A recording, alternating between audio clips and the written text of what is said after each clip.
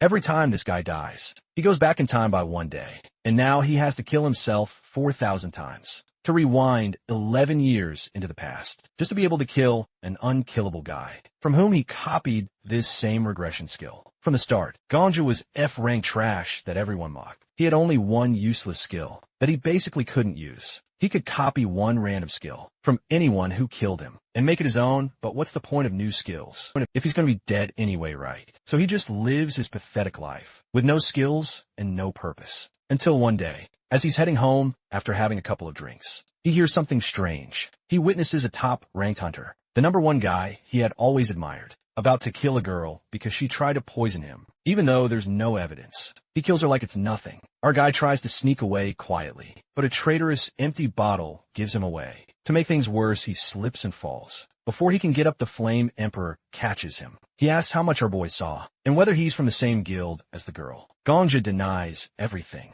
and says he just wants to live, and will keep his mouth shut. But the Flame Emperor doesn't care. He can't let a witness live, so he kills Ganja on the spot, just because he saw too much. Everything goes black, he's dead. That's when Ganja's only skill activates. He obtains one skill card from the Flame Emperor. Still, Ganja isn't happy about it, because he died anyway, and there seems to be no point in new skills. But the next moment he wakes up in his own room. So Ganja tries to understand what just happened, and when he checks his phone, it turns out he's gone back to yesterday. But he was definitely killed by the Flame Emperor. So how is this possible? He opens his system and realizes he's here, thanks to the skill he copied from him. It's called the Time Traveler's Clock. It lets him go back 24 hours, right after he dies, keeping all his memories and abilities. There's a catch though. The higher his level, the bigger the penalty for using it. Still, it seems like the perfect combo for his first skill. Now he'll be able to get revenge on this bastard. The next day, at the exact same time Ganja was killed, a huge fire breaks out in the city. The Flame Emperor set nearby buildings on fire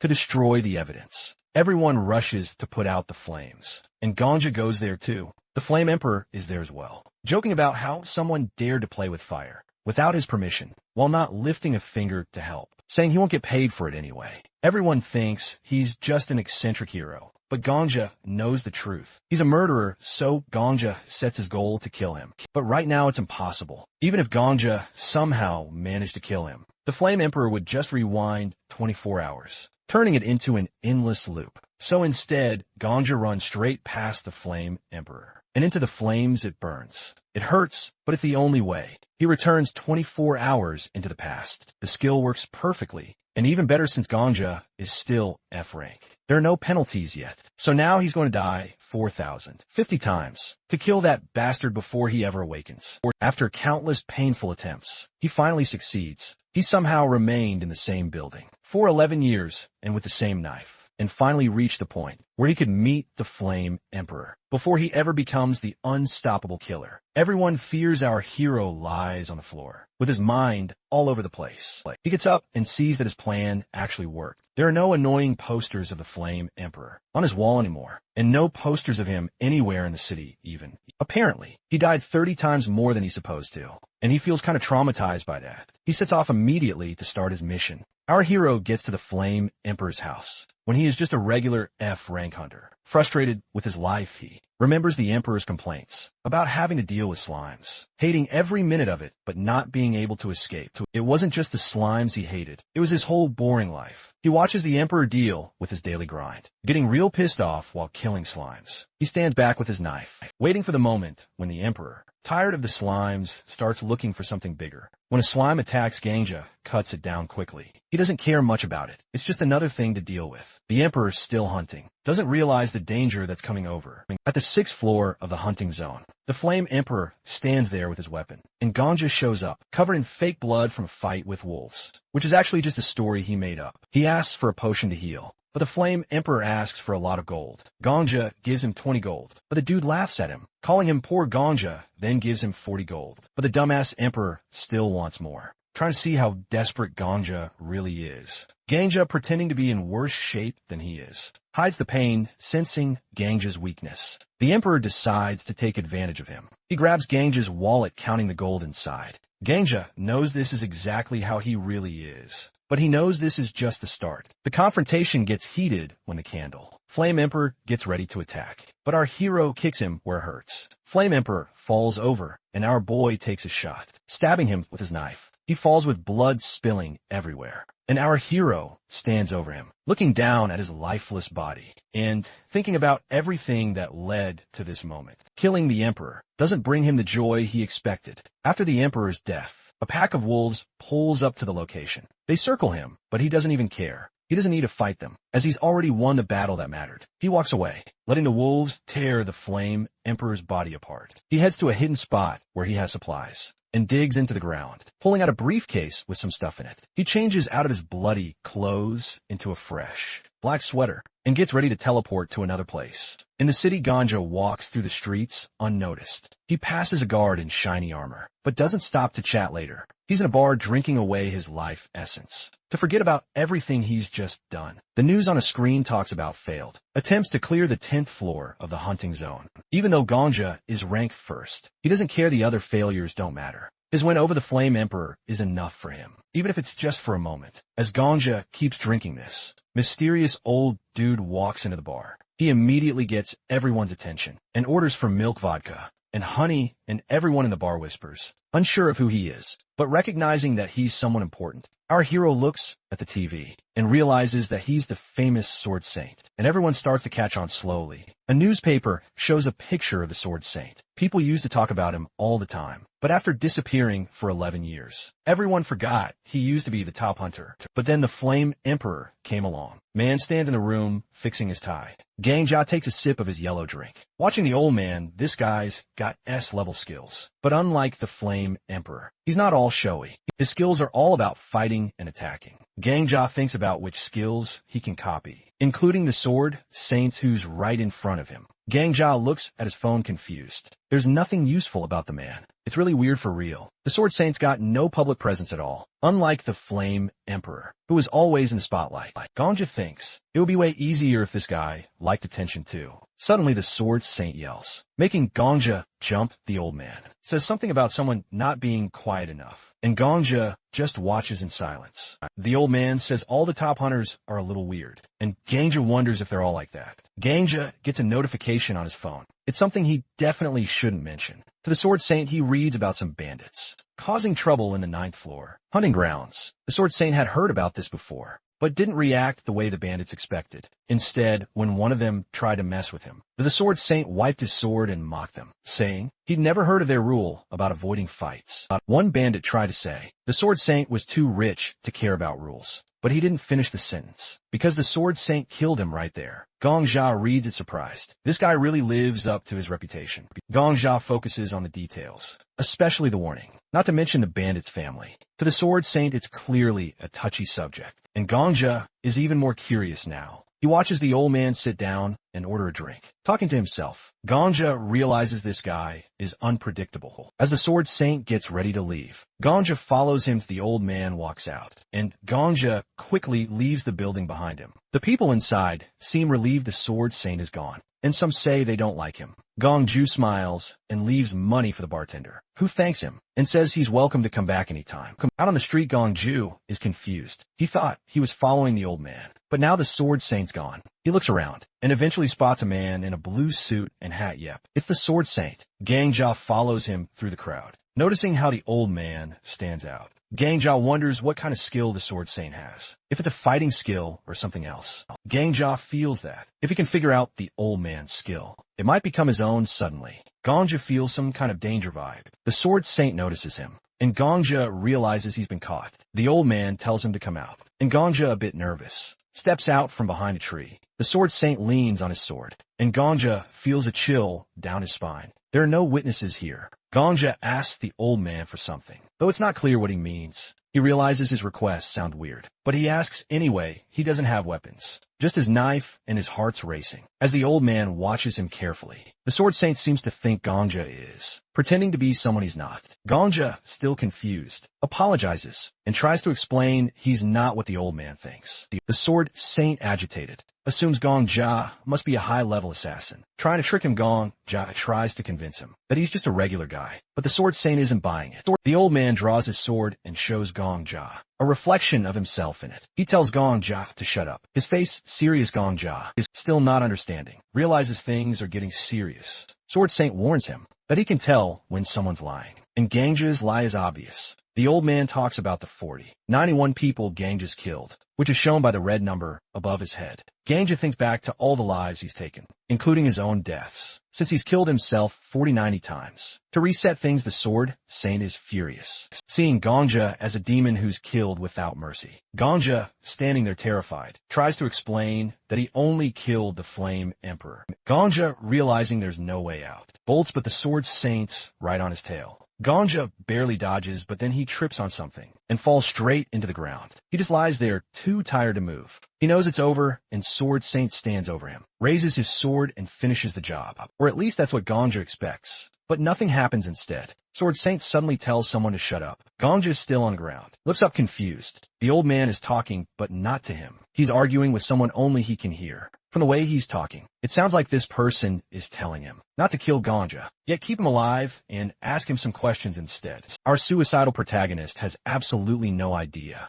what's going on. Sword Saint sounds too normal for this to be some random, crazy schizophrenic episode. Then he realizes that the old man must be using some kind of skill to talk to someone else, maybe telepathy. That's when Gangja freaks out, because if Sword Saint is telling people about him, that means others now know about the number floating above his head. They know about the 4,091 kills. And if the Hunters Department finds out, he's done for. He can't hide. Every big shot hunter, every top guild, they'll all come for him, and when they catch him, probably a very public and very painful execution. His only way out is to die again, reset time, and pretend none of this ever happened. He needs to make the old man mad enough to kill him fast, so he calls Sword Saint an old man and says something about passing his greetings to his grandkids, a literal death wish. That gets the old guy's attention real fast. Gongjo, still talking, mentions noble families and how the bigger they are, the more bandits they attract. He brings up all the recent trouble in the news, adding that the old man's grandkids must be something special, considering their bloodline. Sword Saint gets real mad, and before Gangja could even say anything else, Sword Saint swings his sword in light speed.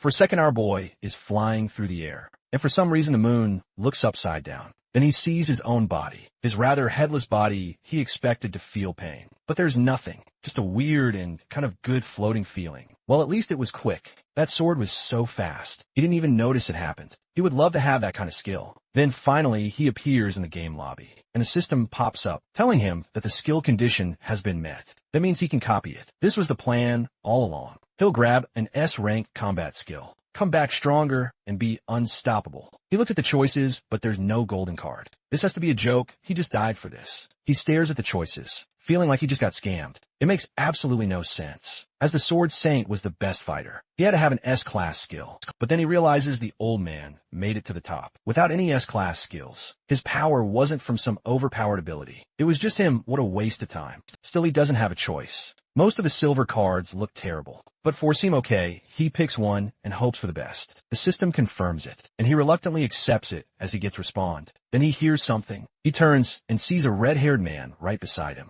the big muscular guy nearby. Thought Sword Saint had just appeared out of thin air. Next to him, he told Sword Saint to keep quiet, so he could continue his late-night training without any interruptions, leaving our boy hella confused. Our hero asks the guy who he is. The red-haired dude looks completely surprised. He turns around and asks if Gongja can actually see him. Gongja says, and then he asks if he could hear him too. When Gongja says yes again, the dude sits down right in front of him, talking about how this is weird and it shouldn't even be possible. But then the red-haired guy jumps up and starts demanding to know where they are and why the place feels as cramped as a doghouse. Out of nowhere, he asks about the old man's location. Gongja, confused, asks if he means the famous Sword Saint. The red-haired guy tells him yes. Calling him an amateur, Gongja stands there surprised, wondering if the legendary Sword Saint is really just some amateur. In this guy's eyes, he quickly checks out the red-hair guy's skill, description, and realizes this dude isn't from this world. He's basically a ghost, so he straight up asks if he is the ghost, tied to Sword Saint's back. The ghost turns to him and confirms it. Gangja freaks out, apologizing and saying he doesn't mean to copy or mess with the ghost's essence. But the ghost starts yelling,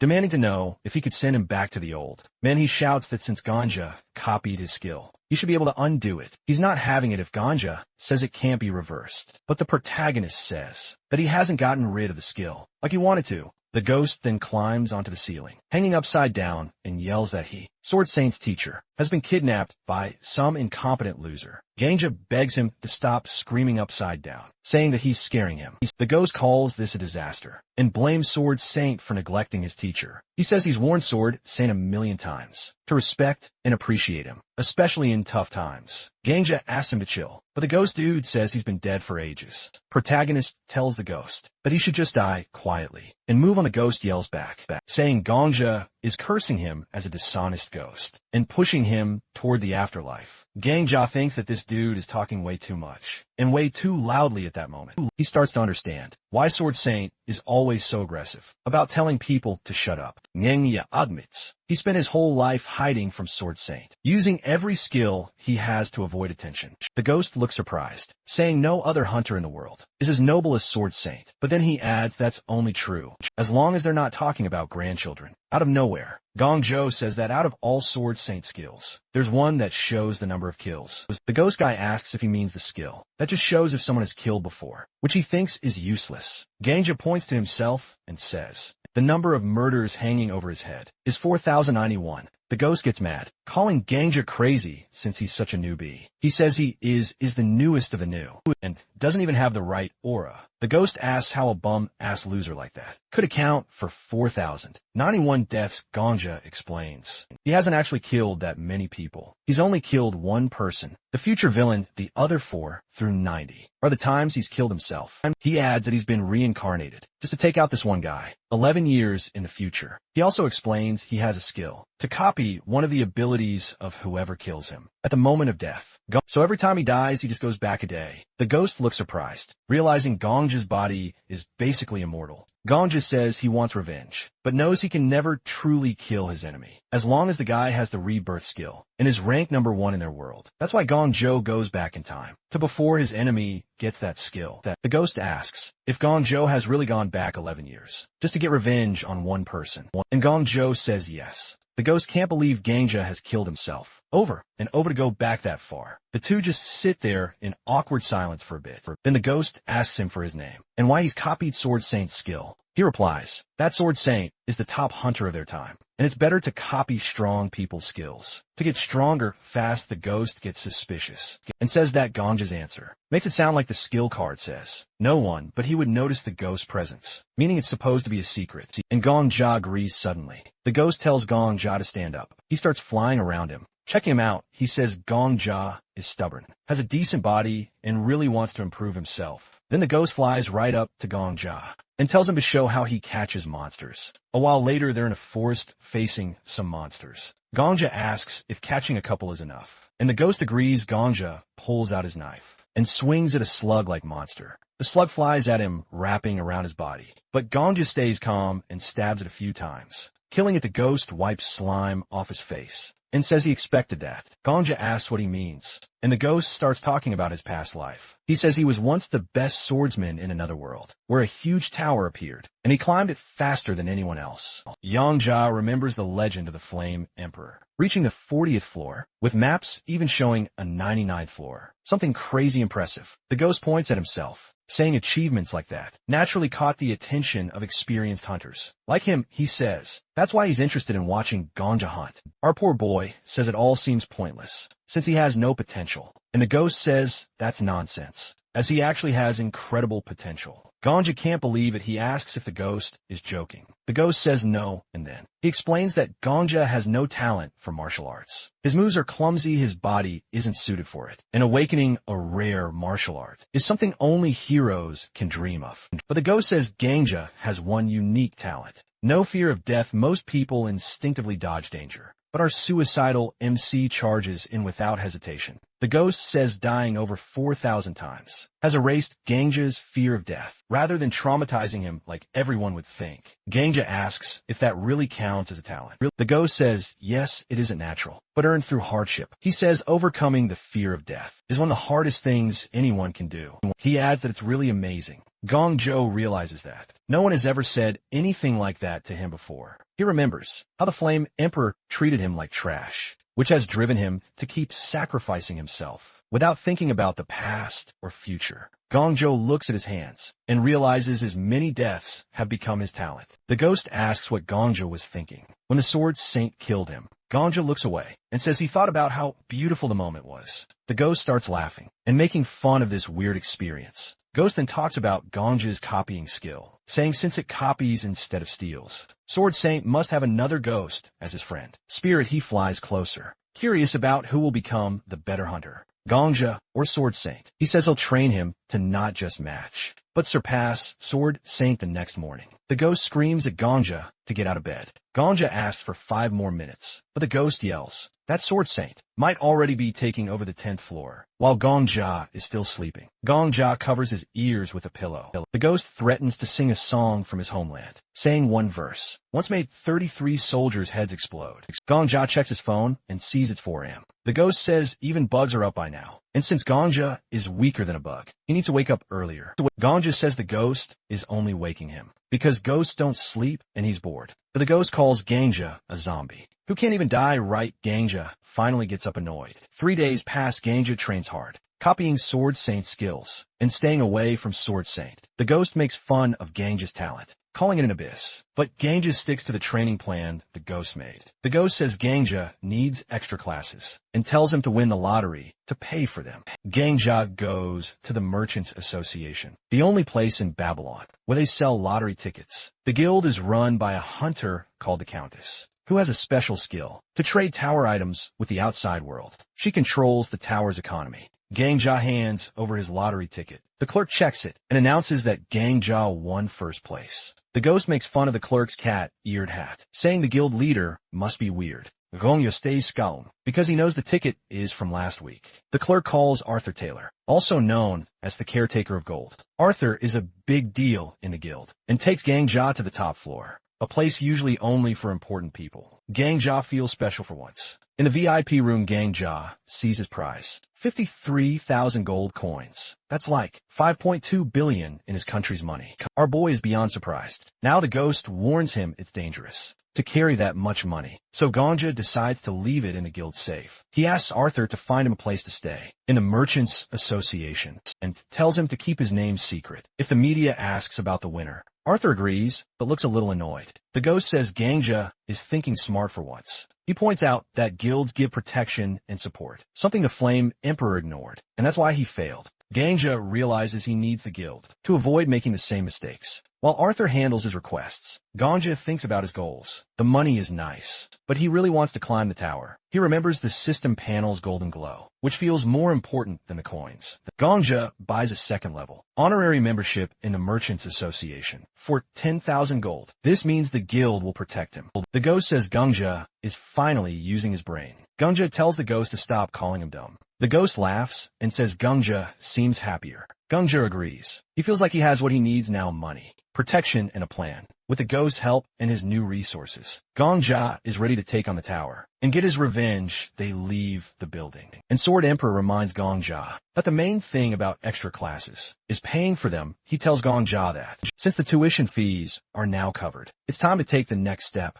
Gongja asks if Sword Emperor means he needs to find a regular teacher for extra classes. The ghost, acting like he doesn't understand, says the teacher is right under Gongja's nose. He says that what Gongja really needs is a boost, something like a miracle potion to make him stronger, or a scroll with the basics of martial arts written on it. Suddenly he flies up to Gongja and says that at Gongja's current level, even reading the scroll won't help because he won't understand it. So the only option left is miracle potions. Really good ones at that. Gongja, annoyed, asks how good these potions are supposed to be. Sword Emperor starts talking about the Castle of Alchemy and a guild of doctors and pharmacists. He says they'll definitely have something, like a miracle potion made by the best craftsmen. Gongja asks if this won't cost a fortune. Sword Emperor leans in and whispers the price in Gongja's ear. Shocking him, Gongja starts running after Sword Emperor, shouting that even if he spends all his money, he'll only have enough for 4 bottles. The ghost replies that if they get a bulk discount, they might be able to buy 5. Gongja keeps running after Sword Emperor, asking him to fly slower suddenly. Sword Emperor stops abruptly. Ganja, irritated, asks why he stops so suddenly. Sword Emperor, now serious, tells Ganja to hide. He remembers he forgot to mention something important. Ganja realizes what's happening and is stunned. They're so distracted because they see someone. Sword Emperor says that Sword Saint is a regular customer of this store. Ganja gets angry and asks how Sword Emperor could forget to warn him about this. He says he should have been told in advance. Suddenly Sword Saint stops and looks in their direction. Ganja hides behind a trash can. Try not to make a sound. He's terrified and thinks about what to do, because if Sword Saint catches him, it'll cause a lot of trouble. But Sword Saint turns away and keeps walking. Ganja is relieved, but still shaken. He says it's ironic that he's hiding behind a trash can. Sword Emperor says there's bad news. If Sword Saint is here today, it means he's also here to buy miracle potions. They immediately run to the store. Sword Emperor looks around the corner and is shocked. He starts screaming because he sees Sword Saint entering the store. Sword Emperor says, with regret, that they're just a little too late. What upsets him most is that this store is the best. Ganja realizes going to the same store as Sword Saint is too risky. He takes out his phone and starts looking through the current ranks of hunters. He's looking for something specific, but it's not in the top 20. He keeps scrolling and realizes it's not in the top 100 either. He says he hopes to find it, at least in the top 300. Sword Emperor doesn't understand and asks if Gunja's luck has run out. Gunja says it's the opposite. He puts his phone back in his pocket and says the potions might cost him almost nothing. Sword Emperor is shocked. Gunja turns around and happily says he can buy potions for pennies. He says he knows an incredibly good pharmacist. Sword Emperor flies after Ganja and asks if it's just him or if they're going deeper into the wilderness. In this area, people look at Ganja with suspicion, but he keeps walking. Sword Emperor is skeptical and asks if a talented pharmacist really lives here. Ganja says this isn't just a talented pharmacist. They're going to see a real genius. Sword Emperor asks if he's lying, because what kind of genius would live in a place like this? As Ganja walks, he hears the old man talking in disapproval. He feels the old man might be following him to rob him, but he assumes the old man just thinks he is crazy because he's talking to himself. He feels the old man has no idea how much money he's carrying. Sword Emperor asks again if Ganja really knows where he's going. Suddenly they hear someone shouting not to touch the experimental equipment. Ganja says they've come to the right place. The man shouts that half a year has passed, and he needs money. A green-haired girl tries to stop him, saying if he takes her equipment, she won't even have money for food. The man orders his workers to take everything, but the girl pleads for more time. The man shouts that a week has already turned into a month, and a month into half a year. He takes her card, and the girl holds onto it, saying she hasn't finished her mixture. The man lets go of her, and she falls to the ground. He tells her to stop making potions and walks away. The girl lies on the dirty ground as her equipment is taken. Passers-by say the store was going to close anyway, and that the prices were too high. The girl shouts that her prices aren't high. She barely charges more than the cost. He says they won't find potions anywhere else in Babylon. At that price, she puts her hand on her chest and says they should thank her for even selling. In such a terrible area, the dude leaves, calling her hopeless, and she begs them to buy at least one bottle of her special strength potion, but they refuse. Sword Emperor points at the green-haired girl and asks if our boy was talking about. Is this loser? He replies, asking what if it is her. Sword Emperor is shocked and asks if Ganja has even seen her. Ganja walks up to the girl, who's lying on the floor crying. He kneels down and asks if she's still selling. He says she's not some crazy person or a loser. She's a pharmacist who will rise to 5th place in rank in the future and become the head of the Alchemy Castle Guild. The girl stands up, brushes off the dirt, and says she can do anything. She asks how expensive the order is, and Gunja says he thinks it'll cost 20,000 gold. She's surprised, and our boy thinks to himself that it's smart to make connections with people who will become influential figures in the future before they rise in rank. He thinks it's like getting golden geese. He asks her what's wrong, asking if she'll accept the order. He decides to get to know her before she even steps foot in the rankings. The girl invites Ganja and her unknown guest, Sword Emperor, into her messy home, apologizing. The door falls off as she opens it, showing the complete disaster inside. Ganja talks about the mess, while Sword Emperor grows more skeptical, questioning how clean the place is and if her potions are even safe to drink. They sit at the table, and the girl asks if Ganja really plans to pay her 20,000 gold for her work. Ganja assures her he can pay up front, which she hesitantly accepts. admitting she's in a tough spot financially. Gangjo realizes how desperate she is and tells her to take what she needs from his safe, promising to let the Traders Association know. But he warns her not to take more than 20,000 gold since his funds aren't endless. The girl, relieved, gets ready to take his order, but makes it clear she'll never make drugs. It's the one line she won't cross. Ganja assures her he's not looking for anything illegal. Sword Emperor, still unimpressed by her appearance, starts listing off a complicated recipe for ganja. It includes 23 rare ingredients, like the eyes of a balloon cat and the scalp of a giant sandworm. The girl is surprised and recognizes the recipe as something that requires insane skill to make, since all the ingredients have to be infused at the same time, without being refined separately. Sword Emperor confirms her assessment, seeming a little impressed by her knowledge. Ganja, seeing how skilled she is, smiles, feeling confident in her abilities. When Ganja asks how long she'll need to make the potion, she says 4 days, but adds she could work faster with better equipment. Gongjo, remembering her future reputation, agrees to the timeline as they leave. Sword Emperor expresses doubts about whether she's reliable, but Gongjo defends her, saying she'll become a master alchemist within 10 years. Sword Emperor, offended, brushes off her potential, saying she might just take the money and run. For days later, the girl delivers 30 bottles of the potion, way more than expected. Ganja calculates it'll last him 30 days, and notes it's 15 times stronger than store-bought versions. Sword Emperor, embarrassed, asks how Ganja knew she'd come through.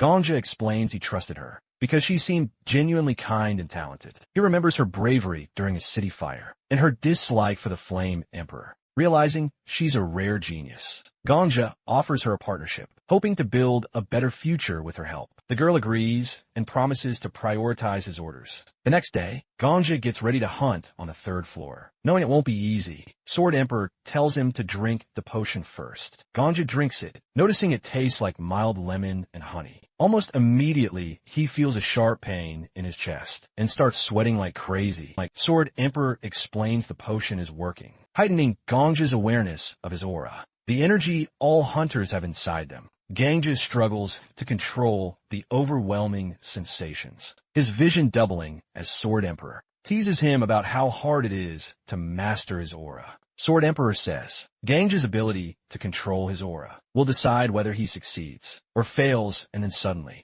a monster shows up behind him. Sword Emperor yells at him to run if he doesn't want to get hurt. Ganja is told to show his aura in really tough conditions, and he starts sweating. The Sword Emperor watches him struggle and calls him incompetent, saying anyone who really doesn't get aura basics is just totally useless. That kind of hurts Ganja, but he keeps going, really pushed by a real need to get better. He thinks complaining won't help at all, especially since the Sword Emperor says that if anyone really hates their life, they could just end it right away. Ganja worries about that advice, scared it might push his kill count higher. He also fears the old man's plan, sure that the Sword Emperor will really go after him if his kills rise anymore. A big, green creature with a club suddenly shows up and roars. It looks like an orc, and its quick attack forces Ganja to forget everything else and focus on the fight. He tries to dodge the orc's swings, seeing they look weirdly slow to him because of a special drug that boosts his senses and speed. Even so, he feels something is missing in his style. Gongjo tries to use his aura right, remembering the Sword Emperor's lessons on moving energy into his legs. Even though it sounded easy at first, doing it in a real fight is way harder. He angles his leg, hoping to direct energy well. Red energy sparks from his neck to his knee, sending short shocks through his body. He sees some smoke around him as he forces aura through muscles that aren't trained. Yet still, Ganja avoids the orc's neck smash, and the ground shakes when the club hits. He runs, pushing his legs harder, but notices he's got his eyes closed without thinking. Each dodge becomes tougher as his body tires out. The Sword Emperor watches from a short distance and says that Gongzhao's body has no proper channel for aura to move through. In simpler words, his insides are like a forest with no roads. If he clears those paths, aura will flow better, boosting his fighting ability. Ganja tries to hold on to that info, but the orc rushes at him again. At least he can feel the aura now, and he thanks the special potion he took. Normally newbies need way more time to sense aura, but the potion speeds it up. The orc swings its club, and Gongja moves at the last moment, letting the weapon crash into the ground. He remembers the Sword Emperor's tip, that these weaker creatures often have simple patterns, so you can see their moves coming. Next he recalls is about pulling aura in his legs for a burst of speed. Though it seems simple, Gong Zhou feels pain each time he tries to push aura through his limbs. He remembers how the sword Saint once chopped off his head before he even knew what happened. That memory shows him how far behind he is in aura skill. But he also remembers he's basically immortal, coming back to life each time, giving him a strange chance to get stronger. Not want to stop, Gunja stays focused. The orc swings down again, and he ducks, forcing aura into his legs. A dim red circle forms around him as he builds up the courage to hit back. The Sword Emperor watches quietly, wondering how far Ganja will go. Ganja pulls a small green knife from behind his back, and he charges at the orc. Orcs have tough skin, but he still rams his blade into the creature's neck, with red sparks dancing over the spot, straining to keep control. He recalls the Sword Emperor's advice about pushing aura into the tip of his weapon for more damage. Ganja's body still lacks a proper channel, so it hurts a lot, but he keeps going, eager to beat the monster. The orc growls, but Ganja lands a second stab right into its eye. The orc falls, leaving our boy panting and shaky. The Sword Emperor walks over, checking how much this fight wore Ganja out. He feels like he might pass out. From using too much aura, his eyes water from the pain, and he silently curses how rough this training is. The old man gives him some credit for being crafty, but also points out that Ganja's aura use is far from good. Ganja sinks against the dead orc. Still feeling messed up, the Sword Emperor says that if Ganja is feeling that bad, he could just die and come back, since he's guaranteed to revive. Normally the old man wouldn't say something so wild, but Ganja's weird power makes it possible. Ganja refuses at first, thinking any death might affect his kill count or set off other problems. But the Sword Emperor talks about a way to avoid increasing that number. He sets up a plan so that Ganja's next death won't hurt his tally before Ganja can argue. Another orc appears, swings at him, and Ganja, already tired, fails to dodge. He feels a painful hit. Then everything goes dark. A death notice flashes in his sight. Suddenly he's back. In a strange blank space he sees whenever he dies. He sees the usual note, telling him he returned to a time 24 hours earlier. He remembers stuff from training with the Flame Emperor and Sword Saint, and then he notices a new skill message. It says he just unlocked the condition to copy a new skill, this time from an orc, and it looks pretty strong. Ganja and the Sword Emperor stare at that notification with so much surprise. They both realize this new skill is super op and could change everything. Ganja stands in front of the system message, feeling kind of confused as to why the tower was being so generous. The Sword Emperor gets angry that a beginner can receive such strong rewards. He doesn't understand why this tower would hand out god level or near god level powers to a new guy, while ignoring the skill of someone as strong as him. Even though the Sword Emperor is upset, our MC, with many death wishes, focuses on the row of skill cards floating in the air and grabs one without thinking, since he has no idea which one is better. Sword Emperor asks him why he's picking that one, and why he isn't going for something better. Ganja just says he only sees the back of the cards, so he can't guess which might be worth more. The Sword Emperor explains that he can see the front of the cards from where he is, because he's a spirit without a real body. He can fly around and read the skill details. Ganja's eyes light up when he hears this. If the Sword Emperor sees the front, then he can warn Ganja about useless skills and point out anything that might actually help. Ganja is eager for that info. The Sword Emperor agrees, but says he will read each card's description only once. So Ganja needs to listen closely. The Sword Emperor says the first card has a picture of a volcano erupting and two orcs holding hands. It shows orcs wandering a harsh land, supposedly making lots of babies to deal with tough problems. The skill text talks about fast orc reproduction. It's called Blessing of Reproduction. Labeled F rank, there is some small benefit, but it also makes the user feel hot all year, which sounds bad. The second card has orcs dressed like hip-hop fans who speak in a silly slang, using chick or chi at the end of what they say. The skill is named Chiik Chick. Also F-rank Gangja thinks both skills sound awful.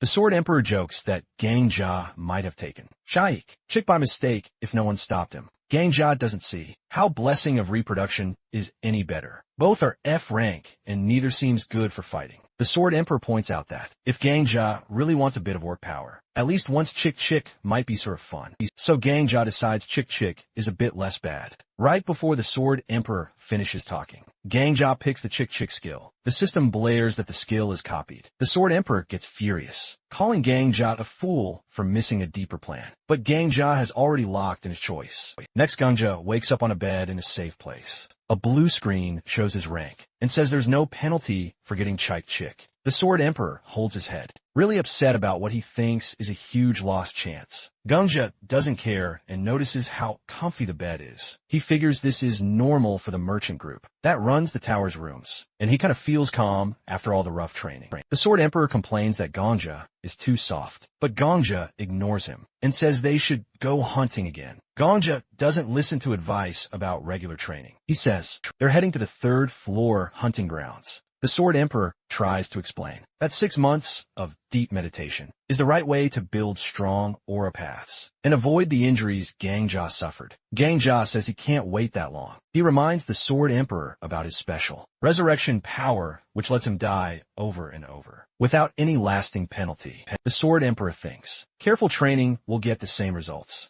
but Gangjia wants to face monsters and push his aura skills in real fights. They reach the 3rd floor, which is a forest filled with orcs. Gangjia sees an orc with an axe. The Sword Emperor guesses Gangjia might change his mind and do some meditation, but Gangjia pulls out his dagger, looking ready to fight. A small spark of aura shows around him. He looks at the orc and notices again that its moves seem slow to him. He decides to try out Chick, so he speaks like an orc saying something like Twick. The orc is startled and lowers its guard for a moment, confused why a person is talking in orc style. Gangjia takes that second to rush in, aura flashing around his dagger, and slices the orc's neck. Green blood sprays out, and the orc drops before it can even fight back. The Sword Emperor scolds Gangjia, saying it's not honorable to trick an orc with random words. He adds that orcs, even though they act wild, still have their own ways of living, and they could see Gangjia's orc speak as some kind of trick. Gangjia just ignores the complaint and basically makes fun of both the orc's speech and the Sword Emperor's anger. The Sword Emperor stomps his foot, angry that the tower handed Gangjia such an easy skill. To fool enemies, Gangjia says it doesn't matter, because the new skill worked and gave him a fast kill. 1 week later, Gangjia stands before the Goblin King,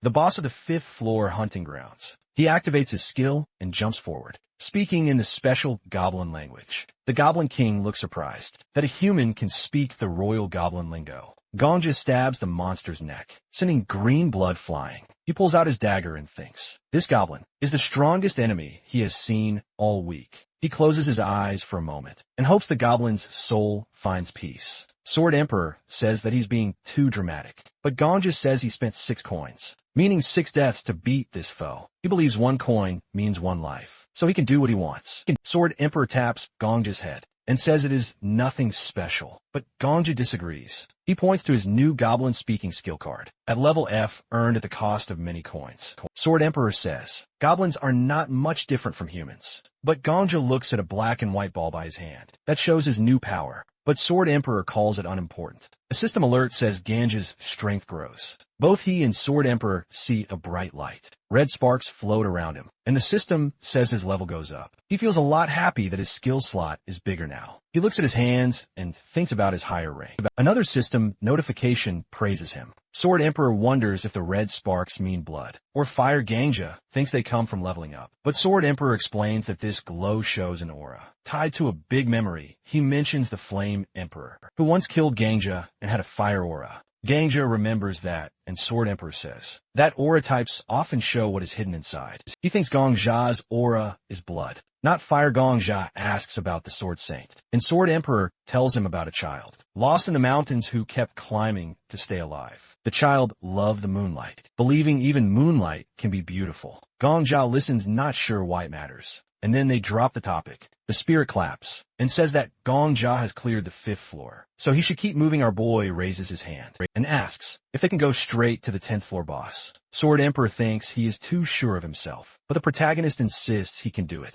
The spirit asks if he knows how many years tougher hunters spend on the 10th floor. Gangjia makes a bet. If he cannot beat the 10th floor boss, with only 2 coins, he will call Sword Emperor teacher. The spirit is shocked and reminds him that he used 6 coins to beat the Goblin King. Gangjia thinks Sword Emperor is selling him short and says he is ready to take big risks. He wants to know what skill the 10th floor boss has. If Gangjia wins, Sword Emperor must treat him with respect. Sword Emperor gets mad and calls Gangjia's power a cheap trick. That does not mean he can beat the top swordsman. He predicts Gangjia will fail and stay a student. Gangjia says the Sword Emperor should get ready to serve a new master. We laugh about it together, and people nearby start thinking that Gangjia has gone cuckoo. Later on, a knight stands at the entrance to the 10th floor. He says Gangjia cannot go alone, because even a group from the Black Dragon Guild has failed. Gangjia sees no problem, and points out that any willing hunter can try. The knight worries he will be blamed if Gangjia dies. Sword Emperor thinks Gangjia should just knock the knight aside, but instead he takes another route and tells the guard he understands his fear. Then he says he wants to die,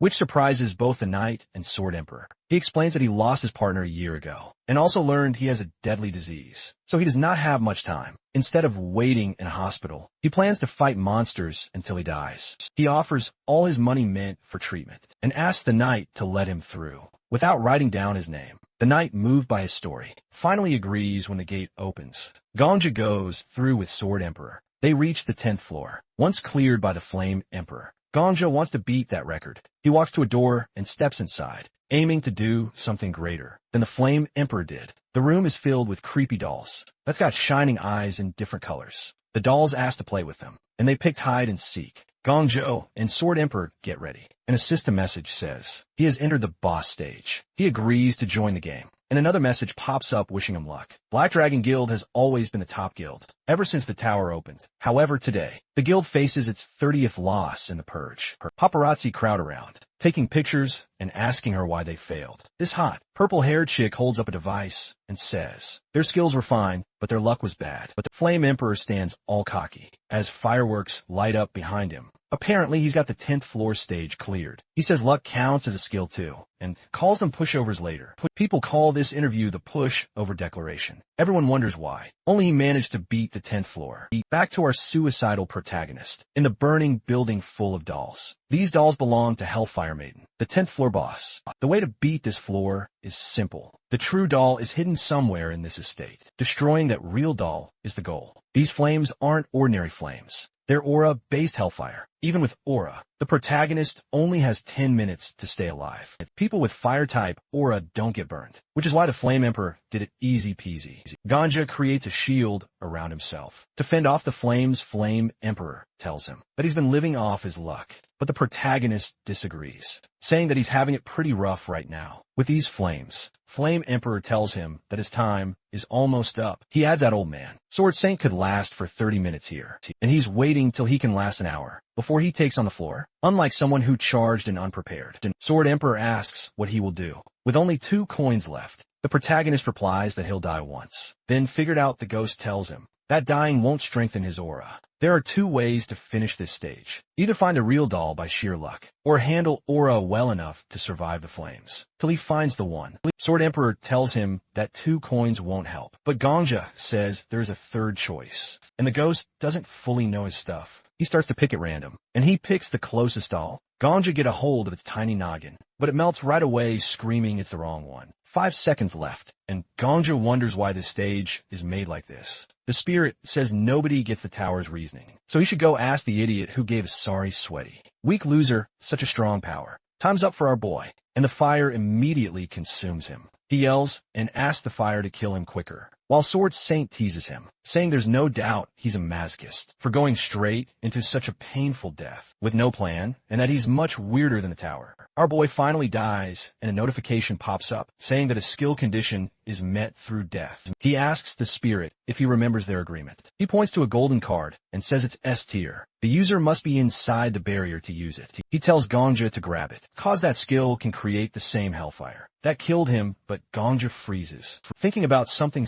about it feels wrong. He remembers the doll melting in his hand. Sword Emperor is not sure what's up, and Gangjia asks him to read the other skills. The spirit does so, naming some real interesting stuff. Gangjia looks surprised and makes his decision to pick the silver card against the ghost's will. The ghost tries to make him pick the golden card, but Gangjia refuses, saying that the card is what he's looking for. He realizes something is off. Among thousands of dolls, one is the real deal. That real doll organizes things, has a fire aura so it doesn't burn. But then why don't the fake dolls burn either? A notification pops up that the skill grants immunity to fire. for whatever living being or object he chooses. However, damage from water and ice-type attacks increased by 300%. He receives the power and starts to go back 24 hours, like he's supposed to, but just as he was celebrating. And asking swords saying to call him sir. A penalty notice appears. It says, his penalty is to relive the trauma of the enemy who killed him. The penalty level is low and Ganja doesn't understand, but the penalty starts anyway.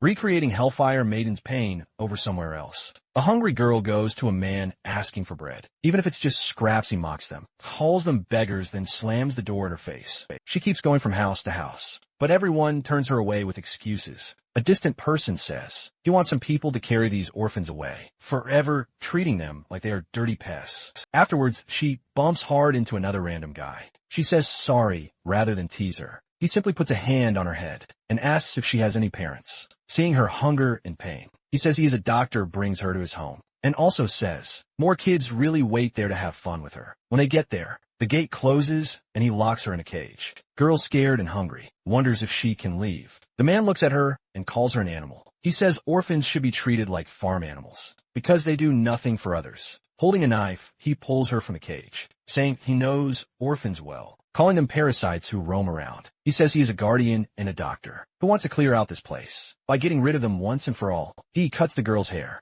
saying this is how she must pay for her wrongs. Later, he stands before a bunch of followers and says the orphan's hunger causes all problems. One follower lifts a knife over a kid. Crazy man says he will save the world by giving up these kids to some higher power. The girl watches in horror while a boy gets stabbed. He makes just one last yell and then goes silent. After some time, the girl sits in a cage, asking herself why he takes her friends. He hears someone say they need more people for the next ceremony. She does not get why he causes so much hurt right now. Meanwhile, Ganja shows up in that same room. He feels shocked, asking if the Sword Emperor sees this too. The Sword Emperor says yes, but did not notice Ganja is here as well. Ganja holds his head, saying only their minds are here, so they can watch but cannot change a thing. The Sword Emperor gets angry, saying people like this exist. He wonders who else should pay for these awful acts. Ganja stands near the cage, trying to figure out if this is the 10th floor boss. He never thinks a person's sad story can turn into a monster. The Sword Emperor says not every monster is like this, but some bosses come from real events in other worlds. Things like heroes and other beings also come from far-off places, which happens more starting from floor 11. Ganja asks why this was never shared before, and the Sword Emperor says Ganja never asked. Bruce, he has never seen the real source of a boss's birth before and only knows they came from another time. They watch the man drop a candle, and fire spreads around the estate as people run to save their stuff. Ganja yells at them to rescue the kids in the basement, but nobody can see or hear him. The kids are stuck in cages, crying for help. The flames grow and they cannot get out. They only want food and some playtime with friends. This sad scene ends, and Ganja's mind snaps back to the present, like he just woke from a nightmare. The Sword Emperor tells Ganja they could not have done anything else. Ganja feels sick because of that cold reply, and calls him heartless. The Sword Emperor says those kids died a long time ago. In another world, if this took place inside the tower, maybe Ganja could have helped, but this was just an old memory. He tells Ganja to find the doll acting as the boss, and finish it, then go on. Ganja does not want to just kill the boss without thinking. He says the Flame Emperor would do that in a second, but he does not want to act like that. At the estate door, the Sword Emperor pushes him to remove the boss and clear the floor. Gong Joe fires back, but the Sword Emperor is as cold as the Flame Emperor. He remembers the S-class skill. Note that no one can leave here unless the boss says so. The Black Dragon Guild got out without winning against the boss, which means the boss let them go. Ganja figures the boss only wants someone to stay and play. They walk into a big hall packed with dolls. Ganja feels each doll, holding some part of the children's souls. He decides to help them rest by playing hide and seek, like the boss wants. He uses a skill that makes fire around him, but the flames do not hurt him and can free the dolls. They watch, saying he is fine in the heat. One doll asks if he plans to join them. Ganja closes his eyes, counts, and says he never loses hide and seek. He goes after the dolls, and each one fades away when he tags it. Even though it is not easy, he keeps moving deeper into the estate, ending up in the same basement from before. He finds the last doll, a small girl sitting in that same cage. One eye stays shut and she looks really tired. She asks if he wants to play with them. Ganga puts his hand on her head and says she is water. She thanks him, then disappears like the rest. Ganga sees a vision of the real child, finally resting in peace. System message says the 10th floor is cleared, and that Ganja now steps into the boss stage. The system panel says the clearing reward is ready and will come 24 hours after stepping onto the 11th floor. Ganja and the Sword Emperor stand outside a building. The spirit at home says Ganja looks a bit down, but clearing a hidden scene is huge and means he will get a sweet reward. Ganja covers his face and says the Sword Emperor does not understand why. He is sad because the Sword Emperor does not have normal human feelings. Ganja also says he thinks the world is a bad place and hates bosses that come from sad stories, like the one they just saw. The spirit at the back says that stuff like this happens wherever people live. Ganja and the Sword Emperor stay quiet until the Sword Emperor suddenly grabs his head and yells that this mood is not right for him. He pats Ganja's shoulder, saying Ganja is amazing. Ganja looks unsure. So the Sword Emperor says he means Ganja's special way of beating the boss. Ganja calls it weird. The Sword Emperor says he always gives praise when it is due, and Ganja won by his own skill, not luck. He says they are partners and should share good news together. All at once, fireworks light up the sky. An announcement says the 10th floor is cleared on a Friday, and the 11th floor opens in 24 hours. If people ask about the fireworks, confused why they appear outside the first floor. Someone writes that he is on the 3rd floor, hunting grounds, but sees them and hears the 10th floor message. Our boy and the Sword Emperor check the timer. The Sword Emperor says this reminds him of something he once saw, and the hero agrees, saying this is his 2nd time seeing it. Ganja looks at his phone. On a forum, people say it is not the Black Dragon Guild because their leaders are spotted in a cafe. On the ground floor, others bring up the Pantheon Guild, but apparently they're priests, and a so-called cult interrogator are busy. So it is not them. Some guess it might be Sword Saint, but someone shares a photo of Sword Saint drinking milk. Everyone is confused about who cleared the 10th floor. The spirit at home asks Ganja how it feels to go from a small helper to the main star. Ganja, staring at his phone, says he feels like he has everything he wants now. The spirit laughs and says that is not true. He only beat the 10th floor. Still, the spirit admits Ganja is the closest anyone from his world has come to the top. Ganja says he is still climbing and will reach the end. And a man in armor suddenly runs over and asks if Ganja did it. Ganja acts dumb, so the man explains he means clearing the 10th floor. He shows his phone and points out that Ganja is the only challenger today, and everyone up there is going wild. Ganja taps him on the shoulder, asking what they would do if he really is the one. The man asks him for at least a name, but Ganja reminds him he once gave the man 100 gold. The man begs for a nickname, and Ganja says he has none. The man stands there in shock as Ganja walks off. The Sword Emperor praises Ganja again, saying a person's name is special, so people will be hunting for Ganja now. Our boy says he just remembered something. He says the Sword Emperor promised to call him master if he beat the boss using only 2 coins. He yells that he did exactly that, finishing the 10th floor with 2 coins. The Sword Emperor looks upset, saying they are partners, putting his hands on Ganja's shoulders. He says partners are equal, and a person who conquered 99 floors and one who takes on the 100th are on the same level. The protagonist ignores his fuss and asks to be moved to the 1st floor, turns away, and demands the Sword Emperor call him Master Ganja. Forever later, Ganja sits in a cafe where people talk about the 10th floor being cleared. He sips coffee and listens to music while they chat. Not knowing he did it, he asks the Sword Emperor if his taste of winning is sweeter than his caramel macchiato. The Sword Emperor stays quiet, so Ganja makes fun of him some more. The Sword Emperor tries to keep calm, but finally asks what Ganja wants. Sword Emperor says Ganja should pick a new skill and use it on Sword Saint, so he can go back to being old man Sword Saint. Ganja jokes if they are not stuck together for life now. Seeing that about an hour and a half has gone by, Ganja figures it is time for something else. While sipping his macchiato, he notices a cat. He does not expect such a big figure to come in person, but he pets the cat like he knows nothing. Deep down, he realizes there is something strange about this cat. At that moment, 5 people walk up and ask if he is Hunter Ganja. He shows his ID, saying he wonders how long it would take them. Right away, they call someone on the phone, saying they want Ganja for their group. One person from a vigilante squad bows and explains what joining them is like. Ganja stops him and says he has 2 rules. First, do not share his name with the news. When they ask for how long, he says until the clock hits 0, so he can dodge reporters before heading to floor 11. The recruiter agrees since they are in a public place. Ganja says they should serve the other customers first. They say sorry and rent the cafe for an hour to keep it private. They all sit at a table with the drinks,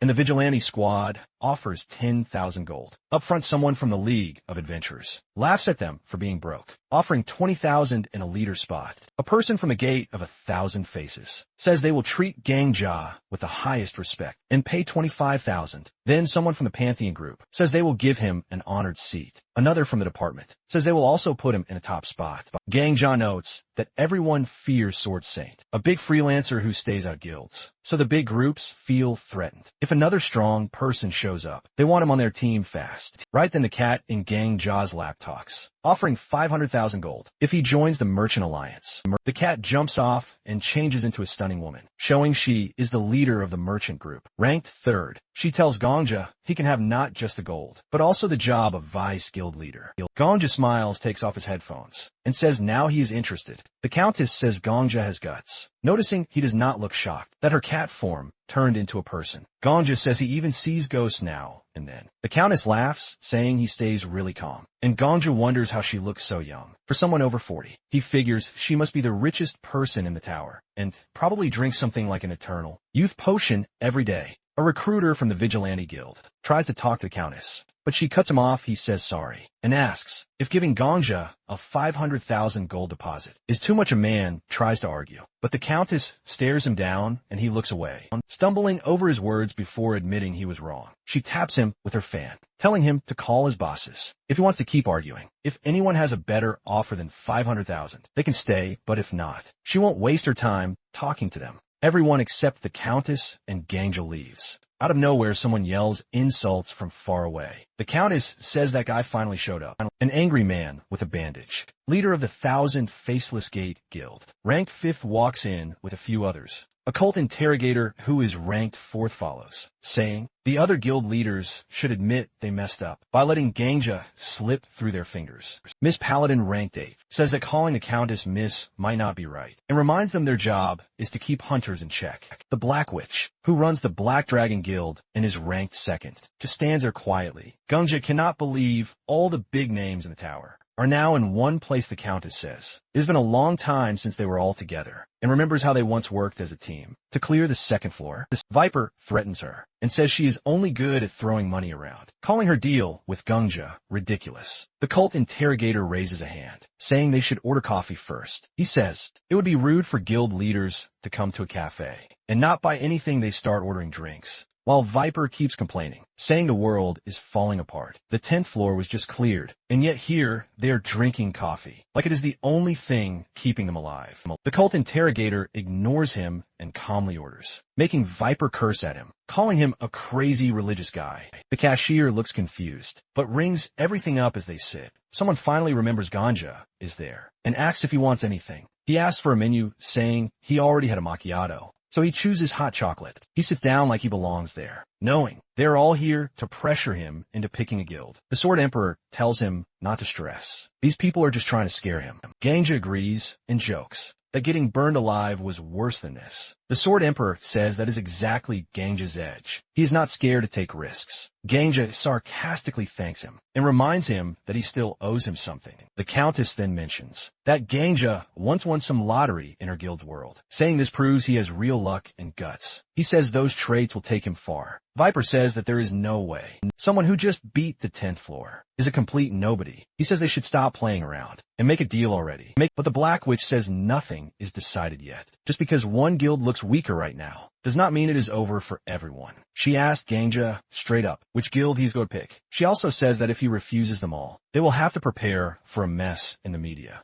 Gangja asks what happens if he picks a guild, and she says that will start a crazy bidding war. She explains that clearing the 10th floor gives them a new way to prove the tower is still valuable to the outside world. More people might be drawn in, and different kinds of visitors could show up, keeping things exciting. She says curiosity is what keeps the tower running. Gong Zhou says the food shortage will probably get better. To the Black Witch agrees, saying it is getting harder to bring in enough supplies just from a 9th floor. The Countess adds that she trades with the outside world, but needs more goods. The Black Witch says they need more adventurers beyond the 10th floor to gather useful stuff, but first, they need something big to get people's attention. Strong symbol of a new era. Gongja realizes that in the past, the symbol of a new era was the Flame Emperor. He remembers that the Black Dragon Guild once tried something against him, but he does not know the details. He figures that whichever guild gets him will become the next big deal, while the others fall behind. Ganja reaches into his pocket, saying he feels too awkward to just pick a guild straight up. He has another idea. He pulls out a deck of cards, shuffles them, and says he will join the guild of whoever wins at poker. If he wins, though, he will join every guild here, but on equal terms he will look like a member, but he will hold some power too. The Countess opens her fan, raises an eyebrow, and asks if this guy who has only cleared one floor thinks he deserves the same position as people who have conquered way more. She calls it interesting and agrees to the game. The cult interrogator says he is fine with playing, as long as nobody cheats. Viper says no skills are allowed, and if anyone tries to use them, they are out. Miss Paladin says her guild is way too poor to fight in a full-on bidding war, so gambling is their only shot, and the Black Witch also agrees to play. Ganja holds the cards and turns to the Sword Emperor, reminding him that he promised to call him Master Ganja until this challenge is over. The Sword Emperor looks like he wants to disappear, but Ganja demands that he burn the cards for him. He quickly agrees, saying he will even watch for cheaters, and so they start playing. Sword Emperor starts giving Ganja hints right away. First he whispers that the Countess has a straight, and tells Ganja to fold. Ganja does what he says,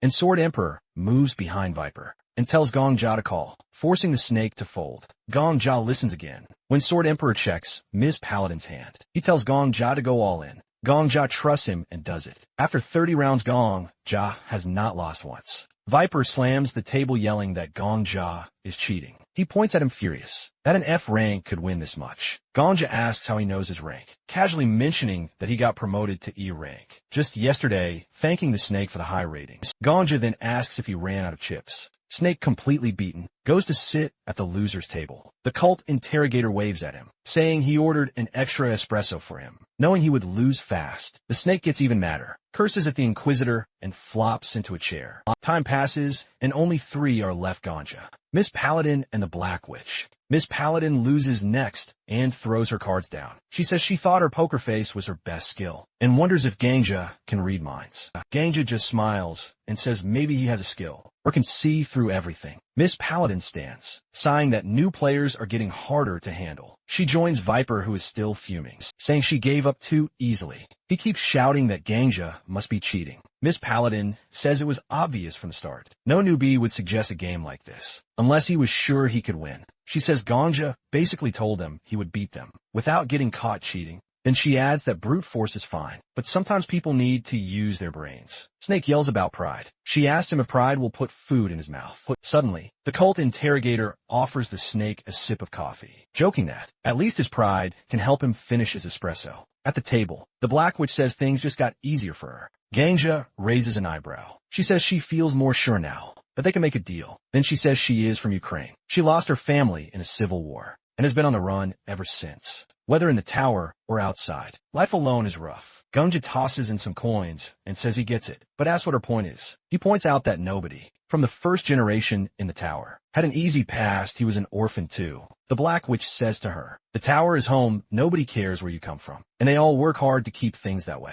The tower lets people understand each other's languages and fight on fair ground, at least better than the outside world. He says outsiders see the tower as a junkyard, but even flowers can grow in trash. She calls him by name and warns that when the countdown ends, the media will chase him and his life will change. Ganja says he actually likes attention and wants people to admire and envy him. The Black Witch puts her mug down, saying Ganja and Sword Saint are complete opposites. Ganja notices that the Black Witch might have a flush, and he has nothing to beat it. Still, he goes all in, pushing all his chips forward. She looks surprised. Ganja says he does not need some fancy title, just because he cleared the 10th floor. He plans to reach the 20th, 30th, and even the 100th, no matter how long it takes. He respects that the tower means a lot to them, and sees no reason to make enemies. Says they are still rivals. He adds that he does not care about the food shortage, or the poor if they want to use his name as a solution. Fine, as long as they support him in climbing higher. He just wants to keep moving up. The Black Witch says she got him wrong.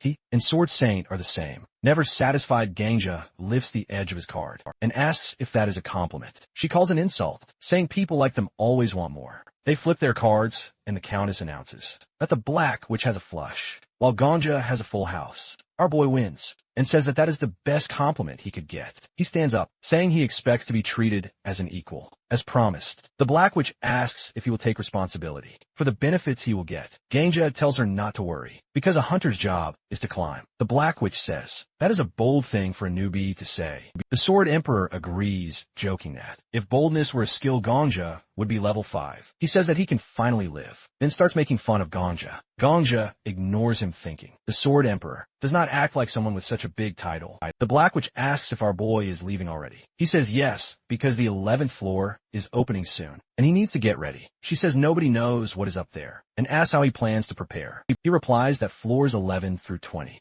are role-playing stages. The guild leaders all get surprised, and Ganja says that is all the info he got. As a reward for clearing floor 10, Black Witch looks away and says she will pay back that debt later. And with that, Gongjo and the Sword Emperor leave the building. Some time passes, and people start talking about how there is still no official news. About the 10th floor, everyone is confused, since even Sword Saint himself says it is not him, and the media is completely silent. There's also a rumor that someone saw all the guild leaders meeting up yesterday. Our boy stands in the crowd as they all stare at the countdown. 11 seconds left, and people get excited and count down out loud with the timer. Meanwhile, Gongju pulls out his phone to check for news about the 10th floor. There is still some time left, so he refreshes the page. Suddenly, a flood of articles pops up, revealing that he is the one who cleared the 10th floor. That makes him happy. When the countdown hits 0, the crowd cheers. A message announces that training preparations are complete. Then the same message plays again. People turn to a girl and ask her to open the 11th floor. She faces them and congratulates them for cleansing the fiery hell, a state of past resentment. Those seeing her for the first time are amazed. Calling her an angel, Gungja wonders if she is a goddess. But the Sword Emperor says gods do not exist here. He says this is just the system, and now she will explain the quest. The girl says one world needs warriors to fight against the Demon King.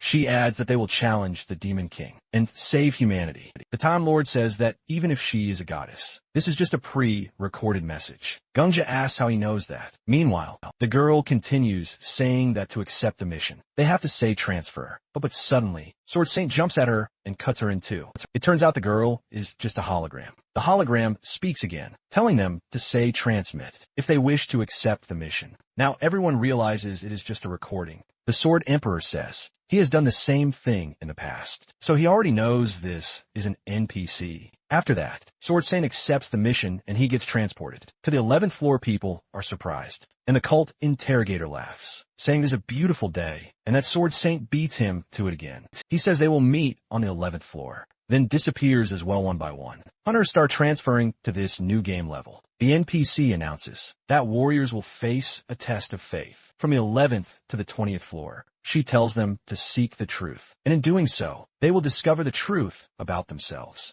Ganja watches the message impressed. Miss Paladin walks up to him, saying that she has no idea what kind of being created the tower, but whoever did put a lot of effort into it. This message is made just for them, but no one seems to care. She says this is the kind of thing people should take a long time to admire. She says the tower and skills are miracles, but after 10 floors, everyone is too used to them. Ganja says she turns out to be pretty thoughtful. The head of the Vigilante Guild says that outside the tower, her specialty is music. She asks if he would prefer a girl from the music department. Ganja says that in that case, she has probably never seen real money before. She laughs, saying that is the painful truth. The Sword Emperor warns Ganja to be careful, saying something is off, and Ganja asks what is wrong this time. Suddenly, someone behind him asks if he is the hunter Ganja. He turns around and Miss Paladin says it looks like he has been spotted because of her. She apologizes and says she is heading to the 11th floor. Right away, a bunch of reporters surround Ganja. He asks if that is why she came to him. The head of the Vigilante Guild says Miss Paladin is just good at reading people, so he should take this as a sign of her interest. Gongja asks what she has figured out, but before leaving, she smiles and says the answer is inside his soul. Then she vanishes. Gongja is frustrated, wondering if she has just set him up and run away. The Sword Emperor reminds him that she seemed suspicious from the start. The journalists start throwing questions at Gongja about how he cleared the 10th floor. Ganja takes a deep breath, thinking about what he should say. He needs to get to the 11th floor as soon as possible. The reporters keep pressing him for answers, but suddenly he silences them all by saying he will clear the 20th floor. Then he wishes them luck and transfers himself. Now, on the 11th floor, Sword Saint arrives and is completely surprised, as a huge battle is already taking place. Warriors are fighting desperately to stop the Demon King's army for the sake of the Ajam Empire. While the crazy fight is happening on the field, the knights are fired up because if they run away, the Empire is done for. Sword Saint tries to figure out what is going on, and suddenly arrows start flying at the hunters. The protagonist thinks the training is over now, and that fights like this will keep happening. All the time a knight runs up to the hunters, calling them warriors who will save the Empire. He holds up his sword and begs them to help him, saying, this place is the last supply route for the Empire, so they have to protect it no matter what. If they fail, the capital will fall. The Sword Emperor says, Ganja has gotten good at using aura to hear and see better than night in front of them. I ask them to save the Egum Empire. Right then the system tells them their job is to defend the port at all costs, because this fight is the first step to saving the Empire. The hunters freak out. They wonder if the Demon King is really about to show up. Monsters keep attacking, and they start to panic. Sword Saint says he does not know the full story, but the first step is to kill everything in sight. The hunters get excited and charge in after him. Ganja opens the system panel. A notification pops up saying he is getting his 10th floor reward. His reward for a regular scene is the patronage of the god of all things. And now he gets a map of floors 11 to 20. The Sword Emperor yells that he knew it would be some kind of unfair prize. Then the system gives Gang Ja a hidden reward. This time he gets the protection of the human god. He can also see all NPC skills and locations from the 11th to the 20th floor. But wait, there's more. Gang Ja also gets the patronage of the god of trade, which means he can get any item that exists on floors 11 to 20. Our boy says this game is about skill. The Sword Emperor loses it, yelling that this game is about pure luck. Now Gong Ju learns how the tower works. Floors 1 to 10 are for training, like a city for newbies to get used to fighting. Floors 11 to 20 are about warriors. And the Demon King, he says, there are only two ways to stop the Demon King's army. Be strong enough to destroy them alone, or lead an army. Sword Emperor asks if Ganja is really going for the second option. He does not think Ganja could pull it off, and asks if he has ever led an army before. Ganja says of course not, but he opens the system panel and says he is sure he can learn. He looks at the Sword Emperor and says, he just called this a bad game a second ago. And Sword Emperor stands his ground and says, it's still a bad game. Ganja says he's going to prove that skill is what really matters. He pulls up a list of NPCs and filters it to show only the ones on the 11th floor. He says that the top 100 have really good skills. The Sword Emperor yells that this is not how things should work, saying Ganja should be fighting to get stronger. He says he's ruining his name, but our boy says he is not ruining anything. He tells the system to show NPCs with command skills. Then he filters it to the top 3 and checks where they are on the map. He also looks at where he is. He adds again that this game is all about skill. He adds that his decent prize just became super good, all thanks to his brains. The Sword Emperor calls him names and asks if he really thinks he is smart. Our boy then laughs and says, having an empty head is also a skill. Ganja heads towards the closest blue dot on the map. He finds the NPC he needs. He walks up to Commander Sarbus and he asks what he wants. But the first thing our boy thinks is that Sarbus has a really cool mustache, so his skills must be cool too. Ganja looks at him and says, if he really sees him as a warrior, then do him a favor. Sarbus agrees, but freezes when he hears what Ganja wants. He asks Sarvis to kill him. Ganja says he has a secret weapon, and if he dies, a god's power will come down to save the battlefield. He adds that this is a special death move, and with this blessing the Empire will win for sure. The commander is horrified and says he can't kill a warrior who came all this way from another world. Ganja asks what is more important right now, and he says if Sarbus won't do it, he'll do it himself. He keeps pushing and says this is the only way to save the Empire. He insists he'd rather die by Sarbus's hands than by a monster's. The commander hesitates, but says that while saving the Empire is important, he still can't do it. But after thinking for a while, he finally picks up his sword and prays for forgiveness. He says he will try not to make it hurt too much, but first he asks for Ganja's name. Ganja tells him, and Sarvis covers his face, thanks Ganja on behalf of the Empire, and lifts his sword saying Ganja is a true warrior. And then he sends him back to the lobby. He copies Sarvis' skills, and now everyone stares in shock as he rides into battle on a horse. Ganga still has that battlefield assessment skill Sarvis used to have, but this version is his own creation. He figures out that if they keep moving straight and then take a right, they'll run into the commander of the Demon King's army. Our boy leads the army forward with everyone, shouting about how the warrior of the goddess will protect them. He knows the skill is a game changer, giving him a mini-map and serious credibility, especially since he's already scouted the area. By reliving the day multiple times, he notices a goblin still hanging around and thinks, that little guy is really persistent. He pulls out his legendary sword. The sword has a wild backstory. Legend says the founder of the Egypt Empire was blessed by the goddess, but he and the sword vanished without a trace, leaving behind a cryptic prediction about a man with a sacred sword showing up when fate calls. Anyone in the empire would trust the person holding that sword. The knights go nuts when they see it, yelling that the goddess hasn't abandoned them. Gongjo raises the sword shouts for everyone to attack, and thinks to himself how useful it is to clear hidden scenes. Meanwhile, Sword Emperor isn't really too happy that our boy picked that shiny, durable knife over all the other useful items. Ganga says that the knife is durable, sparkly, and will make NPCs on the first 20 floors go crazy. He keeps riding his horse, talking with the commander, and explaining that these creatures aren't just quest givers, they're quest helpers. Some hunters are wondering why Gongja is always with the commander, and why he's dressed like a hunter, but acting like he's in charge. Gongja just laughs, thinking it's funny how envious they sound. Sword Emperor is still mad, yelling that he taught Gongja aura for sword skills, not eavesdropping. Gongja just says he likes it anyway, and moves on.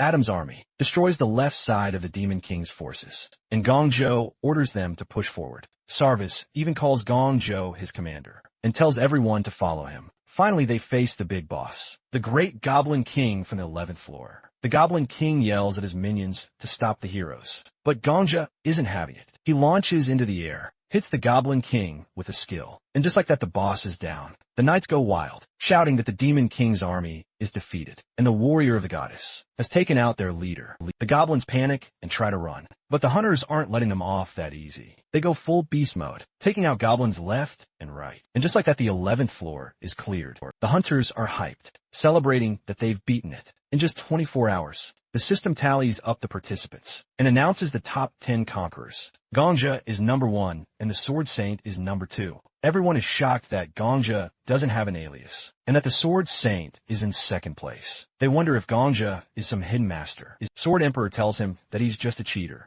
With a big head, Gongja shoots back. That skill is king in this game, but Sword Emperor refuses to admit it. Gongja thinks to himself that this ghost cares more about his own ego than skills. Gangja then tells Sword Emperor he'll train in sword skills before tackling the 20th floor. So he asks him not to be mad. He even jokes that he can't get through this without learning anything if he's hanging out with Sword Emperor. Sword Emperor gets all excited, saying that Gongja will finally understand his true power. Sarvis comes over bows and thanks Gongja for the win. Our boy says not to thank him, since they all did it together. Sarvis admits he was skeptical at first, because some oracle predicted warriors from another world would come to save them, and he wasn't sure they'd actually risk their lives. For a different world, our suicidal MC proves him wrong. They shake hands and Gongja thinks that, even though they're from different worlds, a handshake means the same thing. Sarba says he's counting on Gangja in the future, and Gangja says he'll do his best. Then the system starts handing out rewards for clearing the floor. Gangja is surprised when it announces the top conquerors will get their rewards first and be the first to enter the 12th floor. Everyone else has to wait. But before Gangja moves on, Sarbos asks him to protect their empire. The Sword Emperor asks Gangja what he will do if Sword Saint sees him. Our boy wonders what Sword Saint could possibly do. That would be worse than murder. Sword Emperor doesn't get it and asks again. Gongjo says he has a plan and tells the Sword Emperor not to worry. Then he moves and the other top players follow him. They end up in the Imperial Palace of Ajum. The cult interrogator is super impressed with our boy. He walks up to him and says he's been watching his moves. On the 11th floor, he thinks it's amazing how he used the NPCs. He asks if the sword he has is the reward for clearing the 10th floor. Gongjo says yes, and the cult interrogator is shocked. that he became the leader on the 11th floor, thanks to a reward from the 10th. Gangja acts modest and says it's no big deal. Suddenly, Sword Saint shows up out of nowhere and attacks. The cult interrogator steps in to protect Gongzhou. He asks Sword Saint how long he's been training as an assassin. Sword Saint isn't in the mood to chat. He tells the cult interrogator to move and says he's going to kill the protagonist. The cult interrogator acts surprised and asks if he's really talking about Gangja. Sword Saint says yes, and the cult interrogator points out that his hands are important and that killing Gangja here will make the 5 big guilds look bad. He asks Sword Saint why he's threatening Gangja, but Sword Saint says he doesn't have to explain. The cult interrogator says it looks like they're not backing down. He crosses his hands and uses a spirit displacement skill. From above, Sword Saint gets attacked by the heads of 2 big guilds, but he blocks their attacks easily. Viper calls Sword Saint an old monster, and the old man fires back by saying he isn't young, either since he's over 40. Miss Paladin tells Viper to focus on the enemy, since they're at a disadvantage. Then the cult interrogator turns to the Countess and asks her for 10,000 gold pieces. She thinks he's asking for a loan and offers him 15% interest. Over 3 months, he says he's not borrowing. He's asking for a donation. She gets mad and calls him a robber. He says it's dirty money anyway, and she should donate it to the temple. She reluctantly hands over the gold, and coins rain down. The cult interrogator happily takes the donation, puts his hands together, and uses a sacred technique to make Miss Paladin and Viper stronger. For 300 seconds, he says the gold will take over their hands, and finishes the technique. Cult interrogator adds that even Sword Saint will have a hard time dealing with the 4 of them now, especially since the Countess isn't empty yet. He jokes about whether the Countess will go bankrupt before Sword Saint is defeated. The Countess is not happy and asks why he's looking at her safe. Then the Black Witch shows up and says this alliance isn't just the 4 of them. She says she's joining the fight because Gangja made a deal with all 5 guilds the day before, giving him the same rights as the guild heads. She says attacking Gangja is the same as attacking all of them, and asks if Sword Saint really thinks he can take them all on. This is Gangja's plan in action. Sword Saint is furious, and our boy turns to the Sword Emperor and reminds him of what he said on the 11th floor. Gangja says there are 2 ways to deal with a strong enemy. Either have enough power to take them down alone, or lead an army, he says. A solo player is no match for a hunter with an allied army. He then walks up to Sword Saint and offers to talk. He says he's confused about why Sword Saint attacked him, since this is their first meeting, and Gangja has always admired him. But looking at Sword Saint's face, Gangja realizes the guy still thinks he's some assassin, sent by the Black Dragon. The Sword Emperor says that to Sword Saint. Gangja probably looks suspicious, not a hunter who earned his place, but an infiltrator who snuck in with the help of the big guilds. And that's why Sword Saint is so angry. Sword Saint looks up and says that whether it's the outside world or Babylon, there's no difference. He starts talking about how not even a day had passed since he entered the tower, when people began begging him to join their guilds. But he refused. He asks if they want to know why. He points his sword at the Black Witch and says, it's to prove that in this tower, you can exist on your own. He says, unlike the rotten outside world where blood, nationality, and origin hold you back, here you can rise to the top with just a sword. He says, success here depends only on your talents and skills. He shouts that he wanted to show everyone this truth. Then he angrily asks them what they're doing and says, they're no better than a messed up world outside. The Black Witch snaps back, saying, Sword Saint judges others without knowing anything. She says he's only so outstanding because he's always been alone. But if he had helped others earlier, many hunters would still be alive. Viper starts yelling, saying Sword Saint didn't clear the 5th, 7th, or 9th floors alone. He's mad because if Sword Saint had cooperated, their losses would have been cut in half. The Countess joins in saying, if Sword Saint had helped, with connections outside the tower, they'd have fewer food problems. She says the current system would be more stable too. She calls Sword Saint an irresponsible child. The Black Witch shouts that since he's number 1, he should act like it, but instead he just tells everyone to shut up. He says they're all whining like big babies and orders them to leave, threatening to clear his way with his sword. If they don't, the Sword Emperor is thrilled and says this is his real disciple. Our boy steps in and asks if they really want to fight here, where there are only 10 people. He says even the NPCs on the 11th floor work together to protect their country. The Black Witch turns to him and says, this conversation is more serious than he thinks. The protagonist tells everyone they're called hunters, so why don't they focus on clearing the 12th floor? First, he tells Sword Saint they need to help, even if it's just NPCs. He says their country is under threat of destruction, and they're here trying to be warriors. Called into the Empire, he asks if they know what's special about the rank of warrior, and explains that a warrior is someone who can handle what others can't. He suggests they focus and deal with the remaining scenes. Paladin puts her sword away and says our boy is right. She says she doesn't know what he did to upset Sword Saint, but now isn't the time to fight. She takes out something and says she'll donate it so everyone can see clearly. She reveals she has a lie detector skill, which she used to rise to the rank of deputy chief. He turns to the protagonist and Sword Saint and says if they trust her, she can guarantee the truth or lies of their statements right now. She says doubt is poison and truth is the antidote. Gonjo thinks this is a great opportunity and raises his hand, saying he's in favor. Sword Saint turns to Miss Paladin and says she's the only one here who hasn't harmed anyone. Miss Paladin agrees and says she'll assume they both agree. She tells Sword Saint he can ask the protagonist anything, and she'll report the results honestly. Sword Saint points to our boy and asks if he's killed over 4,000 people, and he says yes. Sword Saint starts screaming that he's a devil, but Miss Paladin says that's a lie. Sword Saint is shocked. Miss Paladin explains that the protagonist answered yes, but it was a lie. He's never killed over 4,000 people. Gongyo smiles and asks if Sword Saint has more questions. Miss Paladin says it's a strange question to begin with, asking if one person could even kill that many. Sword Saint points to our boy and asks if they trained him to be a special class assassin.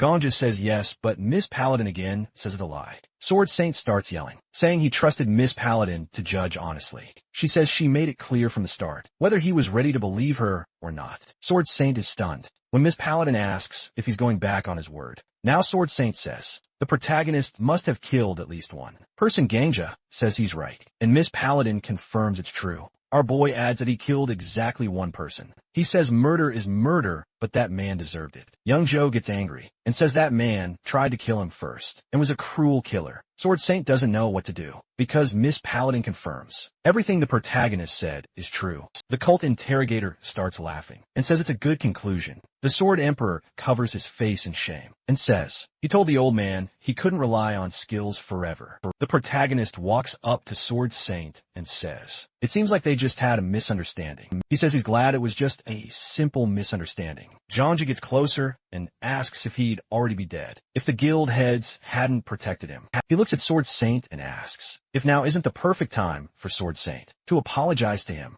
Our boy says Sword Saint should apologize to him. Miss Paladin backs him up, saying it's the perfect truth, and that his remark is absolutely true. Sword Saint starts to speak, but is clearly nervous. Everyone's waiting to see what he'll say, and Gongjo wonders what's going to happen next. He thinks that, even though Miss Paladin is known for being selfless, she's still part of one of the 5 largest guilds. He wonders if Sword Saint will accuse her of lying, or if he'll reveal all the details of his skill to explain himself. If he does the latter, he'll lose some ground, but might still justify himself. Sword Saint asks Ganja about his name. At this point, the protagonist considers the possibility that Sword Saint might try to kill him, to shut him up just like the Flame Emperor did. To everyone's surprise, Sword Saint puts his sword back in its sheath and asks for permission to start over. He bows and offers a sincere apology. Shocking Ganja's Sword Saint admits he was wrong, frivolous, and misunderstood everything. He says he almost killed an innocent man because of his own recklessness. He confesses that until now, he believed in killing people who deserve to die, without hesitation, but now he vows it will never happen again.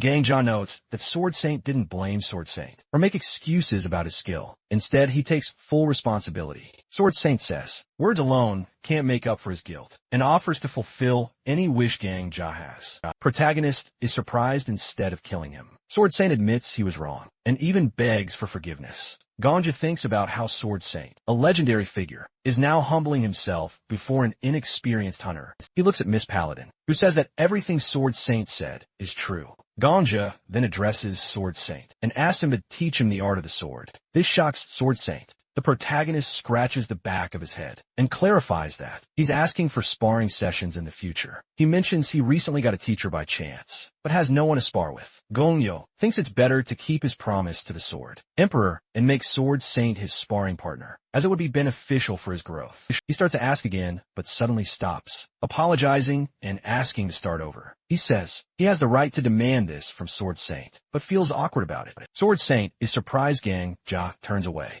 putting his hand on the back of his head, and says it feels like he's suddenly become taller than Sword Saint, even though he's not that outstanding. He's just glad Sword Saint won't see him as an enemy anymore. The Black Witch is stunned too. Gong Zhou says he doesn't want to act like a big shot and take things for granted. He blushes deeply and asks Sword Saint to teach him the art of the sword, thinking he might die of shame. Miss Paladin is also stunned, saying it's all surprisingly true. The Viper doesn't understand why Gong Zhou wouldn't ask for something bigger, just because it's embarrassing. Black Witch says she hasn't seen someone like Gong Zhou in a long time, and it surprises her. The cult interrogator is really happy, saying forgiveness is a sacred miracle, but someone tells him to shut up and grow up. The Countess turns to Sword Saint and says, since he apologized and everything ended well, they wasted her 10,000 gold on him. Sword Saint stands with his head down, but suddenly grabs Gongja by the shoulders, talking about how wrong he was about such a kind. And correct young man Gongja is surprised, as Sword Saint shakes his hand and tells him to call him old man. Sword Saint, he says, he has a kind granddaughter in the outside world and would be happy to introduce them if she ever enters the tower. Old or hero is confused and says he's not interested in relationships. Sword Saint tells him that youth is the best time for love and that Gongja could learn a lot from it. The Sword Emperor says when Sword Saint gets carried away, he becomes completely fairy tale minded. Lord Saint promises to take good care of him from now on, and our boy is feeling so embarrassed. He considers killing himself and starting the day over. Suddenly a system notification appears, announcing that Gongja has taken first place in conquering the 11th floor. The system says he's being given a reward. Gongja is surprised since he's the first to receive it. He thinks about how little information there is about floors 12 through 20 and wonders what the reward will be. System gives him a choice between two awards. In front of him are two figures. One radiates a pleasant light, and the other is completely black, holding a sword. The first is the patron goddess of the Ajam Empire. Touched by Gongja's devotion, he offers him an important role in the empire, such as Chancellor Marshal or Commander of the Knights, with corresponding abilities and reputation. Gong Zhou knows hunters can take on roles in the empire and gain skills and reputation from them. Conquerors who reach the top in previous scenes get to choose special roles first. The system then shows Gongja the special roles he can take. On the 12th floor, he looks at the list and thinks that before he could only choose something like a guard. Then he notices the Demon King's reward. The Demon King, really happy with Gongja's activity, offers him a secret alliance. He promises to give Gongja the same reward as the goddess, but adds an extra gift if Gongja kills all the other warriors in the top 10. The Demon King will use his position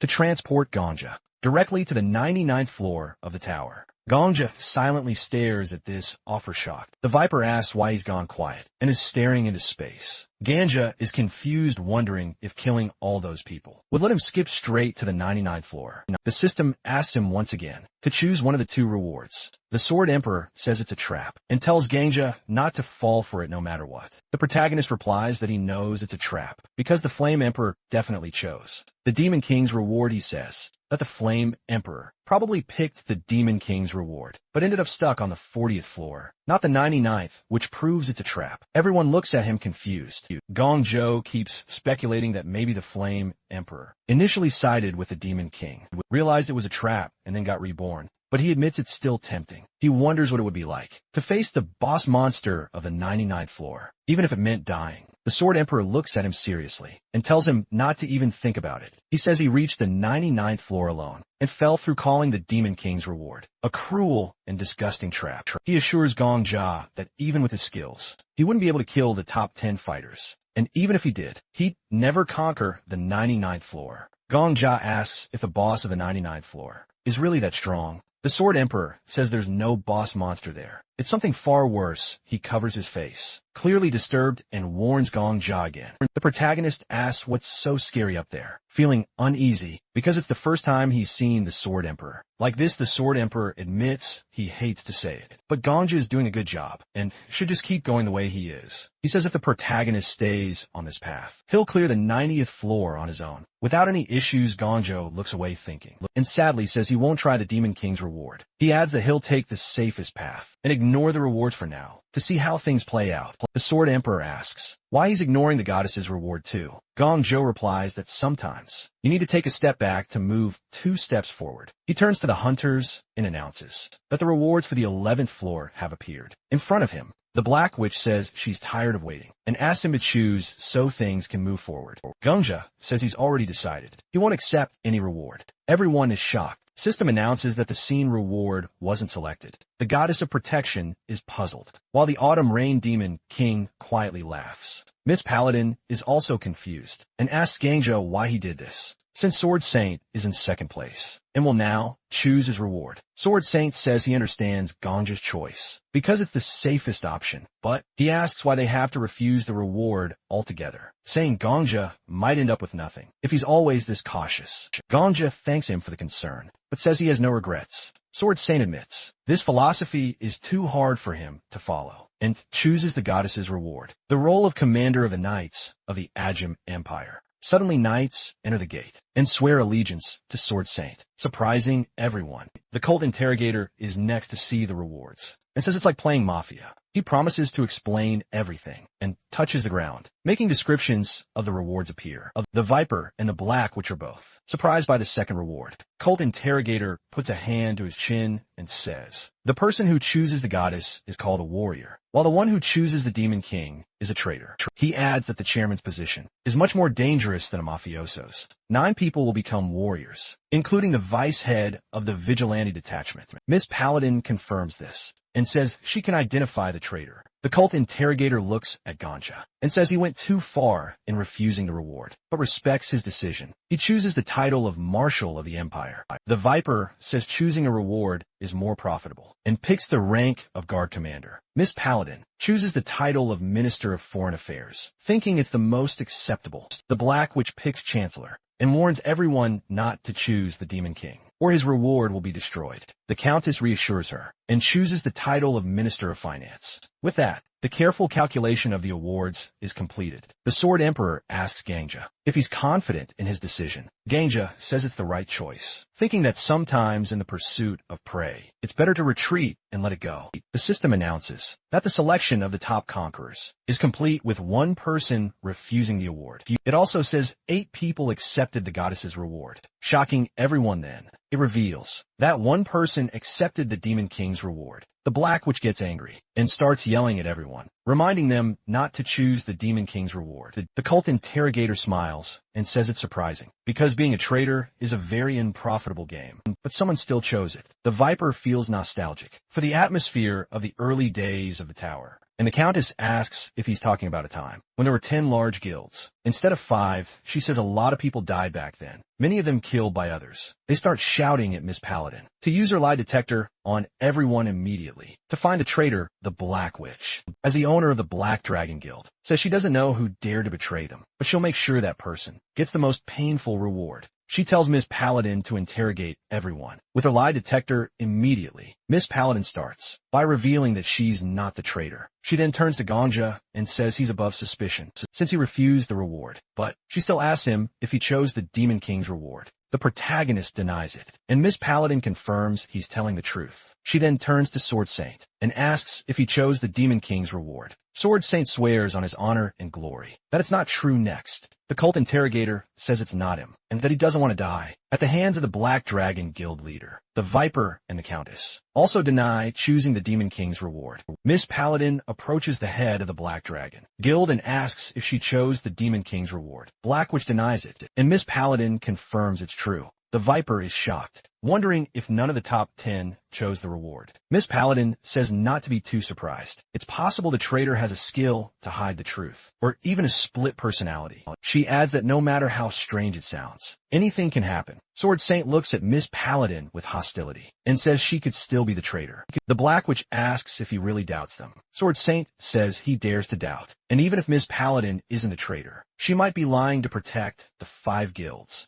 Miss Paladin admits that logically, such a possibility exists, and she could very well be the traitor. She says the most important thing now is to stay calm and composed, because they've already overcome so many obstacles. Cult interrogator calls her innocent, but adds that trust is a beautiful word that takes time to build. He says it took them 10 years to form the 5 guilds and start cooperating. The cult interrogator turns to the 3 hunters, who took 8th to 10th place, and says spending another 10 years building trust with other hunters is too inefficient. Miss Paladin tries to stop him, But the cult interrogator has already started. Using a sacred art, he tells the Viper to deal with the 10th place hunter. Miss Paladin shouts at them to stop, but it's too late. The cult interrogator kills one hunter, and the Viper kills another. The system announces that the hunters who died did not serve the Demon King. Sword Saint is furious and pulls out his sword, shouting that they've shown their true nature. He says nothing has changed even after all these years. Meanwhile, the cult interrogator attacks the last hunter. Gong Zhou is shocked, as the system reports that this hunter also didn't serve the Demon King.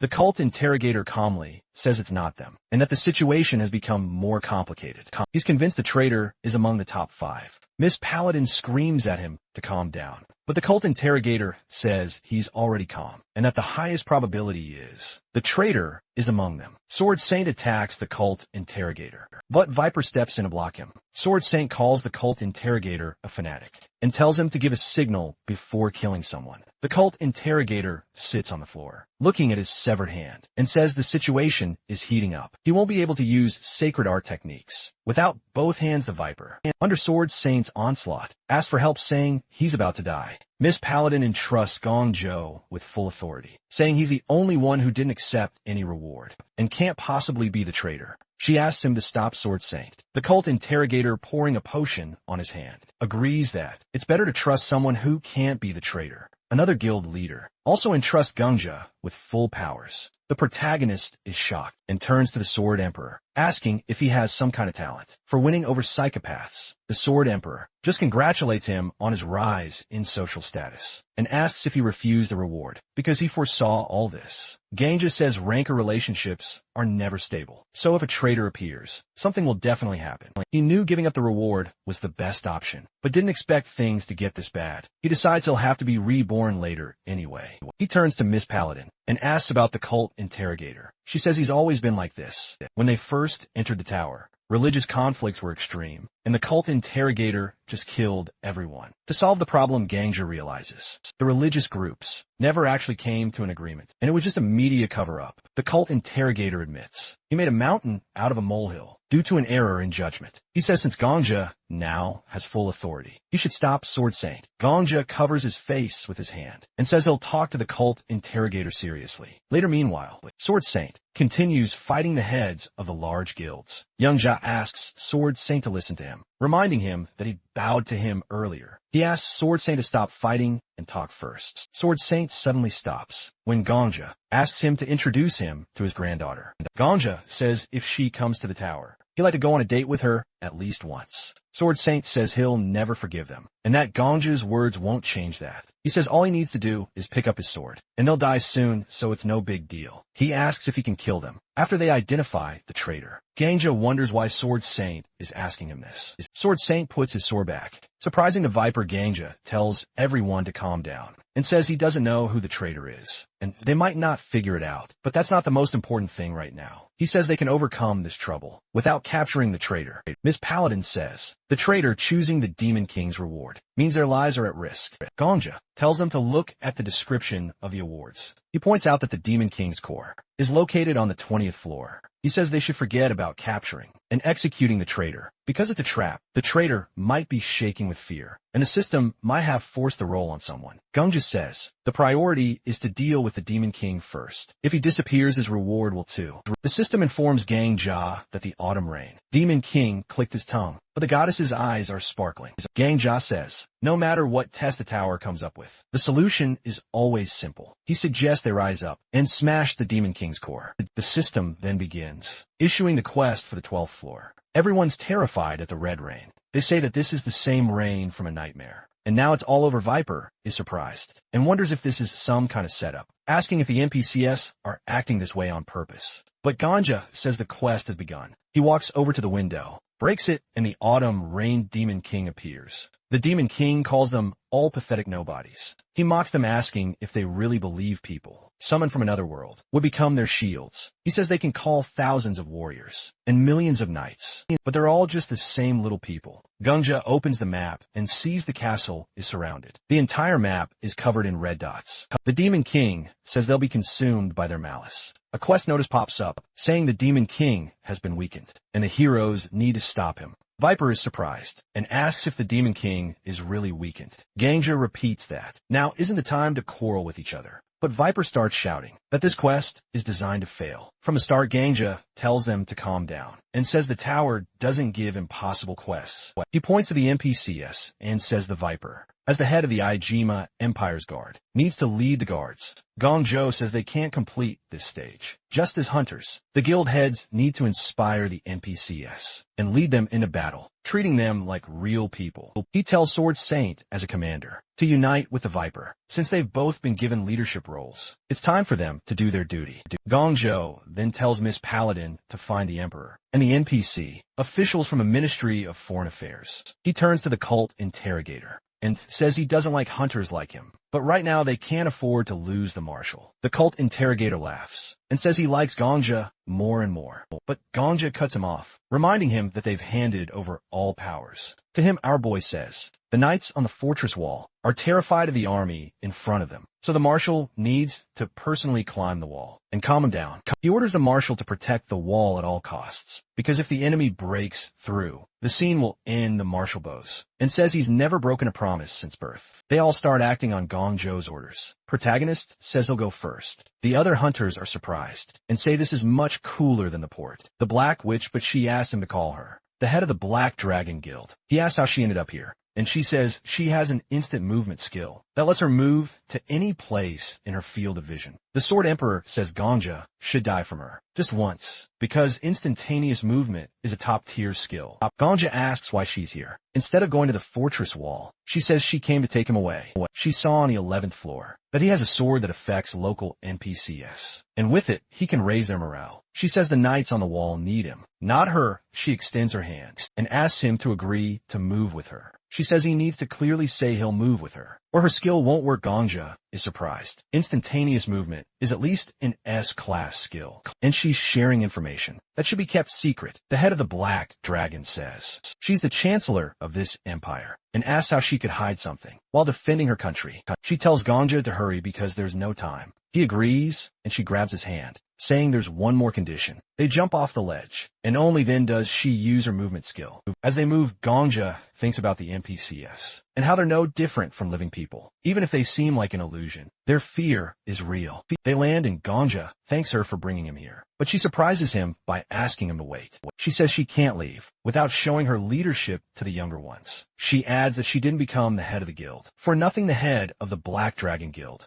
starts addressing the Knights of the Jim Empire. She shouts at them to stand up, saying a stone fortress wall alone won't protect them. The only thing that can protect the Empire is them. The knights are moved, and she shouts at them to stand up, saying the wall could collapse at any time, but as long as they stand, their homeland won't fall. She grabs Gongja's hand and says that God is protecting them. Suddenly, the system reports that the goddess of protection is grateful to Gongja for his choice. Gongja suddenly remembers the scene where Sarvis kills him. He sees the moment his enemy is killed. Sarvis reflects that no one knows why, when, or where it came from, but when it appeared, scarlet rain fell. This creature considers all others to be nothing. Sarvis thinks about how, wherever the raindrops fall, blood soon spills. This merciless creature despises people because they destroy themselves. Sarbus recalls that every time another wall is destroyed, the territory controlled by humanity shrinks. He orders the soldiers to retreat to where there's no rain. Every time another royal family dies, human history is shortened a little. At the same time, the Demon King says that people define their own fate, and he calls it the karma of primitive animals. But the rain keeps falling. The knights are terrified, saying that humanity will end. The Demon King wonders why he should hold back today and not slaughter another herd of wild creatures. The NPCs are horrified to see the Demon King and beg him to spare them. They call upon the goddess for protection. The chroniclers saving old records write continuously. They silently accept the fate that will be written by their own hands, a sentence declaring that humanity will be destroyed. Lord of Nightmare, King of all demonic creatures. They name him in these final moments. They call him the Demon King. Suddenly the rain stops, and the fortress is illuminated by a ray of sunlight. The knights are really happy and shout that the empire is blessed. But Gongjo understands that this isn't some great divine intervention. The rain only stopped where the light of the sacred sword reaches. He reflects that sometimes you have to be content with little, especially when you have nothing left but little. Gunja thinks about how, at the very beginning, there weren't any high-ranking NPCs in the audience hall because they had all abandoned the empire. Meanwhile, the knights cry and shout that the goddess hasn't abandoned them. Gongzhou continues to reflect that this is why the tower was chosen as the stage for the empire, just as the estate that became a grave for children was chosen as the stage for the 10th floor.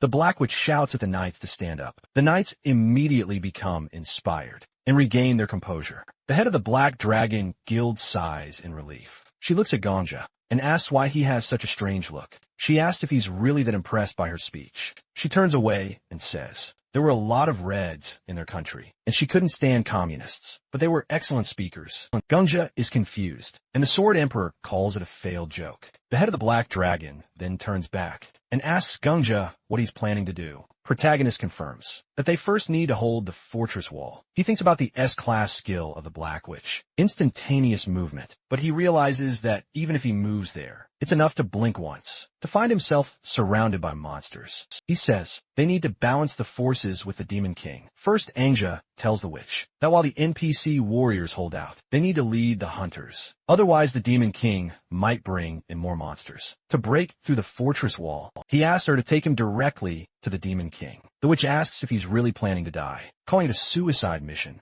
Gongja reflects that her doubts are natural, but for him death doesn't mean defeat. He says he has a couple of aces up his sleeve and asks her to trust him. The witch repeats Gongja's words, that all hunters have a secret. She wishes for his blade to be sharp enough to pierce. This boss, meanwhile, the Demon King, says the goddess has played a funny game. He adds that it's so ridiculous, it can't even be called reckless. He asks if by nurturing these non-entities, the goddess has become like them. The Demon King says if that's the case, he'll show his light too. He strikes with his sword, and the blow is so strong that many knights are thrown aside. The attack reaches the fortress tower, and the palace itself. The system notifies the heroes that one warrior has died, a warrior who didn't serve the Demon King. The head of the Black Dragon says, in shock, that there was an audience hall. She adds that Sword Saint, the cult interrogator, and the Viper are leading the troops. And Miss Paladin, following Gongzhou's orders, is looking for the Emperor. That means only the Countess could have been in the hall. Gongzhou realizes she wasn't a traitor. The Black Witch calls her a scoundrel for dying first. Gongja says if the Countess died, the tower's connection with the outside world is in trouble, but the Black Witch says they need to focus on what's in front of them. She says even the Demon King can't keep attacking like this forever. Gongja opens the map and sees the Demon King's army has changed formation. He wonders if they're trying to break through. He extends his hand to the witch and agrees to her proposal to defend the fallen castle gates. They hold hands, and in a moment they move. Gongja realizes they're on the front line now, with no allied army to protect him. The Sword Emperor tells Gongja it would be great if he could hold out for 30 seconds alone. He says that to win this war, Gongja must become the hope of the human race. Even 30 seconds can matter, and the one who gives those 30 seconds is a hero. Gongja drinks an enhancement potion, and it immediately takes effect. The Sword Emperor asks if Gongja remembers his promise to teach him the art of the sword until the 20th floor. He says it's a little early, but it's time for practice. He starts giving Gongja commands. He says there are two goblins right in front of Gongja. They have poor eyesight, and because of the dust clouds, they're squinting effectively. Blinded, the Sword Emperor says that in battle, it's not the absolute second that matters, but the relative one. You can win this second by taking away the enemy's sight. Gongja's sword will be faster, and the protagonist says it's hero time. Gongja starts fighting the goblins. One dies, then another, and another. It's a sword dance that lasts for seconds. The Sword Emperor tells him not to just swing the sword, but to connect each blow seamlessly. The Sword Emperor instructs him to aim the sword down, and then immediately send it back up. This way his attack becomes prolonged and connected. The Sword Emperor explains that fencing is a fight against time. An inexperienced fighter won't last even a second. In a dominant position, one wrong step means the end. But a more experienced warrior can suppress opponents. For about 5 seconds, Gongja keeps on fighting, and the Sword Emperor reminds him to make the most of every second and pour everything into the battle. The protagonist spots a big ogre, and a question pops into his head. As he attacks the ogre, he wonders why the tower gave an S-level skill to someone like the Flame Emperor, who he considers a psychopath. He thinks it would have been better if someone more normal had acquired the skill. Gongyo questions whether the tower is impossible for anyone but the Flame Emperor to conquer. He wonders if he has to become like him to reach the top, but the thought amuses him. He decides he'll conquer the 20th floor instead of the Flame Emperor. At that moment, the ogre swings to hit him. Ganja prepares to attack, thinking he'll reach the 100th floor. The system notifies him that he deserves even more recognition. He defeats the ogre, and the system informs him his rank has risen. The Sword Emperor congratulates him, saying it's only been 30 seconds. Suddenly, Sword Saint appears behind Ganja. He helps by destroying all the enemies in front of him. Sword Saint says that Ganja is incredible, which surprises our boy. He introduces himself again, saying that his name is Sword Saint. Ganja thinks this is the second time a top-ranked hunter has told him their name. He sees that things are different now, and he can do things he couldn't do before. He turns and tells Sword Saint his name, and Sword Saint invites him to fight together, and they merge into a seamless team. The cult interrogator shows and apologizes for being late. He says that leading an army isn't the easiest, but he thanks Ganja for buying him some time. Nonetheless, he orders everyone to kill all the monsters. Threatening the Empire, Ganja fights fiercely, his mind focused on one thought: moving forward. Viper runs up to him and says he's doing well. He explains he was delayed because he was leading not only the guard, but also a member of the guard. Snake says Ganja will now see why they're called the Heavenly Order Guild, but Ganja isn't listening. He's completely immersed in the flow of battle. Snake introduces himself as Loafing and says Ganja recently saved his life. In the audience, Hawley decides to cover Ganja's left side, saying those on his right have never died. Miss Paladin appears and apologizes for being late. She reports that she found the Emperor, but he committed suicide by poisoning. Sword Saint says it's fine and that it's better to fight together than waste time gathering an army. Miss Paladin agrees, but is stunned when she sees Ganja. Sword Saint tells her not to interfere, because for Ganja, time is like gold, and he's reveling in it. And the Demon King mocks them, calling them worthless and asking if they're proud, just for gaining a little time. He says even their patron goddess has weakened, and there's no longer a god in the Empire. He raises his sword and asks what they're hoping for. The Black Witch shouts to raise the mirrors. She says she let him go once, but won't let him off so easily this time. She uses the mirrors to deflect his blow, but they shatter. Viper and Sword Saint repel the blow together. The Black Witch grabs their hands and says she'll move them all to the Demon King, but they need to hold on. She screams Ganja's name and extends her hand, shouting for him to grab it. She yells that they'll leave without him if he doesn't. Ganja feels like everything will soon disappear. He remembers the past and realizes they'll all forget what happened. The Sword Emperor calls him a partner and says it's time to go catch the boss of the mobs. Ganja thinks maybe it won't disappear, just like the fact that one person died on the first floor and a soul perished on the 99th. He realizes the problem won't be solved by going back, but he's already grown stronger. The Black Witch uses her movement skill, and they appear right in front of the Demon King. The Demon King says they've learned there's a traitor, or rather an imposter among them, but still desperately trust each other, tying together the scraps of what's left. He asks if they truly believe these scraps will become their armor. The Black Witch tries to stop Ganja, but he apologizes in his mind, saying that they'll meet again in the next life. He decides to attack the Demon King. The Demon King asks if Ganja has come to kill him, but Ganja says he's come to die by his hand. The Demon King grabs Ganja and kills him instantly, and the system informs him that the conditions for using the skill have been met. Ganja is dead, which means he can now copy the skill of the Autumn Rain Demon Sea. The cards float around him, and the Sword Emperor says he's checked all the available skills. Ganja asks him to read them out loud, and one of them is an S-rank skill, which makes you almost impossible to track. Our boy thinks this might be how the Flame Emperor cleared the 10th floor. Makes him wonder if the tower itself can feel regret. Next is a rank skill that boosts your aura by using your emotions as fuel. The stronger the emotion, the bigger the boost. But the problem is you might get too dependent on it. Ganja thinks there might be hidden quests on every floor, even the 12th. The third skill is about summoning evil spirits. Anyone Ganja kills comes back as monsters, but without any memories or skills from their past lives. He has to pick one, and he chooses the one he thinks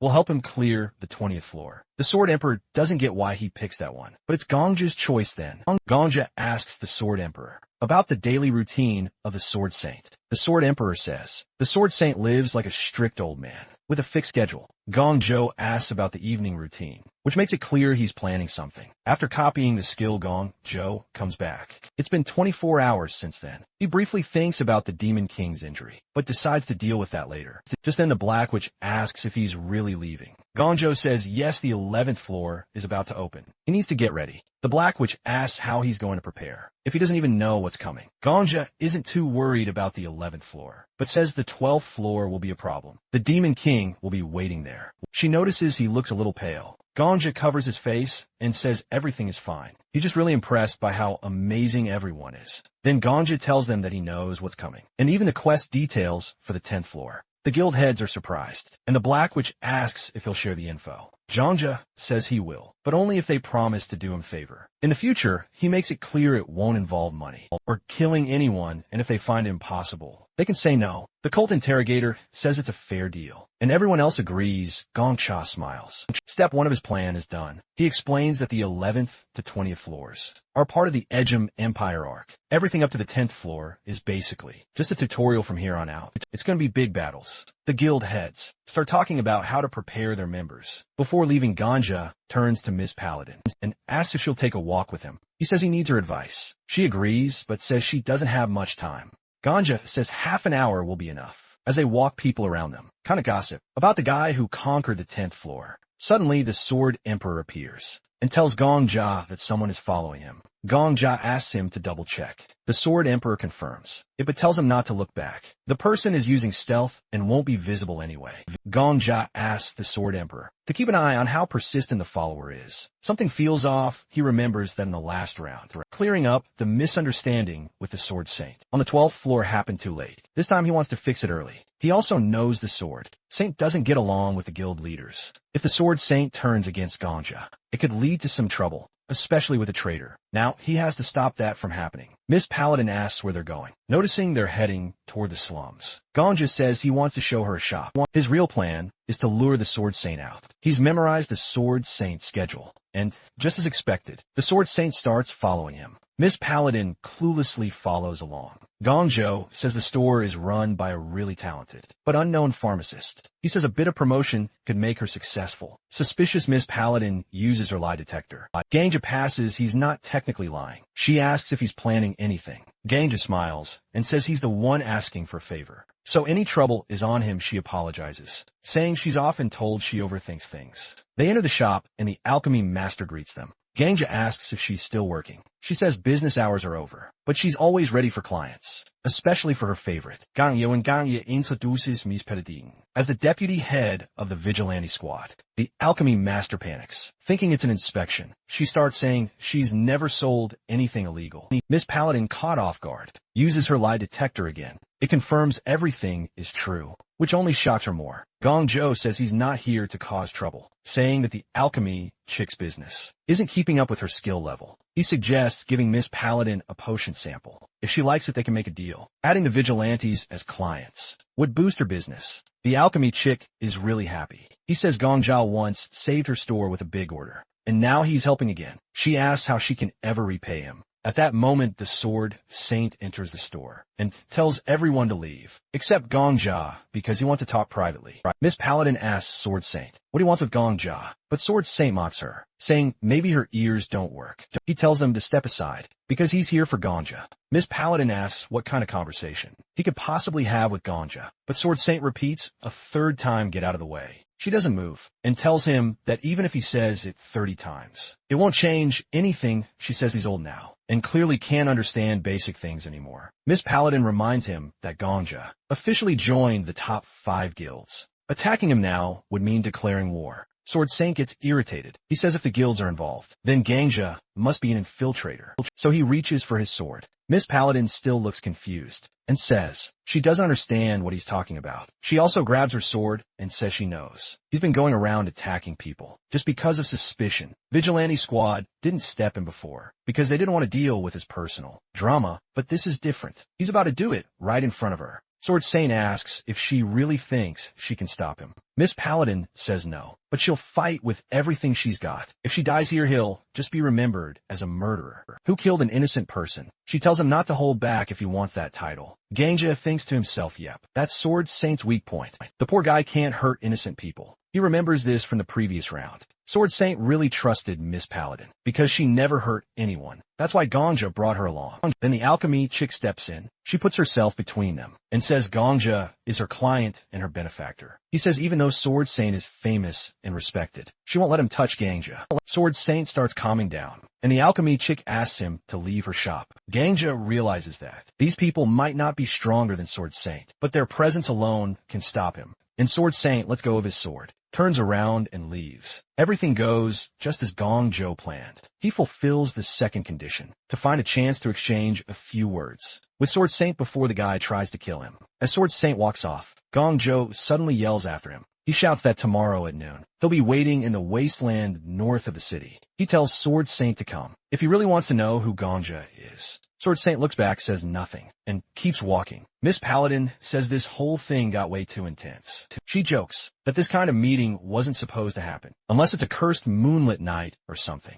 Young Jia asks if Sword Saint is really known as a murderer. She says not officially, but the top guilds are aware of it. She says Sword Saint's daughter and son-in-law were killed by some murderer while he was still in the outside world. Sword Saint never talks about it, so nobody knows much. Gongja feels kind of sad hearing that. Miss Paladin says, maybe that's why Sword Saint acts this way. He sees a killer and instantly goes all killer mode. But again, there's no solid proof, just what people have pieced together over time. Sword Emperor tells him that it's true. The old man once told him that his grandson and granddaughter barely survived. Gongja asks why he never mentioned that before. Sword Emperor casually says because Gongja never asked. Miss Paladin says she kind of gets Sword Saint even. She sometimes gets the urge to eliminate people who clearly deserve it. She turns around and says, the guild leaders all know each other's backgrounds. So now that Gongja is with them, he'll get to know everything too. Though some of these stories really stink. He says they're way off topic now and asks how much potion is available, but reminds Gongja that the vigilante squad is always broke, so they can't afford anything too expensive. The next day, with just a few minutes left before the countdown ends, everyone waits, and the mood kind of feels a lot like the last round, except for one big difference. Gongja checks the news and realizes it's a little different now, because this time he made an appointment with Sword Saint. Sword Saint shows up and asks if Gongja really thinks he won't attack, just because he's alone. He says if someone kills as many people as Gongja did, it'd be strange if he wasn't confident. Gongja feels kind of nervous, and the Sword Emperor asks if he's okay. Our boy says he's fine, just kind of feeling a little tight in the chest. Gongja decides to say something serious. He tells Sword Saint he knows why he wants to kill him. Sword Saint says Gongja must be feeling guilty. Gongja says it's because of the detective eye skill. Sword Saint looks surprised and asks how Gongja figured that out. Gongja says he just needs him to trust what he's about to say. He thinks about how hard it is to gain someone's trust. Everyone has their own truth, and Sword Saint lives by his skill. Convincing someone like that is no joke. But Gongja is ready to risk his life for it. He says he's a fortune teller and that he has a prediction skill. He knows that Sword Saint's skill sees the number 4093 above Gongja's head. Sword Saint raises his hand behind his back and asks how many fingers he's showing. He says if Gongja is really a fortune teller, he should guess easily Gongja knew it had come to this. Sword Saint starts to explain what'll happen if he guesses wrong. But Gongja stabs himself with a dagger. First Sword Saint is completely surprised, as he never expected the protagonist to kill himself. But now Gongja responds and relives the day again. This time, when Sword Saint puts his hand behind his back, Gongja interrupts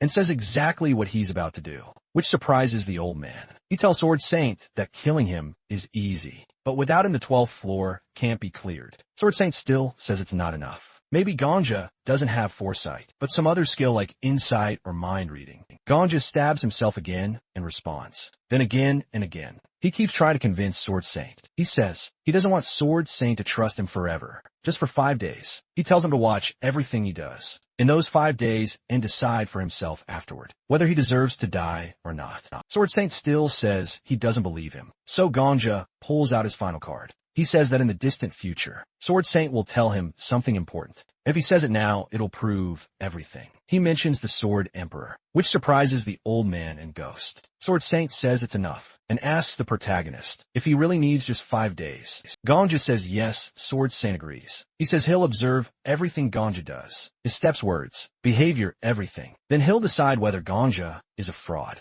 or a real fortune teller. Our boy bows and thanks him. Now everything is in place. Sword Saint won't attack him on sight anymore, and the guild leaders are on board too. Everything's set to prevent trouble. Up in the 12th floor, he tells Sword Saint that they'd meet again on the next level, and then they move on to the 11th floor. Gangja gets transported to the battlefield, and the hunters are all surprised, as this whole mission is starting to feel intense. At first, everything seems the same as the last round, but then something new happens. The Black Witch suddenly yells out to all the hunters, declaring that from now on, the Black Dragon will take the lead in this war. She orders one section to push through the left side, while the other section go right, and the Black Dragon unit will go straight down the center. She tells everyone to keep their complaints to themselves until the battle is over. The hunters charge in, and Viper shouts that he'll strangle anyone who dares die in this war. Guild leaders jump into battle as well, and Sarpus watches all this in surprise, then yells at his own army, telling them that warriors from another world are crushing the monsters easily. He calls for his knights to join in, and they do just that. Meanwhile, the Sword Emperor walks up to Ganja and asks if he's okay, teasing him that if things keep going like this, he might fade into the background. He keeps making fun of him, saying that he loves attention more than anyone, and wonders if he's okay losing his spotlight. Our boy just says it's fine and that he doesn't care. The Sword Emperor laughs and asks if Ganja has finally grown up. Behind Ganja's sword, Saint is silently standing, and Ganja doesn't notice at first. Then he turns and jumps in fear when he sees the old man right behind him. He asks what the old man's doing, and Sword Saint reminds him that he said he'd watch Ganja for 5 days before deciding whether to kill him or not. Ganja asks if he really meant 24/7 surveillance, and Sword Saint says yes. Ganja says that maybe he should fight some monsters, too, since the rewards depend on contribution. And without even turning around, Sword Saint casually slices off the heads of several goblins. He says he'll swing his sword from time to time, so he shouldn't worry. Gongjo walks towards the Black Witch, but her men stop him, asking what he wants with the leader. The Black Witch turns around and sees him and Sword Saint, telling them to make it quick, since she's busy leading the charge. Our boy tells her that he has a reward for clearing the 10th floor, and she barely reacts, so he pulls out a mini-map and says he can see the whole battlefield, the location of enemy and ally forces. That gets her attention, so she turns around and asks if it's real, and he asks why he would lie. Immediately, she grabs his hand and scolds him for not coming sooner, then demands to know where the boss monster is. He points at the spot, and it's surrounded by enemies that are hard to see, but the map shows it clearly. She immediately activates a teleport skill and tells him to accept the transfer. He agrees, and as they prepare to teleport, Gongja notices how different she is when she's not in control. Her real personality shows when she's flustered. Teleport right above the battlefield, and the Black Witch asks where they need to go next. Gangja quickly points toward a distant shape, and they teleport again, appearing directly above the boss monster as they fall. She asks if he even knows how to use a sword, and he says he's strong enough to handle this one, and she launches him straight toward the monster. Gangja jumps down with his sword, landing on the ground and slicing the boss in half. The smaller monsters around freeze in terror, and Gangja turns and casually asks if they want a piece of the action. Two of the monsters all run for their lives, but the hunters chase after them. Black Witch praises our hero and says the stage is already cleared in under an hour, with less than 30 hunters dead. Gangja is really surprised, as she's always had a serious face, because so many people died early on. Now she's really happy at the low casualties. He realizes her mood is directly tied to how many people survive, and she's surprisingly simple like that. He tells her to calm down, but she's too excited, praising him again, and saying this is the smoothest conquest ever, with the fewest deaths, and that he should be proud. Gangja feels a little speechless, and the Black Witch tells him it's a blessing that the new hero is someone like him. She shakes his hand and says that from today, the media will be all over him. Longjaw shakes her hand, thinking that being seen as a hero by normal people feels nice, but it's not enough. He wants recognition from people who actually fight. Hard people like Sword Saint, the Black Dragon leader, and others who give it their all. He decides he wants to be acknowledged by people like them, smiling and shaking her hand again, thinking that he wants to protect them too. Then the system starts, calculating contributions to the battle, and Gongja quietly thinks to himself that he doesn't want to be tricked by some demon king, or mocked like the Flame Emperor once did. He just wants to give proper respect to hardworking people, and be respected by them in return. Sword Emperor says that Gangja is finally starting to look like someone worth watching, and our hero stands in front of the system panel, thinking that in this changing world, he wants to change too. He looks at the rankings and sees that the order isn't the same as in the previous round. The Black Witch tells everyone that with this momentum, they can push straight to the 20th floor, saying she thought they'd lose at least 5,000 people, but now things are going smoothly. But Gongja frowns, remembering that if nothing changes, the real disaster will be on the 12th floor. He knows that losing the only specialist who can handle trade relations with the outside world will be a massive blow, and if they don't act, they wouldn't even lose 5,000. They'd lose 50,000 or even 500,000. Gongja is immediately transported to the 12th floor, and everyone is already there. The Black Dragon leader looks around and says she didn't expect such a place. The cult interrogator praises Gongja, then asks if he knows where the next boss is, since he cleared the previous scene.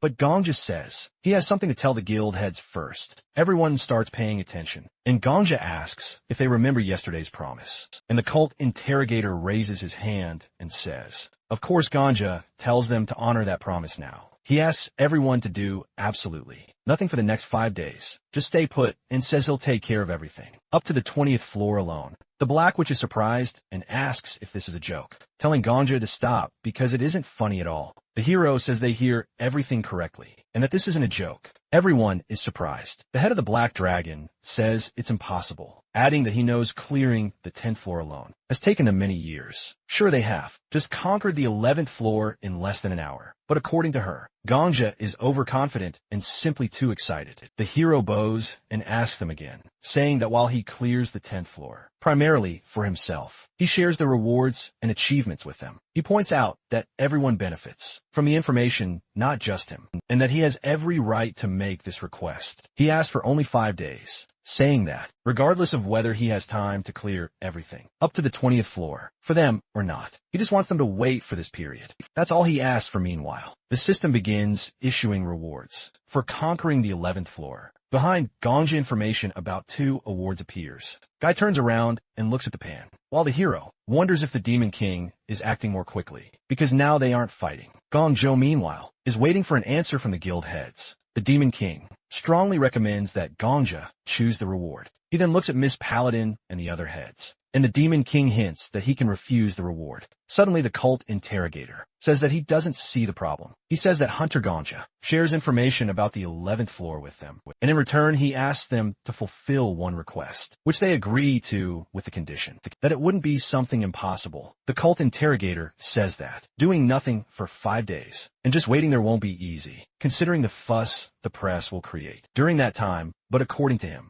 the request isn't impossible. So he's for it. The Black Witch begins to object, but the cult interrogator says that an agreement is an agreement. He grabs her head and reluctantly agrees. Viper also agrees, though he has no idea what Gongja is up to. The Countess agrees, because if Gongja is asking for this, he probably already has some kind of plan. Miss Paladin also agrees, and soon all the other guild heads follow suit. However, Sword Saint still stands aside and watches. Suddenly, he says that he hasn't made any such promises. He says that he and Gongja agree on only one thing. That Sword Saint will be watching over him for the next 5 days. So he sees no point in fulfilling any more requests. Sword Saint adds that if Gongja goes to clear the 20th floor, he will follow on his heels as per their agreement. Gongja replies that everything is fine, though he is thinking that he plans to defeat the Demon King alone, but with Sword Saint on his back, he will definitely feel more at ease. So he isn't going to give up on it. Then he asks them to listen and silently turns around, looking at them joyfully. He thanks them for fulfilling his request, and as he leaves, says they will see each other in 5 days.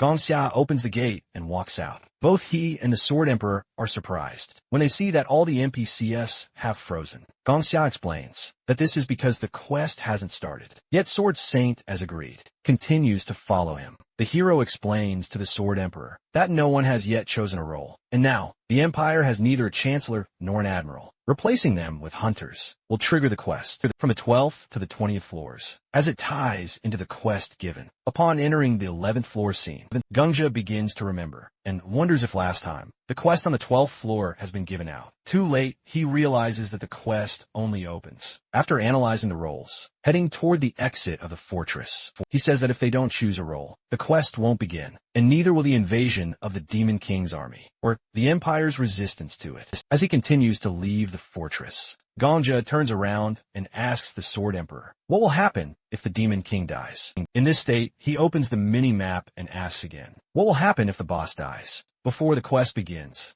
Ganja replies that it's elementary. No one will be able to choose the Demon King's reward. And of course the traitor won't appear either, because he will be gone before he can get things done. The autumn rain. Demon King begins to get angry at Ganja, but then he suddenly appears. Demon King asks how Ganja dares to interfere, and orders him to adhere to the agreed order of the goddess of war. He calls Ganja an impudent person for coming here without making a choice. However, Ganja answers, says that he is chosen as expected. He pulls out his sword and says that this is the best choice. Ganja smiles and says that he will kill the Demon King before the start of the quest, and then not a single hunter or Imperial will die. Of course, some kind of traitor won't appear either. He says that this will be a happy ending. Without a single victim, Gonjo smiles again and says that he hasn't been able to stomach bad endings for a long time, but if there's a chance, he will always prefer a happy ending. He calls out to the Demon King, saying that he is interfering with him, and at this rate, they won't see a happy ending.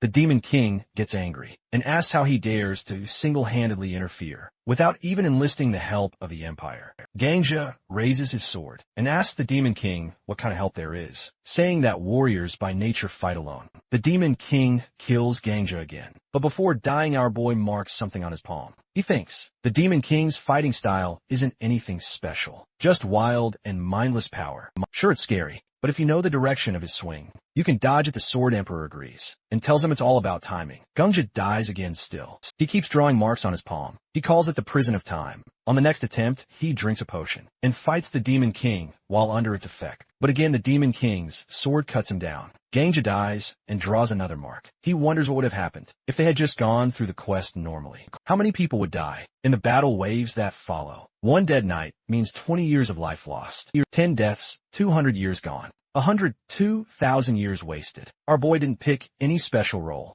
to earn that kind of time. He just wants to protect it. He dies again and returns 24 hours earlier. He thinks the only way to win this time back is to have a body ready to be banished forever. Sword Emperor laughs and mocks him, saying he still can't dodge a basic swing, even after knowing where it'll come from. Ganja dies again while fighting. The Sword Emperor says, our boy still doesn't know how to use aura properly. The aura must flow evenly. Ganja dies again. He finds himself once more facing the Demon King, who tells him to obey the rules of the warrior goddess. But Ganja ignores it and keeps attacking, saying today he'll end it in one blow. He jump strikes, dies again. He repeats the same scene again and again. Every time he declares that the warrior is here to cut down the Demon King. He dies over and over, but never stops. He mocks the Demon King, calling himself the sword of the Empire. The Demon King tells him to prove it. Gunja raises his sword and prepares to strike, then dies again. Now he pushes harder. His sword moves faster. He blocks an attack. For just 1 second, he survives. 1 second becomes a lifetime. He tells himself that even a stream starts with a single drop. Even if he lives only 1 second at a time, he'll keep pushing forward. Each time he comes back, he keeps drawing lines on his hand, so many that his brush can't keep up. In one round, the head of the black dragon praises him. Floor cleared in under an hour, and less than 40 deaths. In the next, it's under 50 minutes with only 30 dead. Then it's under 40 minutes and not even 20 lost. Then maybe even just 10, and finally, one day, no one dies. The Demon King sees Ganja smiling and asks why. Ganja says he's happy. The Demon King is confused. How can a dying man be happy? Ganja says no one, not even him, would understand. The Demon King says that sounds arrogant. Ganja just says it's the truth and attacks again. He dies, but he keeps going. His sword today is faster than yesterday, and tomorrow it'll be faster again. Later, the head of the black dragon walks up to him and tells him she checked. No one died. She holds his hand and says, even a pantheon had no casualties. He cries and hugs him, thanking him. Ganja thinks he wants to keep living just a bit longer. He finds himself back again. The Demon King asks how he dares to challenge him alone. Ganja says it's just the way of warriors. He fights again, dodges the next blow. The Demon King keeps swinging, calling his shadow the true evil. Ganja blocks it, but suddenly a mirror appears. The Black Witch teleports in behind him. She says she was supposed to stay put, but curiosity got the better of her. She asks what Ganja is doing here all alone. He says it's the warrior game. She says she's not letting him have all the fun, and joins in Ganja jokes, and asks if she's trying to steal his kill. She says stolen prey tastes the best. The Demon King tries to speak, but Gongjo cuts him off and says forget fighting alone. Maybe attacking as a group is also the true warrior spirit. The Demon King gets mad. He says their weak tricks won't work anymore. and calls upon the evil spirits. Monsters appear everywhere. The Black Witch is shocked. This is beyond what they can handle alone. The head of the Black Dragon shouts, if the Sword Saint plans to help or not. Sword Saint stands relaxed, says he's still watching after all. It's only been 30 seconds, and Gang Jia is already fighting. Dark Slime. Gang Jia shouts that he wanted to fight alone for a bit, and now he's ready for help. The head of the Black Dragon prepares to leave, and tells them to grab her hand. But Gang Jia refuses. He says it's fine. He raises his hand and points to the sky, then activates his skill. He summons his own evil spirits, and the Demon King is surprised. In a flashback, the Demon King was injured. It grew in size little by little, but still wasn't that big. Each time it received a new body, it also got happier suddenly. The Demon King, in the form of a puma, saw a girl. She started running away, screaming for her dad to save her, but there was no one nearby. The Demon King ate the girl up and absorbed her completely, and there was nothing left of her with her. Memories slowly flowed into the Demon King, and the creature became the girl. Her father yelled out for her. It turned out her name was Estelle. He looked out from behind the bushes and asked her what was wrong with her clothes. The girl turned to her father and said she's okay. Back to our hero who had just activated his skill. Skeletons start to emerge from the dark shadows, and Gungja asks the Sword Emperor if he's wondering why he chooses to summon evil spirits. He says that at first. He also leans toward a different skill. He starts talking about the technique that enhances aura, saying it would probably be kind of cool if he could use it, like the Demon King. But now his opinion has completely changed. He shows a skill card and draws the Sword Emperor's attention to the fact that the card mentions summoning people killed by the owner of the skill. He asks the Sword Emperor how many people he has personally killed. The Sword Emperor replies that he has killed 0 people, adding that maybe he's only killed 2, the Flame Emperor and himself. Gongjo agrees and says that must be true. Then he asks why the detective eye of Sword Saint shows his kill count as over 4,000. He says the method of counting deaths in the tower is different. He asks again how the Sword Emperor sees the number of deaths. On his hand suddenly, the Sword Emperor sees that one of the skeletons is holding the same sword that Gongja carries. He realizes these aren't just ordinary skeletons, and Gongja says that he really has died many times. The Black Witch looks surprised and asks if this is Gongja's skill. She says this must be why he cleared the 10th floor alone. The Demon King also looks all surprised and asks where Gongja got such a technique. Our boy tells him that he has no intention of telling him where. The Demon King shouts that this is unforgivable and unacceptable. Meanwhile, Gongja turns to the Sword Saint and asks him to fight the skeletons with him, saying that with his support, they'll be invincible. Sword Saint says he's not thrilled about fighting beside monsters, but admits they're still better than Gongcha.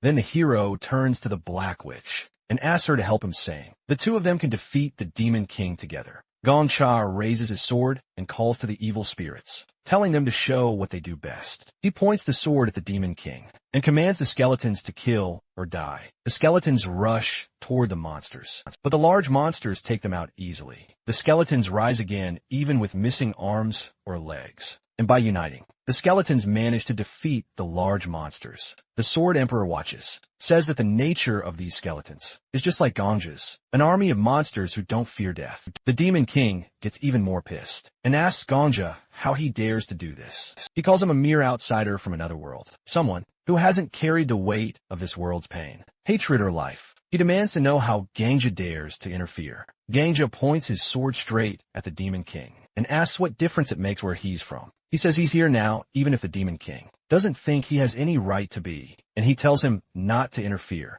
Right then the system sends a notification that Gongja has earned a nickname from a tower, the Death Sovereign. The tower officially gives him this title, and Gongja says that the tower has recognized his rights. In another flashback, the Demon King doesn't age, and just gets more beautiful over time. People call her Lady Estelle and the Holy Virgin. Rumors say Estelle can cure any disease, so people bring their sick kids to her. One desperate mom begs Estelle to save her dying child. Estelle tells her to leave the child and come back at dawn when they're alone. Estelle picks up the crying baby and says it smells delicious. He talks about how people are desperate for love and how the kid's mom wrapped him in the best rag she could find. Even with so little, the kid is full of life. Estelle promises the child it won't hurt anymore. Then she eats the kid as flesh and memories fill her. And she says she understands everything now. She tells the child to live a little longer. touches some black goo, and a kid comes out of it, though she calls him a non-entity. When the mom comes back, Estelle hands over the revived baby and says he's healthier now and won't even catch minor illnesses. She tells the mom to keep loving the child, just as before, and the mom bows and thanks her. Over time, more people gather around Estelle, calling her a savior who heals the sick and gives people hope. She becomes known as the one who saves those who suffer. Meanwhile, some knights are accusing her of heresy. Their boss orders them to attack, and they go in with torches, burning everything and killing people. Estelle screams in rage, calling the knights heartless monsters who don't care about human life. He says their evil will destroy them. Over at the battlefield, Ganja dodges an attack from the Demon King and tries to keep his team calm. The Demon King swings again, and Ganja can't figure out where the next hit is coming from. He dies, but his reincarnation power rewinds time by 24 hours. The system reminds him he keeps his skills and memories, so he's not starting from scratch. He fights the Demon King again, dies again, and keeps looping, slowly getting better each time. The Black Dragon's head helps Gong Zhou every round, but the Demon King keeps summoning monsters, and Gong Zhou keeps dying. Time passes, and eventually only 4 days are left before he can summon spirits again.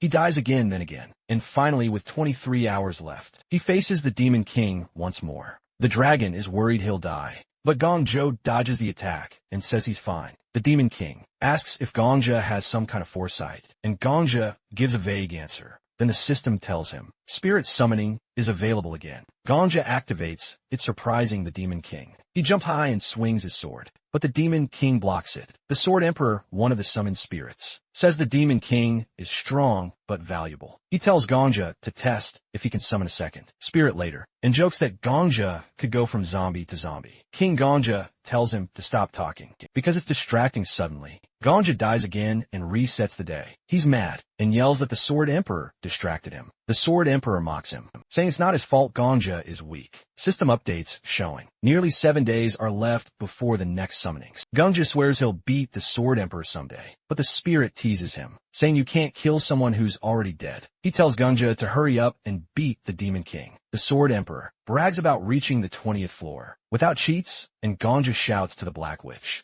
that the next strike will come from the right. She gets ready and uses mirrors to focus her energy and blasts the Demon King, tearing his torso apart. Gongja laughs and jokingly calls her ma'am. She gets annoyed and says she's not that old, and Gongja blames it on the potions. Even if she's actually pushing 50, the Demon King recovers, and Gongja senses another attack. He warns the dragon it will come from the left, and tells the Sword Saint to get ready. He orders the dragon to dodge the next attack, if no one else is there, as it might become a big strike. The Black Witch attacks again, surrounding the Demon King with mirrors, and blasting him from all sides. His torso gets torn apart again. Then something new happens. Skin starts forming out of the black goo. Gang Jia is surprised, and the system tells him that the Autumn Rain, Demon King, has decided to retreat to the 13th floor. The heroes are surprised because bosses never run away. The Demon King warns them not to get cocky and says he'll be back. Now only a tiny bit of him is left. Gongja is frustrated and covers his face, wondering what all this means. The tower gives him a hidden quest, and suddenly,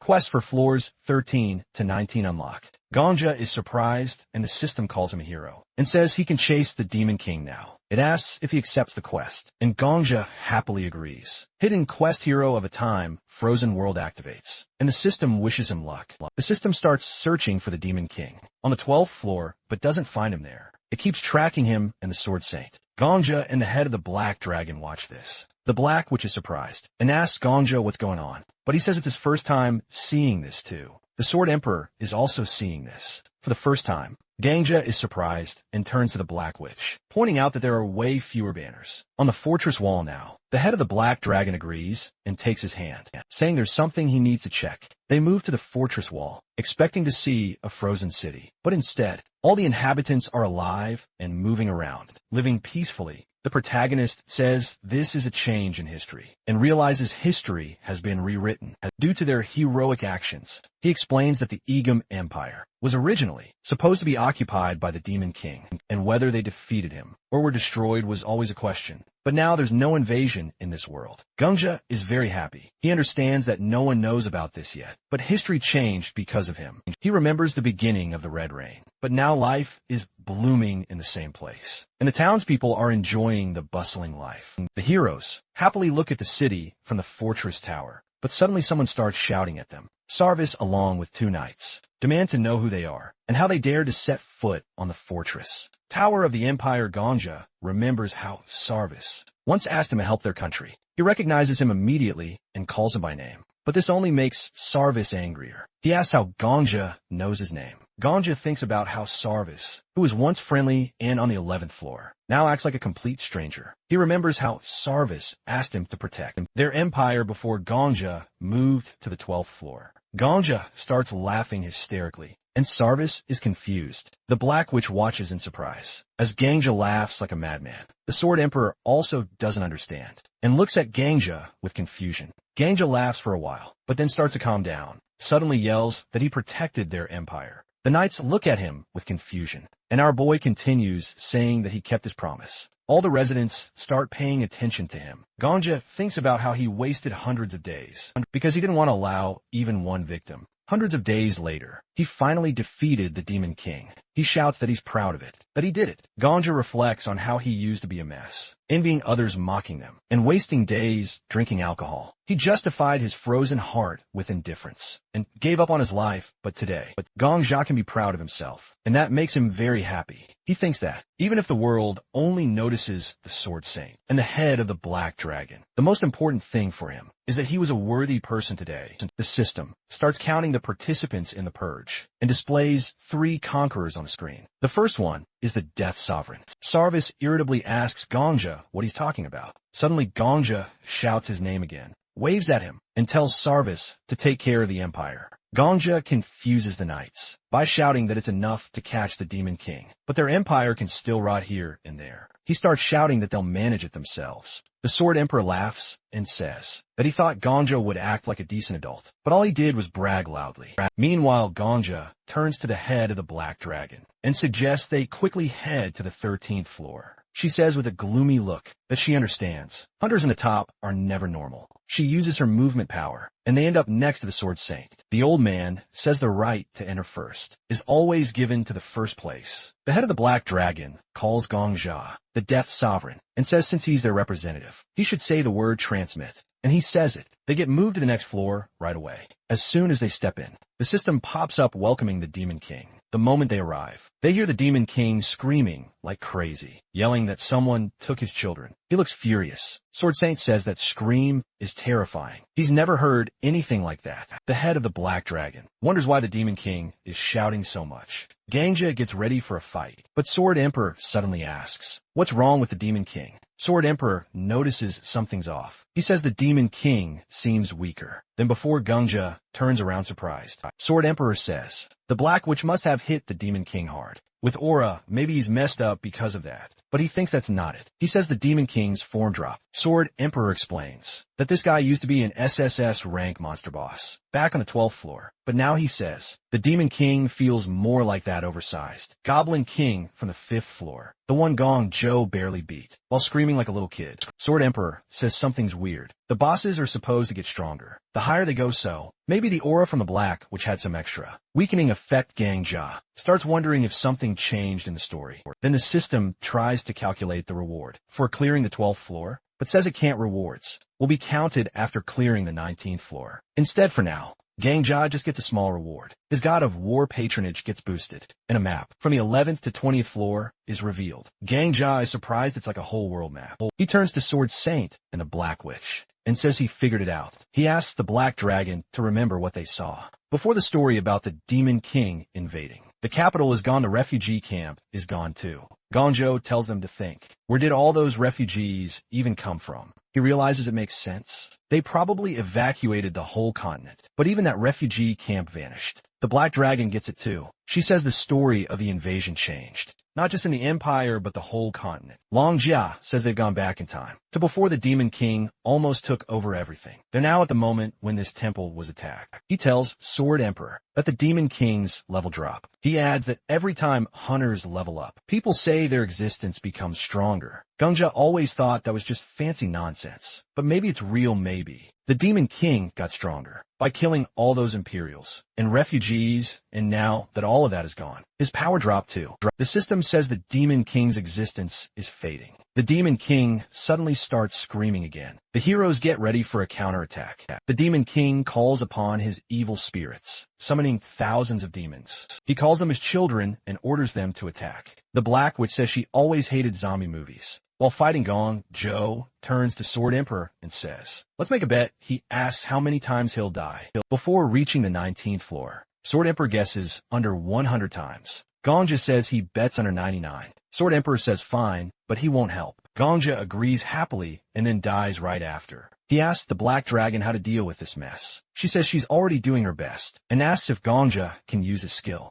He says it's still on cooldown and he needs 3 coins before he can use it again. When asked what that means, he says it's a special thing. Then he asks Sword Saint to smash the big roof. That looks like a sarcophagus. He wants to check something. Sword Saint asks what he's trying to check. Gong Zhou just says he'll explain later. He's a fortune teller after all. Sword Saint looks skeptical, but does it anyway, and surprise, surprise. Gong Zhou dies again next round. Gong Zhou tells Sword Saint the sarcophagus was a secret passage. There's a special hammer down there that works on the undead. He tells Sword Saint to go with the Black Dragon and use that hammer. Sword Saint says he only uses his sword in life. Gong Jia keeps convincing him the hammer has area damage. He just needs to cast aura and hit the ground, and all the dead will fall. Sword Saint asks how he knows this. Gong Jia yells he's a fortune teller again, and dies mid-sentence next round. Sword Saint finally listens. He grabs the hammer and uses it. Boom, dead, army defeated. Gong Zhou tries to say only the Demon King is left, but then a massive monster shows up. He can't tell if it's a zombie or a giant, or both. He thinks maybe it's the sacred Cyclops,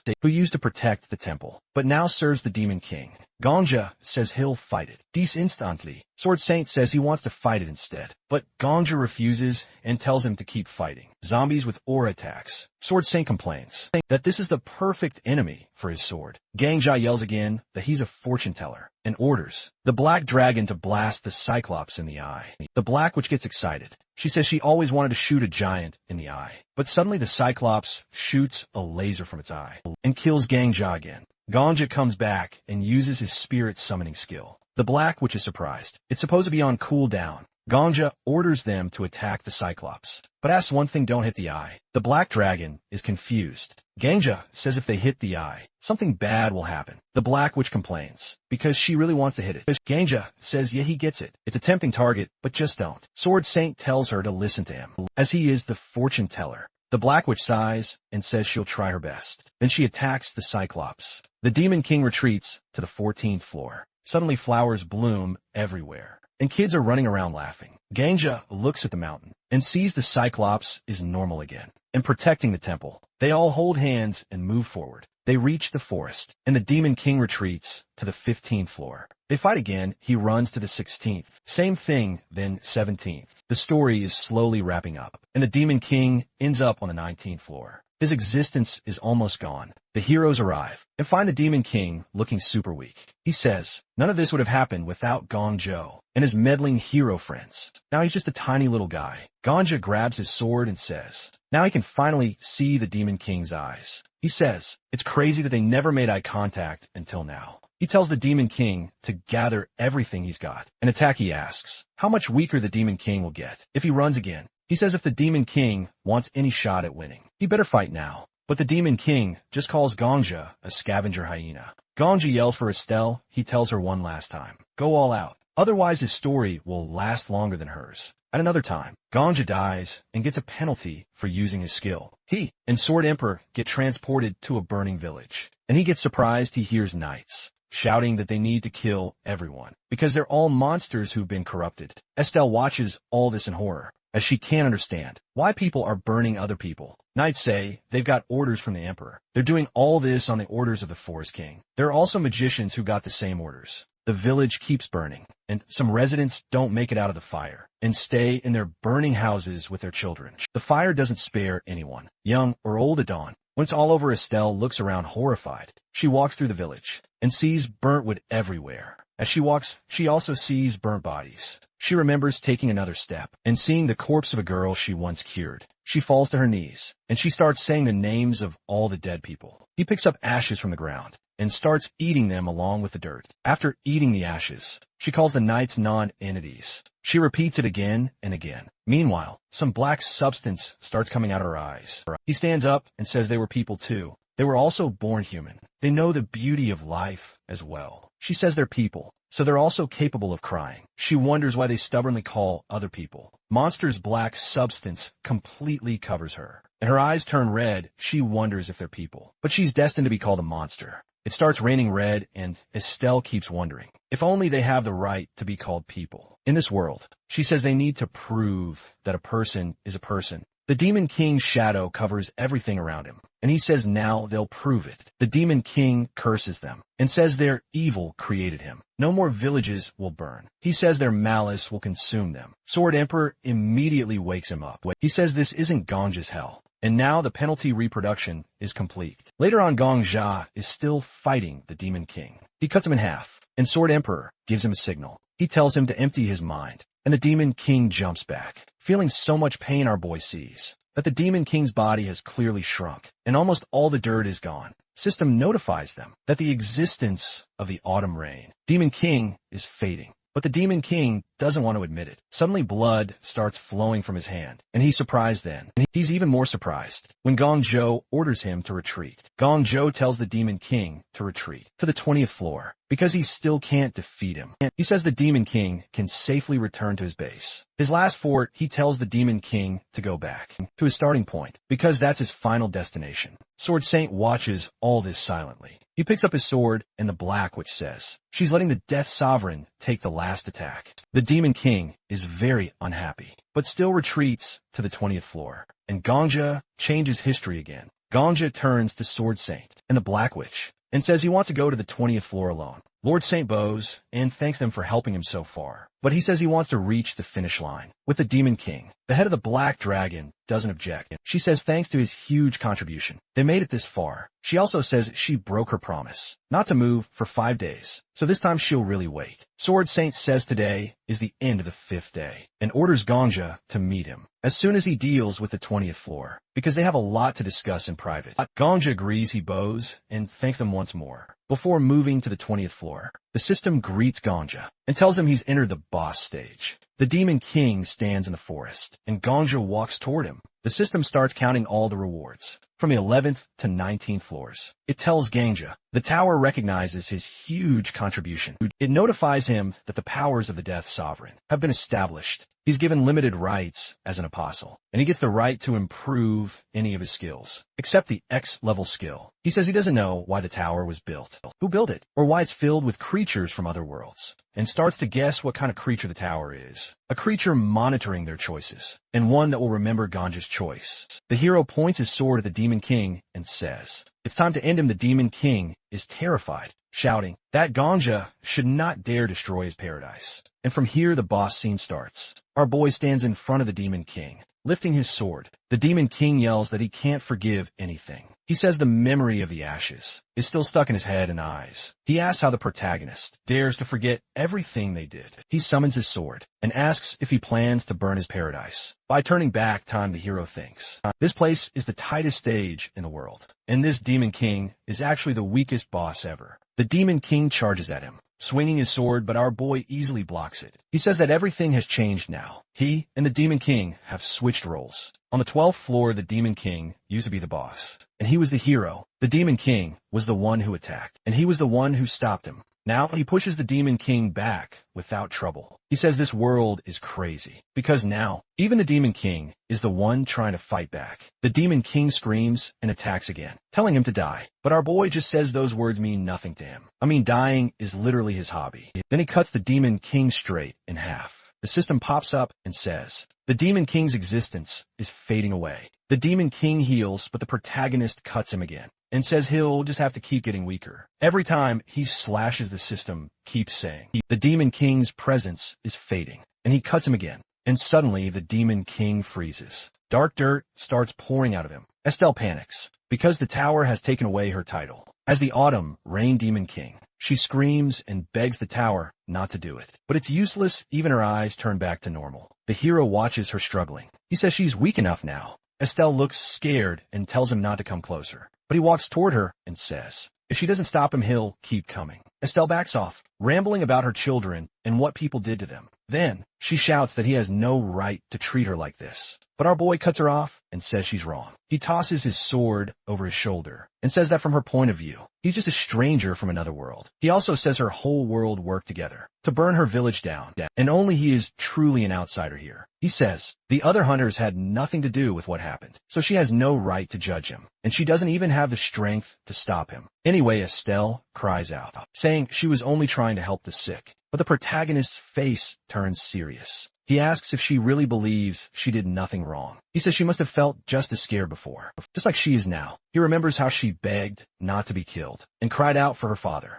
He talks about how a desperate mother brought her child to Estelle, hoping she would save him. But Estelle devoured him too. He says she acted like a savior, but betrayed everyone who trusted her. Estelle shouts that she didn't want to do any of that. He tells her she hid the truth, stole someone's identity, and ate someone else's child. She stayed quiet because she was afraid people would see her as a monster. Estelle yells that she didn't know. That she holds her head in shock, saying she didn't understand human life, or what those words even meant. He asks if that's why she did all this. She screams yes, saying that if she had known, she never would have done it. But he says this is exactly how people are. He says even those rulers who burned villages probably said the same excuses. Estelle yells that it's not true, and he agrees maybe some are just lying, but asks her, can she really say all of them were like that? What about the soldiers who just followed orders? What about the people who had to run from place to place, looking for shelter? He says, surely some of them truly didn't know either. He walks closer and says he never went to school and doesn't know much, but he understands one truth. And what goes around comes around. Since Estelle now sees the people she hurt as real humans,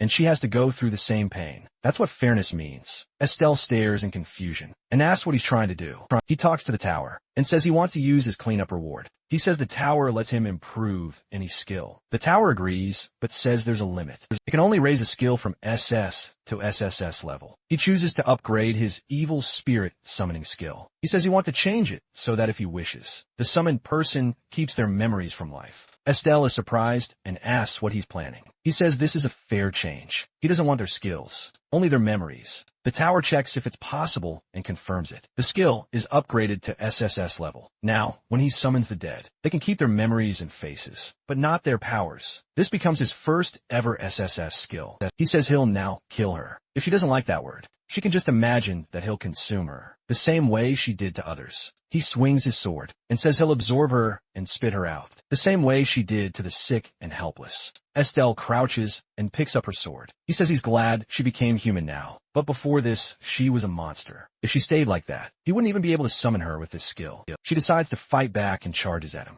He dodges super easily. The Sword Emperor watches and shakes his head. He says her stance is all wrong. Her feet don't land properly, and she doesn't even look ahead when swinging her sword. He says she only relied on skills and aura before. She's not even a real swordsman. Estelle attacks again, but the Sword Emperor reminds our boy. That's why he always tells him to train the basics. Because at the end, only your hands and feet can save you. He yells at him to end it. The protagonist smashes Estelle's sword in one hit, and a big chunk flies off. She falls and cries, and he stands over her about to end her for good. He raises his sword, but the Sword Emperor suddenly stops him. He apologizes for interrupting, but says he shouldn't rush to kill her. The hero, annoyed, asks why. The Sword Emperor says this all seems too smooth. He says Estelle might not be a monster anymore. Maybe she's just an NPC now. But they don't even know if NPCs can be summoned. Through his skill, he argues that NPCs are people too. But the Sword Emperor says that's just how he sees it. He tells him to check the skill description again. It says it only works on people he killed. He says that still includes NPCs. The Sword Emperor says sure. But how does the tower see it? Estelle stays silent while he talks to himself. Then he gets an idea. He asks the tower, does this skill work on anyone he kills?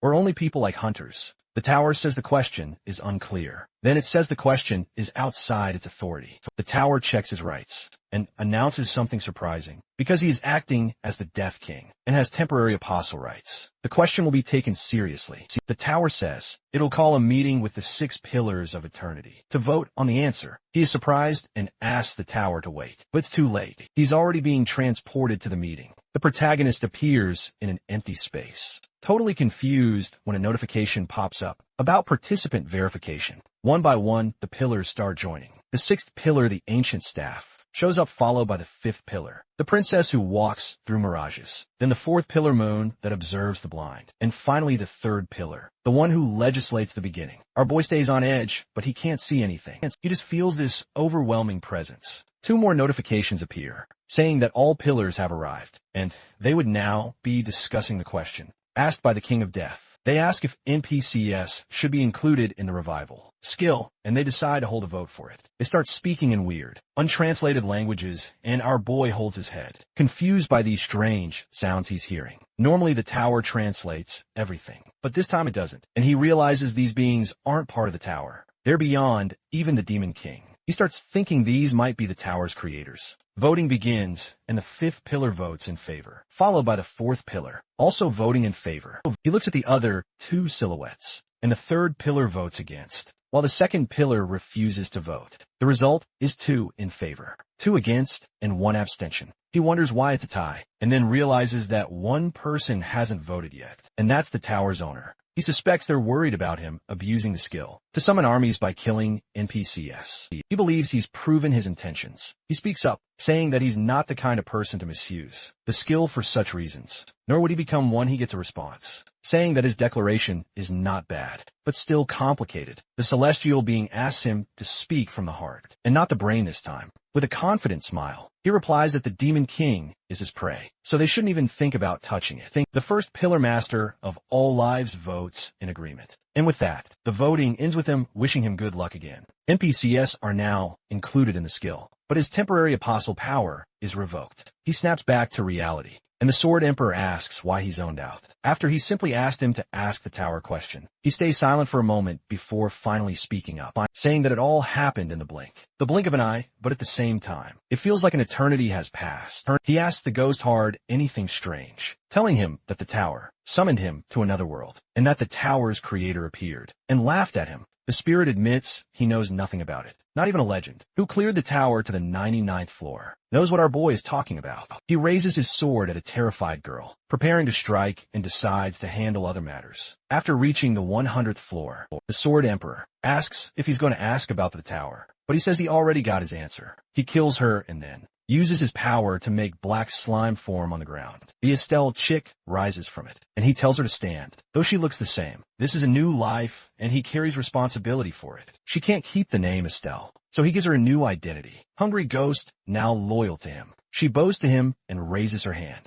Listening silently, the girl starts to shed tears, and given how he treated her, she should hate him, but she obeys without hesitation. The presence of the Demon King on the 20th floor is undetectable as the system confirms his absence. The Hungry Ghost stands in a village, watching his people go about their lives, but she doesn't want to be there. She covers her face, asking someone to stop. An army with horses marches forward, and Commander Sarpa sits on one of them, commanding the army to halt. The Hungry Ghost collapses, telling her master she would not resent him. She will hold no grudges against him, and will follow any order he gives. Nearby, 2 people bring food to a girl, and her mother, Estelle, starts to cry. She says she doesn't care what happens to her next, but he should please spare her haven. Gungja stands in front of her, and the Sword Emperor watches everything. Finally, understanding Gungja, asks her if she means that Liyue has the responsibility to protect its subjects. She apologizes for not realizing that earlier, and our boy walks away from her, telling her that she lost her bet, so she better think of how to make up for it. Gungja tells the army to halt. Commander Sarvis questions his authority. Gangja asks why they're here, and Sarvis explains they came on imperial orders to cleanse the area from a witch, corrupting minds, saying they can't stand and let that happen. They'll burn everything with sacred fire. Gongjo remembers them all: the knight, the pharmacist chick, and the blue monster. He rescued them across multiple dungeon floors. 13th, 14th, 15th, and onward, the knight says. The high priest ordered punishment for heretics who dared call the witch a saint. Various factions have gathered warriors, nomads, traitors, knights, all once saved by our suicidal hero. Sarvis demands to know who Gongja is. And a message appears: hero of the frozen world. Difficulty unknown. Gongja stands silently for a moment. Reflect on the past, and on how the people of the continent don't. The great deeds he has done for justice and devotion. But regardless, justice is justice and devotion is devotion. He addresses Sarvis by name, irritating the knight, who says Gongja has no right to address him that way. Gongja points out that he knows the emperor's current situation, but fusses over some boom as imperial order. Saris pretends not to understand, but Gongja hints he knows Saris's plan to overthrow the crown prince and support the third prince over the rightful heir. He figured out just by experiencing Sarah's trauma. Gongja walks up to him, talking about how much the emperor helped Sarah's rise, from a port worker to a commander to a star. Bus angrily says that he must be from the Amber Palace, and he's only here to change the views of everyone that has gathered here, and Gongja mocks him, saying that the fishing nets he's been carrying aren't the only things with holes in them, as his eyes seem to be serving him no purpose. The knight starts sweating in fear. Asking who sent Gongja, the protagonist raises his sword, telling them to look for themselves. He's the heir of the founding emperor. Lefanta Ejim, the sword glows brightly, and Gongja declares he knows about the political unrest. In Sarvis's betrayal, he questions Sarvis's loyalty and asks if he's disappointed by his words. And Serpes falls from his horse and kneels, saying he isn't disappointed at all. Gongja tells him to protect the empire and all life in it. Serpes' men salute him as the predecessor, and the entire army bows to him. Sword Emperor stands beside him, admitting the hero's deception is unmatched. Our boy asks him if he's just realizing that now, and the Sword Emperor advises him that confidence is key, not just in swordplay, but in deception too. In order to completely fool your opponent, you must fool yourself too. Gongja lowers his sword, and all the knights kneel before him. 2 elves and 2 men in red clothes discuss if he's truly the predecessor. They aren't sure, but the sword is real. Sarba, still kneeling, asks the question, why is the predecessor here? If the army came to defeat a witch. Gongja recalls the spirit's advice, believe your own lie. His eyes turn red, and he declares the witch is already defeated. He points to the white-haired girl Estelle. The witch of the west, Sarah, confirms it's her. Gongja waves his hand, and the girl stands. The army shouts to burn her, but Gongja orders the hungry ghost to kneel. She does. He tells her to bow and hit her head on the ground, and she obeys. Then he tells her to do push-ups, plank squats, and run sideways.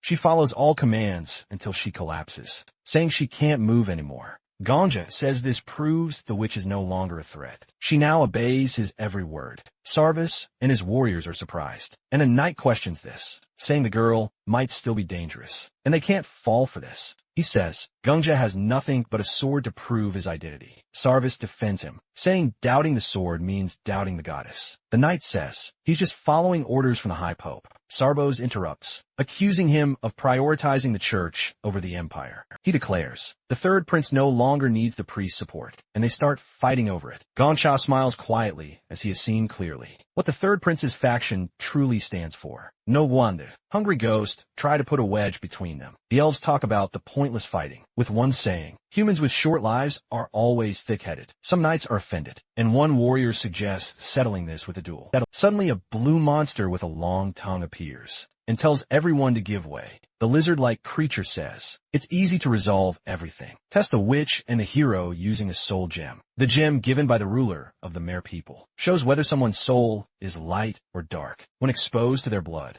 The monster holds out the gem and says that if Gongja is truly the emperor's predecessor and the girl is truly a witch, then both must take the soul gem test. The creature explains how the gem works. If it touches the blood of someone with a good soul, it glows white, but if it's someone evil, it turns black. Our boy asks the Sword Emperor if this is true, and he confirms it, saying that half-creatures are good at making tools like this. So Gongja tells them to test him without hesitation. The lizard says that bluffing won't help, and warns Gongja not to regret it later. The monster grabs Estelle's hand, cuts her palm, and lets her blood drip onto the gem. The gem turns black immediately, and the lizard is surprised at how dark her soul is, wondering what kind of crime she's committed. He calls her a witch or even the Demon King. and pushes her aside. Now it's Ganja's turn. He steps forward and says he's ready. The lizard cuts his palm, still talking about how bluffing won't help, and lets his blood touch the gem. The gem lights up like a solar flare, glowing so intensely that everyone is blinded. The elves and the lizard are surprised, and the commander and the others can't believe how pure Ganja's soul is. He's glowing like a holy figure, with a halo above his head. The lizard is convinced that our suicidal boy is a saint, and tries to remember where he's seen a soul like this, before tears fall from the lizard's eyes, as he whispers that Ganja must be the apostle of the goddess. And Ganja confirms it, saying that he is indeed the apostle. The dumbass knights are all confused, wondering what the creature meant by calling our boy the light. But it's clear that Ganja is something special. Some monsters notice the sword he's holding. It's the Emperor's sword, which proves his noble origin. One captain says that if Ganja is the great Emperor's successor, then why does he stand in their way from burning? The village-hungry ghost tugs on his jacket, suggesting that if he's really the apostle, he should lead the heavenly punishment. Against the knights, he remembers the sword. Emperor says that the best lies are 90% truth. He tells the knight to watch his words, as he'll decide the method of punishment. As a matter of fact, he has already taken care of the evil ones. He snaps his fingers and raises skeletons from the ground as proof, which scares the living spirits out of the knights. Ganja places a hand on Estelle's head, claiming it's his mission. He asks why they assume that this which is the only evil in this world, explaining that these skeletons are villains. He defeat demonic followers of evil, comparable to that of the witch. He says it's the will of the goddess to destroy evil and send demons to hell. This is his destiny. The lizard realizes that Ganja did all this on his own, and Ganja confirms this, saying this truly is their hell, and no one could have imagined the apostle would go this far. Ganja says there's no need to punish Estelle anymore. He already eliminated the Real villains. These demons will suffer in his hell forever. The Sword Emperor admits he has nothing left to teach someone like him. He's more skilled in lying than he thought. He tells the Sword Emperor not to be modest, as he still has a lot to learn from him. Then Ganja reminds everyone that this is the will of the goddess. The knight captain asks if Ganja is really in control of these demons. He just wants to be sure they won't escape someday. Ganja snaps his fingers, saying the captain simply wants proof. He's not sheltering demons. Skeleton with black emerges from the ground. Gongcha interrupts and says this should clear all doubts. The skeleton starts to disintegrate, and Gongcha calls forth the spirit within. Surprise, surprise. It's the Flame Emperor. The Flame Emperor immediately grabs Gong Cha by the collar and starts yelling at him, saying that boiling him in hot sewage water won't be enough for what he did to him. He screams that he'll kill him and drag him through hell, and he keeps shouting and shaking him by his jacket. Gong Zhou tells everyone this man is one of the true villains, even worse than the witch. The witch was born evil, but this man was born human and committed worse crimes. The elves watch in fear as the Flame Emperor makes more noise. Our boy snaps his fingers again, telling him to dance. Flame Emperor suddenly starts dancing uncontrollably, confused and furious, and entering a huge aura death. He yells dancefully that he'll gong someday, but keeps dancing. He dances circles around Gongja,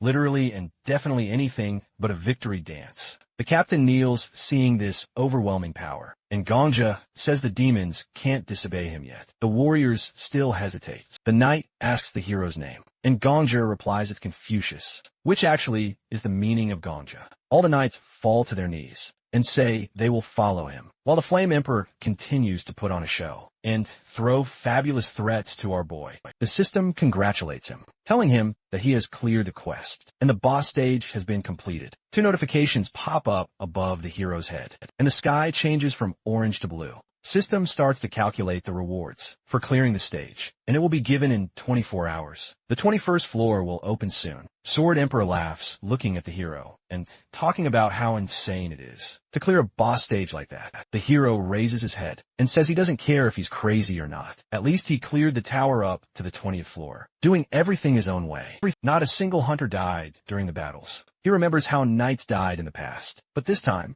no imperial or continental resident lost their life, and he was able to take the hungry ghost under his wing. Even if they had just watched from the sidelines, the stage would have probably cleared anyway. But the other possible ending was brutal. Burning the city down and destroying everything could have been another outcome. The tower doesn't care about good or bad endings. If it did, someone like the Flame Emperor wouldn't have made it to the 40th floor. Gong Zhou says the tower didn't choose this world, and the ending doesn't always need to be perfect. The day is calm, no fire, no rain. This ending is the one he chose. Sword Emperor asks if that ridiculous dancer is also part of his chosen ending. Flame Emperor yells, telling him to stop, confused why Gangja is letting him continue dancing. And our boy simply gives a thumbs up and smiles, asking if it's beautiful. A loud announcement says the 20th floor stage has been cleared. Twice, and Gangja is bummed cause there's no connection. Sword Emperor reminded our hero that he once said he'd rather be recognized by special people, like the Black Witch or the Old Man, instead of just random people. Gangja tries to deny ever saying that at first, but then says the more the merrier. He says maybe it's possible to earn recognition from everyone, and Sword Emperor calls him greedy. Suddenly Black Witch jumps on Gangja, happy that he's alive. She calls him crazy and says that on top of that, she heard that he's still a baby. That's not even in his 30s yet. She squeezes his neck out of excitement, and he complains that it hurts. The old man stands nearby under a tree, and the girl shows her phone to Gangja. She says people are glazing him for clearing the floor in just 5 days. She went back to the first floor and took screenshots of a bunch of news articles. Headlines are everywhere: 14th floor cleared. King of Death, a new star rises. She couldn't take screenshots of all of them, but it's clear that things are running wild. Not just inside the tower, but outside too. Gangja is surprised about all of this, and the Black Witch says that everyone is talking about him, where he came from, how he got so strong, how he's climbing so fast. He asks if the went through the trouble of taking all these screenshots herself, and she proudly says yes. She even used a portal to get to the first floor, just to collect all those screenshots for him.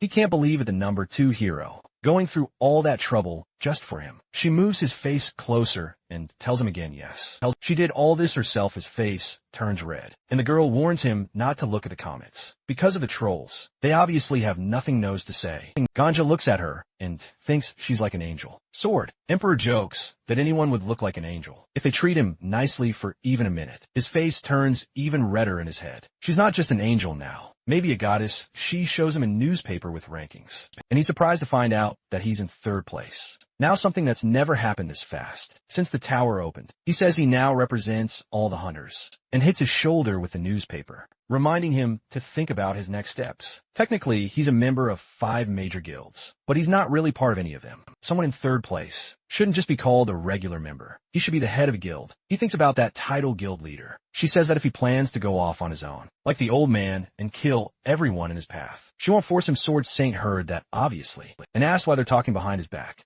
The Black Witch asks who all these people are, and Gangja says they're knights from all over the continent. He explains that after he beat the Demon King, an invasion event happened on the 20th floor, so he used tricks and skills to lie his way through, pretending to be some great emperor's descendant. She laughs and says he's good at lying, but still no blood was spilled. Thanks to him, they can now trade with this continent. She adds that they don't need to do business with people of the outer world anymore, as their prices are insane. The old man says trade has always been unfair. Outside people have all the resources, tech and power. Gangja remembers how cold the Black Witch seemed when he first met her, but now they feel close. Gangja asks how much she wants to trade with this continent. She says a lot, so he tells her that she can use his name for it, and he'll speak up for her. After all, in this world, he's the apostle of the goddess, and the emperor's predecessor. She says it's a tempting deal, because she knows he wants something in return. Gong Yu says what he wants is the entire 20th floor. He wants to own all the land. In return, he won't take any reward. From the 11th to 19th floor clears, and they'll share trade profits with others. She says she can't decide that alone, and will need to talk to the other guild heads. She also asks why he wants the 20th floor. It looks worthless, the soil sucks, and there's not much space. He just says he likes land more than money. So that would do for our suicidal real estate owner.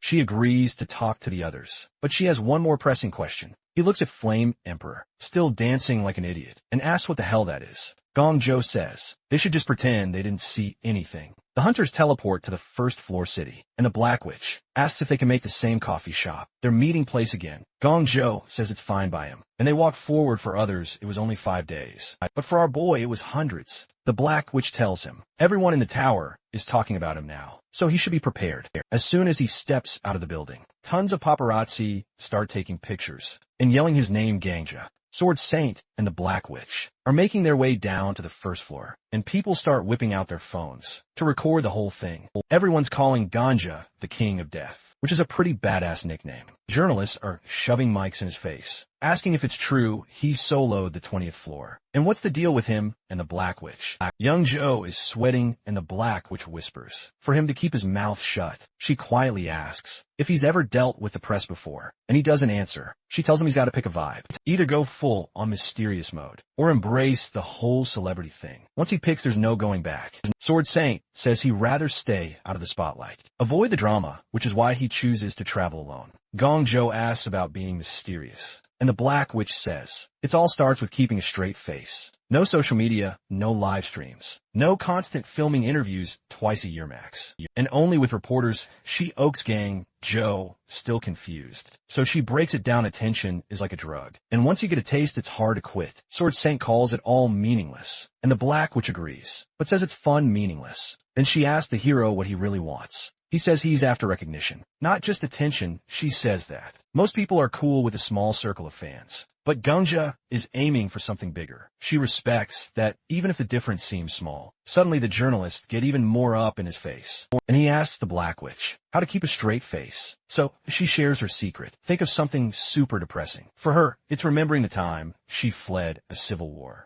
losing her dad along the way. Gunja tries it, thinking of the Flame Emperor, and his face goes ice cold. The Black Witch is impressed, saying he's a quick learner. They push through the crowd, and Gang Ja is looking all serious and intense. Later they all chill at a cafe, and occult interrogators, hyping Gang Ja up for clearing the 20th floor. In 5 days, Miss Paladin admits that she thought they were all gonna die during the cleanup. She asks if Ganja's got some secret method, and he says she should just live by her conscience. The Countess, or Count, depending on the day, talks about how the Empire's NPCs turned on them, arresting them as palace invaders. Viper calls the cult interrogator sneaky for finding a secret escape route. The cult interrogator says that he was kidnapped by the Bulgarian mafia as a kid, saying those were the best days of his life. The Black Witch says that they've all got rough backstory, slums, gang leaders, you name it. She calls them all trash from the outside world, and Miss Paladin tells her to cool it with the oversharing. Miss Paladin asks if that means Gong Joe is officially one of them now, and the Black Witch says yeah, since he played a huge role in the cleanup. No one died, even with a ton of people on the 11th floor. She says Gong Joe is the perfect guy to represent their tower. As a new hero, everyone else has problems. The Count's too greedy. The cult interrogator's got too much blood on his hands. Miss Paladin hates the spotlight, and Viper's just awkward. Sword Saint is an old dude obsessed with fencing, and she works in the shadows. Gang Ja is the only one without a public image. The cult interrogator starts analyzing Gang Ja, saying he should play up the mystery angle. So now he's freaking out as they start planning his whole public persona with fake backstories and donation announcements. He reminds them that he's going for the mysterious gimmick, but the Black Witch insists they need at least one photo. For the press, they start a photo shoot, making Ganga pose with a sword, while the Sword Emperor tries not to laugh. Ganga is so done with it, taking off the jacket and yelling that hunters should focus on climbing the tower, not this nonsense. He mocks them for being stuck on the same floors for years while worrying about stupid stuff. The Black Witch and Countess just laugh, saying his outburst is perfect for headlines. Sword Saint tells Ganga to give up, saying the same thing happened to him back in the day. He's ready to bounce, complaining this could go on all day. Ganga follows him, and the guild heads shout that there's a press conference tomorrow, so Ganga should lay low until then. On a rooftop,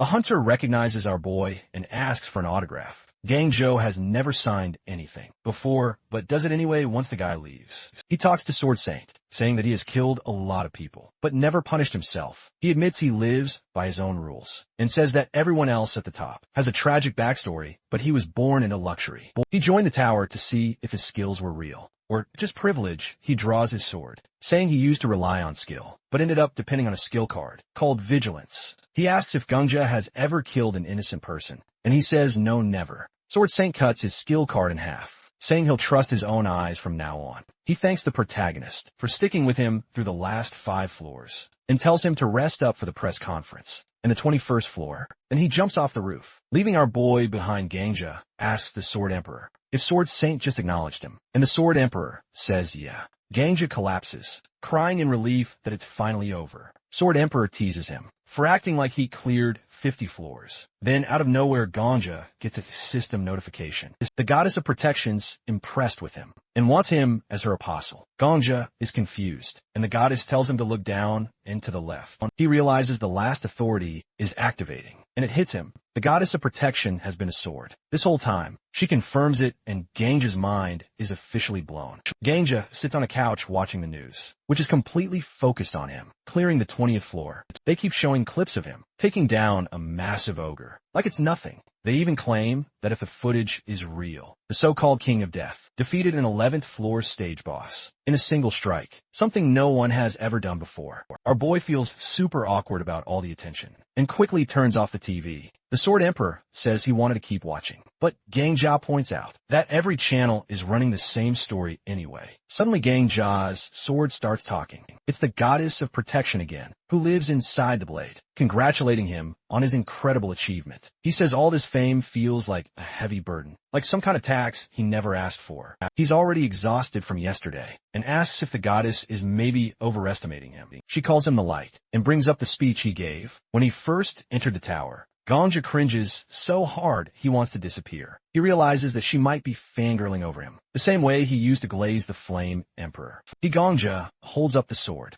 and threatens to clean it with a gross, dirty rag if she doesn't stop. The glazed goddess panics and begs him not to do it, and he's glad she finally shut up. He looks at the sword and asks if she's really a constellation, some kind of being that represents an entire world. She explains she used to be a divine spirit, but got sealed into 5 sacred swords by the founder of the Jim Empire. Her name is Idol, the first sacred sword. There are 4 others: compassion, prayer, sacrifice, and salvation. If he can collect all of them, she'll regain her full power. Ganja asks where to find the other swords, but the goddess goes mute. He guesses she probably doesn't even know. She says that she can sense them if she gets close. But Ganja is not in any rush to track them down anyway.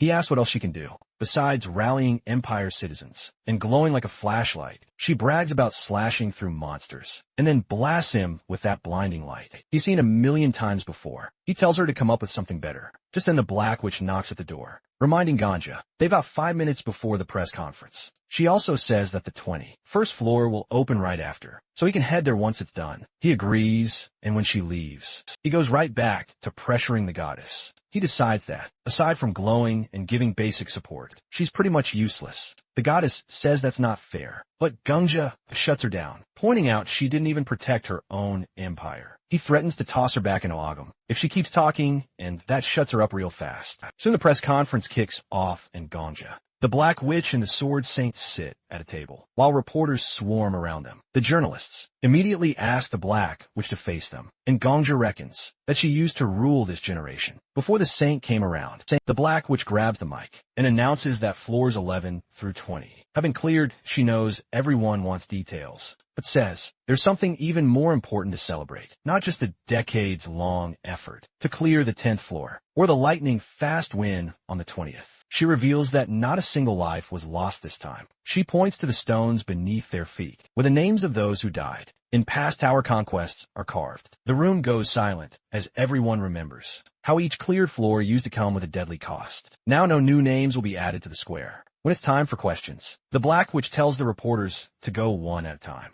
Ganja just wants to get this over with, so he can hurry to the 21st floor. A guy named John Evans from Babylon Daily News raises his hand. He calls Ganja the King of Death, pointing out how fast he's climbed the tower. He's already in 3rd place. Evans talks about rumors that Ganja's rise is thanks to some secret training programmed by the big guilds, basically calling him an industry plant. He also brings up claims that Ganja monopolized the 20th floor and asks if powerful guilds are trying to take control of floors 11 through 20. Black Witch whispers to him not to answer, as it's likely a trap, and this reporter dude is quite an annoying one. She says it'll blow over if they just ignore it, but our boy insists he has to say something. And clear things up, he reaches for the mic, telling her guys like Evans won't stop unless he makes his stance clear. She starts to argue, but Ganja cuts her off and says he's got his own way of doing things. The Black Witch tries to stop Ganja from talking too much during the press conference. She warns him that small mistakes can be fixed by the guilds, but a big outburst would be hard to handle.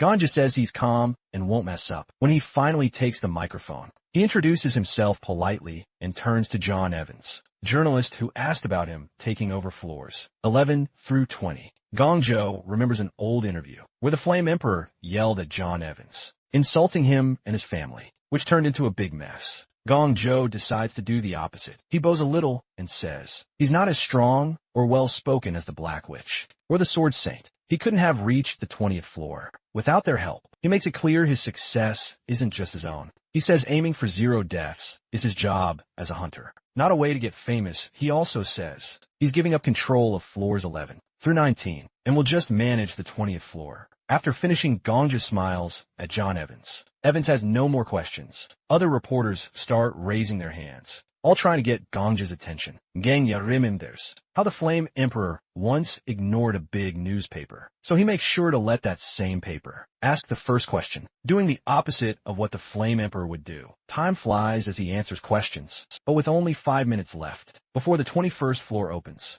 the Black Witch steps in. She takes the microphone and says they have to get back to clearing the tower. A reporter shouts one last question, asking what the relationship between the Black Witch and the King of Death is. Black Witch smiles and says they're more than friends, because they're teammates, then ends the press conference. Reporters ask more questions, but she leaves quickly. Gongja asks if she just stirred up interest, and then left. The Black Witch laughs and says she loves drama, explaining that a little excitement at the end makes the event more memorable. Backstage, she grabs Gongjo's hands, happy with how he handled the press. She says people love heroes, but like them even more when they're humble. Gongjo admits he was just doing the opposite of what the Flame Emperor would have done. The Black Witch says calling them more than friends is a way to distract people from rumors, since she's dealt with gossip for a long time. She tells Gongja to trust her experience in handling the public. And with 5 seconds left on the countdown, a girl appears. She congratulates everyone for beating the Demon King. On the earlier floors, she says they can stay on the first floor for a quiet life, or keep climbing because they've reached the 10th. And then the 20th floor, she says they'll now see the deeper parts of the tower.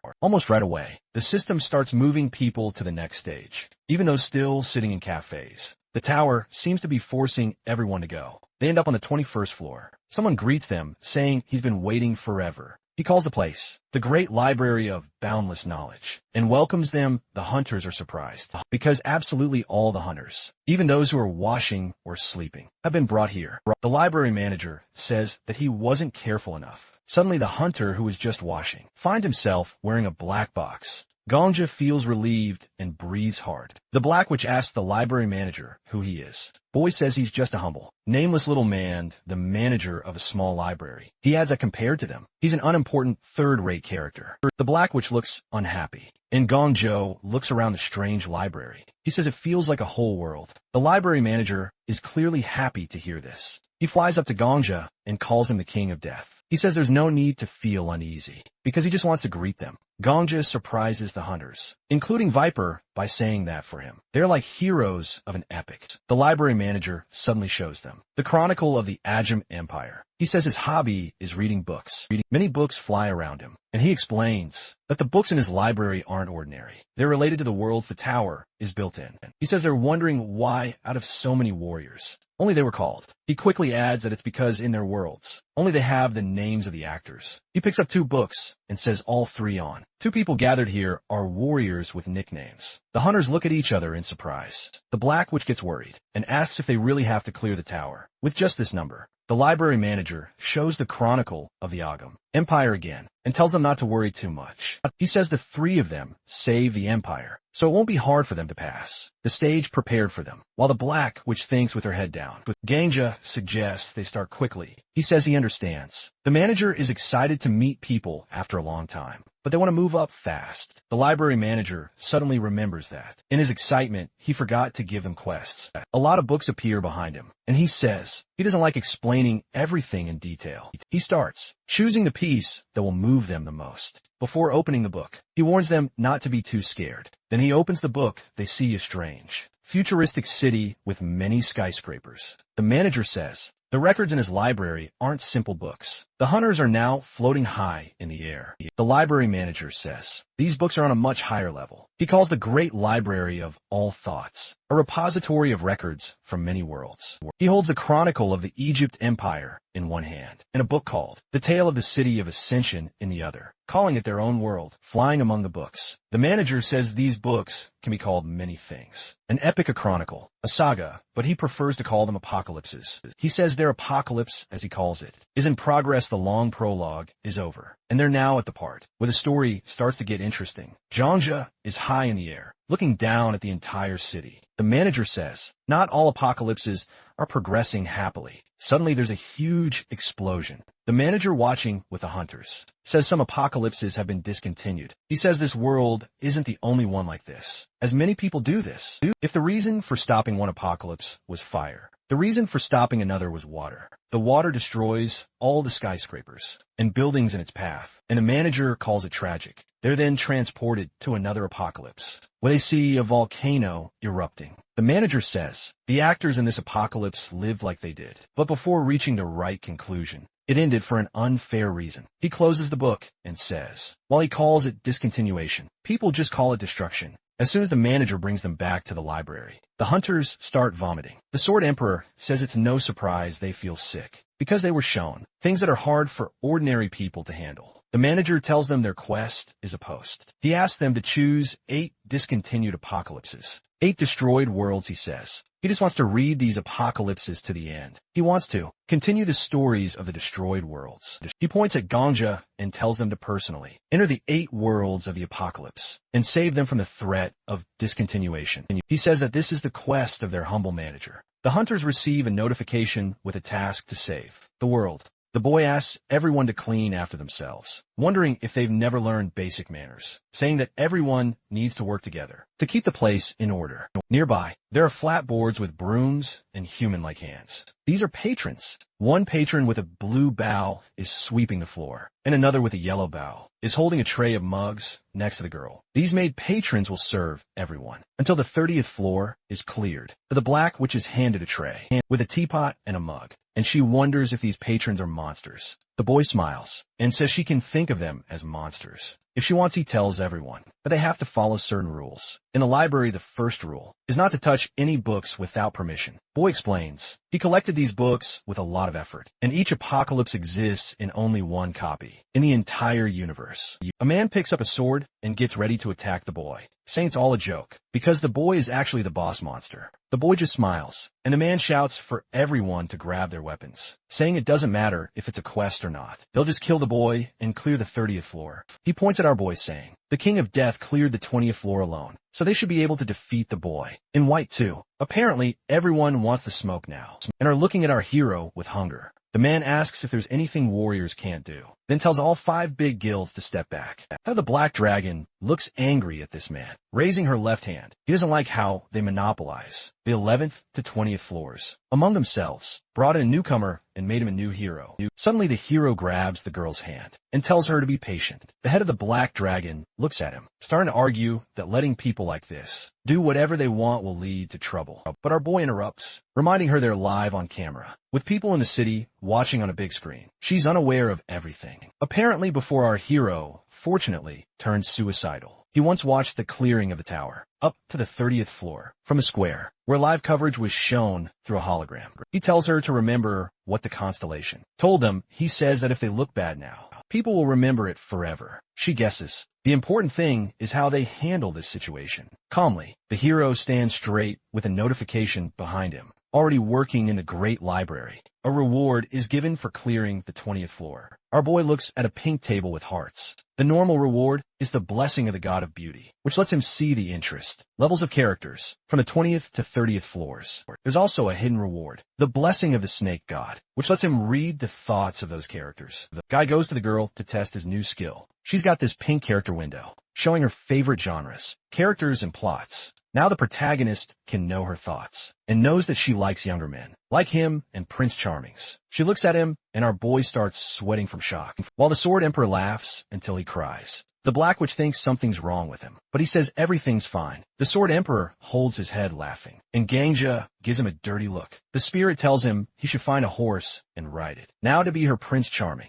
The protagonist immediately uses the skill on the Sword Emperor and his face twists in disgust when he realizes that his favorite type is mother. The hero stands there smiling, but the ghost hits him from behind, telling him to leave his head and delete the memory, or he'll kill him even if he can't touch him. Our boy says the Sword Emperor should better stay obedient until the 30th floor and should keep his head down, or else he'll open his thought window again whenever he feels like it. A group of people stand with weapons raised, ready to start a boss fight, but someone says that's stupid. It's Sword Saint Aura farming again. He says that the boss could throw everyone into a destroyed world if he wanted. Still, they want to fight. The old man says if they're planning a group suicide, he won't stop them if the warriors lower their swords. But the black-haired man turns around again and shouts that the King of Death also cleared the 10th to 20th floors alone. That monster bosses are all talk. He thinks all big guilds are con artists. The boss asks if they're done talking. The boy slams a book that glows blue, saying he hates cliches, so he'll finish things quickly. A black pillar rises under him, with a purple light on top. Boy smiles, holding an open book with some kind of creature inside. He says that in this apocalypse, all humans were destroyed, leaving only one magician alive.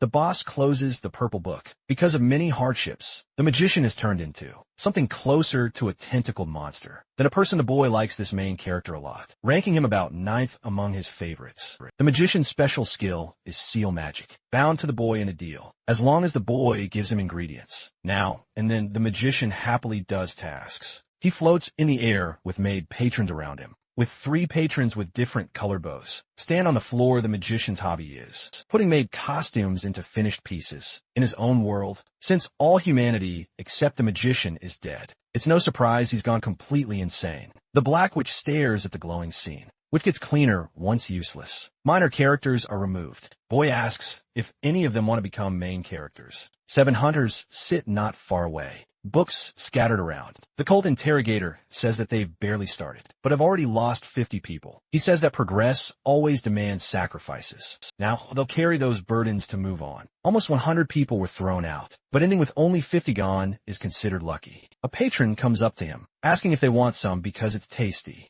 Our boy asks the cult interrogator to shut up, because him talking only weakens their morale. Boy agrees and decides to stay silent. Suddenly, the protagonist stands and starts gesturing, understanding they shouldn't attack the constellation right now. Instead, they can just follow the quest. For the library manager, he says that he is now 3rd in rank and has to get used to being the center of attention, and says following the quest won't be a burden for them. A girl approaches him and asks everyone to look carefully at the quest. They'll all each pick one book with a different unfinished story. If they save that world, it'll count as their 22nd floor. He says the reward will change depending on the world they save. If it's a world full of diamonds, that world will become their 22nd floor. Black Witch is suddenly so interested as soon as she realizes that diamonds are an example. If they find a world rich in other resources, they can solve the tower's food shortage. Without outside help, our boy opens a blue book, and someone yells for him to be careful. A man with an eye patch appears, surprised that nothing happens. The boy flies over the hunters,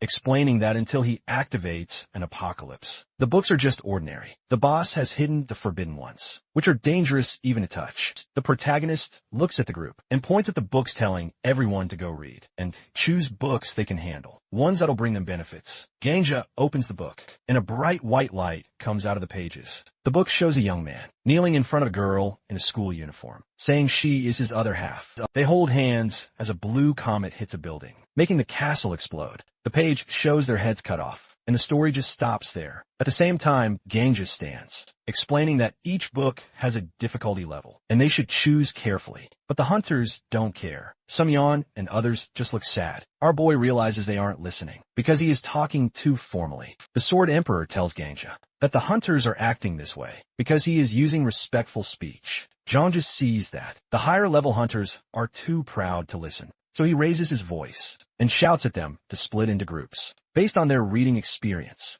The ones who know novels go left, the ones who don't go right. The hunters start grouping by genre, but Ganja notices no one is into historical books. He hits the book and tells everyone to start reading. The apocalypses are divided by genre, and Ganja tells the hunters to decide which books are worth saving. The cult interrogator raises his hand and says he doesn't understand what makes a book bad. Ganja shows him a book where there's a picture of a girl and a guy in a destroyed city labeled Surviving a Volcano, with with a survival romance tag. The story ends with a nuclear war killing everyone. The cult interrogator claps, not bothered by the sad ending. Ganja thinks about the flame. Emperor can handle volcanic areas, but didn't care for anyone else but himself. Ganja holds a stack of books and tells the hunters to focus on whether saving the world is worth it, not on the characters or story. Then he sees the Black Witch reading a black book and is surprised and mentions the mystery genre. The girl says she knows about it, and Ganja is surprised that she, a romance fan, is reading mystery. The romance group is small while the mystical genre is full of male hunters. Ganja is annoyed that even in this situation, the hunters are pretending to be something they aren't. The Sword Emperor says, high-level hunters are too proud to listen. Ganja walks up to the Black Witch, who looks confused when he calls her a romantic. She asks if romance suits her, and Ganja, looking at his drink's reflection, thinks it is strange to see the Black Dragon in another group. He sits next to her as she laughs quietly. Then she gets up and walks away, saying they have decided to try romance. Despite the Death King's advice of the cult, Interrogator smiles at Ganja, saying it is rare for the Black Witch to switch groups. Ganja notices him if he's into mystery books too, and he says he knows Sherlock Holmes and Mr. Watson. He checks his character window and is surprised. Unlike the others, he says exactly what's in his mind. He marks him as part of the children's fantasy group and sends him off with a maid, holding a fairy tale sign. The boy is supposed to study all the books in that genre, as he's the only one there. But he realizes there are no children's literature books in the library. He's a bit frustrated as he can't believe how many hunters are lying about their preferences. Then he notices Viper reading a book. He checks his character window and is disappointed to see that the 6th-ranked hunter leader of the Heavenly Order Guild likes some particularly uncultured and pretty SUS stuff. The guy is upset that the martial arts books keep failing to meet expectations. Ganja walks over, but the guy asks him what he's looking at because he is busy reading. Ganja thinks it is odd to see a light novel expert in this group. Meanwhile, the Black Witch is clearly pissed off, and Ganja tells her not to go into details about the situation, as it would make him not want his sandwich anymore. She smiles and apologizes for being blunt, saying the books always stop at the best parts. Ganja wishes she wouldn't mention what falls out of the story, but she teases him anyway. She says that they are still alive, so the stories aren't completely lost yet. Ganja smiles a little, feeling like the hunters finally understand his frustration. The shelves are full of books, some very destructive, but they often end suddenly or unrealistically, leaving everyone kind of disappointed. Ngenya Dialitsis. The boy has given the hunters these incomplete books on purpose to show them the flaws. Suddenly, the alchemist chick calls Ganja over. She has an alias now, the pharmacist, which impresses him. She says it comes from her inventions, which are helping save the world.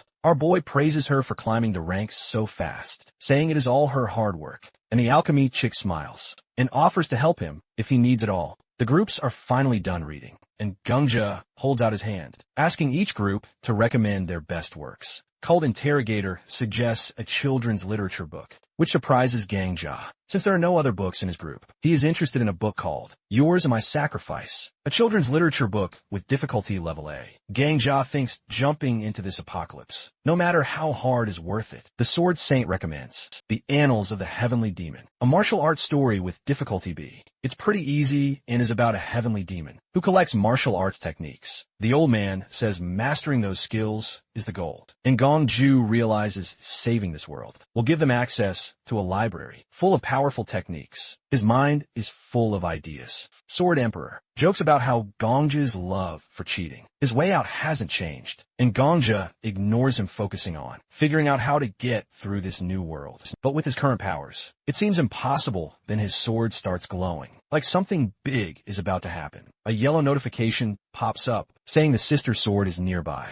Ganja stands in front of a guy named the Sword Saint, who is reading a white book, the same one he has seen earlier. He realizes his sword's sister sword is closer than ever. The hero sits on the toilet next to the Sword Emperor, holding his sword, before going to the world of martial arts. He decides to die once, but his sword Shiny doesn't get what he's planning. The Sword Emperor asks him why, and Gunja thinks of a white-haired man, Lefanta Agam, the first emperor of the Agam Empire, and the one who made the goddess of protection. Even without knowing him, it's clear he's been to different worlds. The city looks like a Chinese empire. Shiny came from Ajam's world, but now her sister sword is in the world of martial arts. It only makes sense that this guy can move between worlds. He starts sweating, cause a man strong enough to build an empire. And Split Stars isn't just some reckless master. Gangja realizes he's been nervous lately, scared that being too confident might ruin him. He remembers becoming one of the top 3 hunters, almost beating the Demon King, and leading even the best hunters. He's afraid of messing up like the Flame Emperor, who died because he was too arrogant. The Sword Emperor covers his mouth thinking. Gongjo says, they need to figure out who Lefanta Egum really is, but they have no info right now. The Sword Emperor agrees, but doesn't get what Gangja wants to do.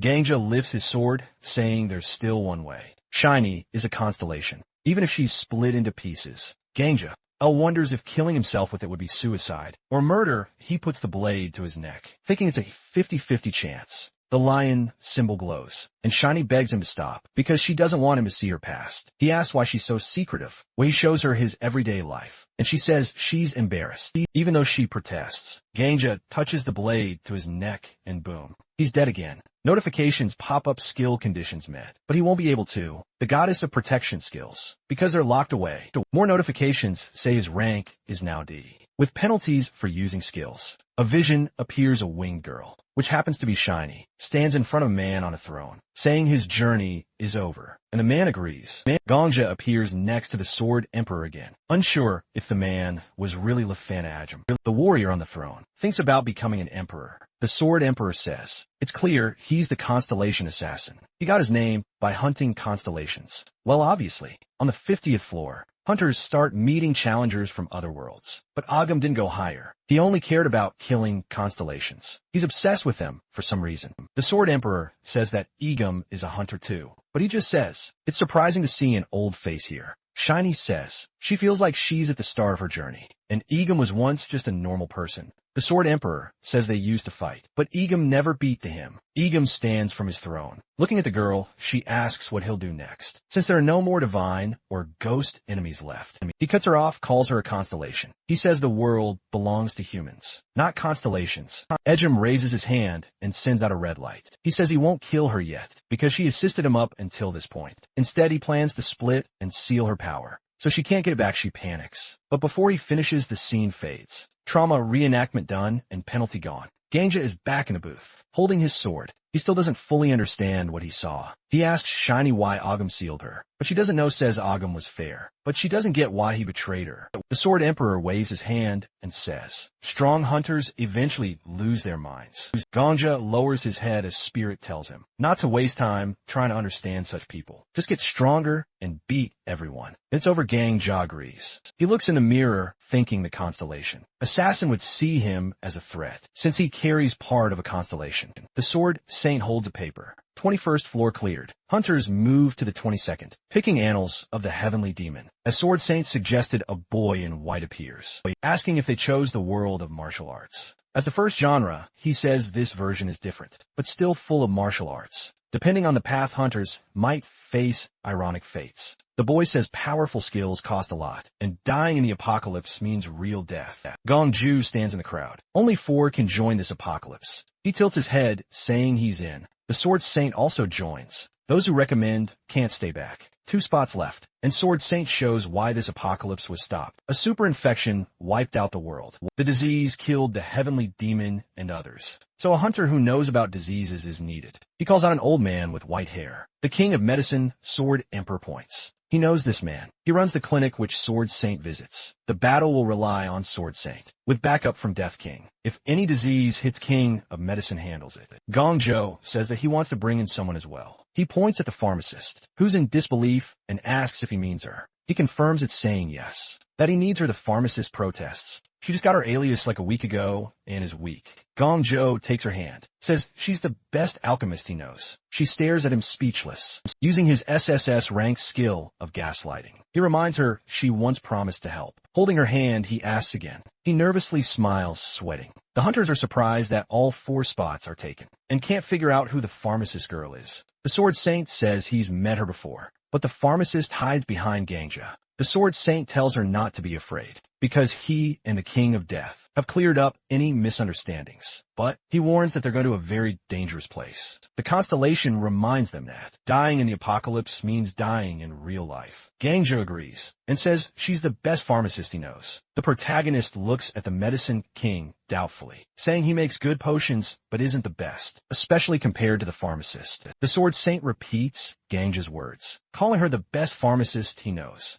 He starts thinking she must be special, since the King of Death recommended her. The Sword Saint decides to let the two young men connect with the King of Medicine. Gangja is surprised because the Sword Saint usually insists on using his connections, but his arrogant attitude stays the same. Gangja thinks Sword Saint, Sword Emperor, is judging the pharmacist by her looks, just like his Sword Emperor previously did. The Medicine King frowns, unhappy that Gangja called the alchemist chick. The best he knows, he calls Gangja a scoundrel, and says, it's funny how he acts like he's climbed a mountain after just getting over a small bump. He scratches his beard and says Gangja reminds him of his younger self, and he doesn't like it. Sword Saint asks him to understand that the King of Death is an exceptional person. Suddenly, the Medicine King turns and starts yelling that Gangja acts like he knows everything. But lacks experience, he compares Gangja to himself when he made nearly $1 billion in Silicon Valley, saying Gangja has the same flawed plan. Gangja is shocked and speechless. He thinks about the old man's strength, which even made the invincible Sword Saint retreat. The Medicine King says he's put up with Gangja's nonsense and actions, constantly looking at the Sword Saint. He's annoyed that Gangja brought along girl, who seems to come out of nowhere. Gangja thinks about how the old man is being overshadowed by an even bigger old man like the ecosystem of the world of elders. Meanwhile, the alchemist hesitantly says that the King of Death is not a joke. She's annoyed that the old man is talking about rotten plans. The Medicine King laughs and says she's acting like she's defending her husband, which of course gets her all flustered. Miss Paladin steps in and says the girl is indeed an outstanding pharmacist, recommended by the King of Death. She says the Vigilante Corps relies on her excellent medicines. Medicine King stares at her and says that for the Vigilante Squad's level, that might be true. He mocks her, saying she doesn't know good quality, which is why she is yet to visit his shop. He asks where her guild would go for his level of medicine. The Sword Emperor asks Gangjo why. He's just taking these insults, asking if he is holding back. Gangjo denies it, saying this is all being broadcast live. He asks if this isn't the perfect timing, with everyone watching. He thinks this is the best moment for both a debut and a retirement suddenly. Gangjo asks what they think about a competition. The Medicine King laughs and says Gangja can't win with words and suggests they fight instead. But Gangja takes out a flask and says he's not talking about himself, and it's certainly not a fight. He says they should each brew a potion using the ingredients he provides, and they can compare the results to see who's better. The alchemist complains to Gangja, upset that the old man insults him, but is still called the Medicine King. Gangja puts his hands on her shoulders and says he believes in her, so she should believe in herself too. The alchemist tightens her fists and says she'll try, then says she'll when the competition begins. People around them talk about how the King of Death has gone too far since. The Medicine King's pharmaceutical skills are so elite that people book appointments a month in advance. The alchemist continues brewing her potion. Someone says that even though both are kings, the age difference matters. The Countess takes the opportunity to start taking bets on the winner, the Black Witch asks our hero if he's sure of what he's doing, since the betting ratio is now 1-47. Gangja says that's good, and asks if she wants to make some pocket money by betting on the alchemists to keep the ratio from dropping too much. The Black Witch replies that Gangja is the one who said they're alive. She warns that if his recommended pharmacist loses badly, his reputation will suffer. Gangja agrees and adds that the broadcast isn't just in Babylon, but worldwide.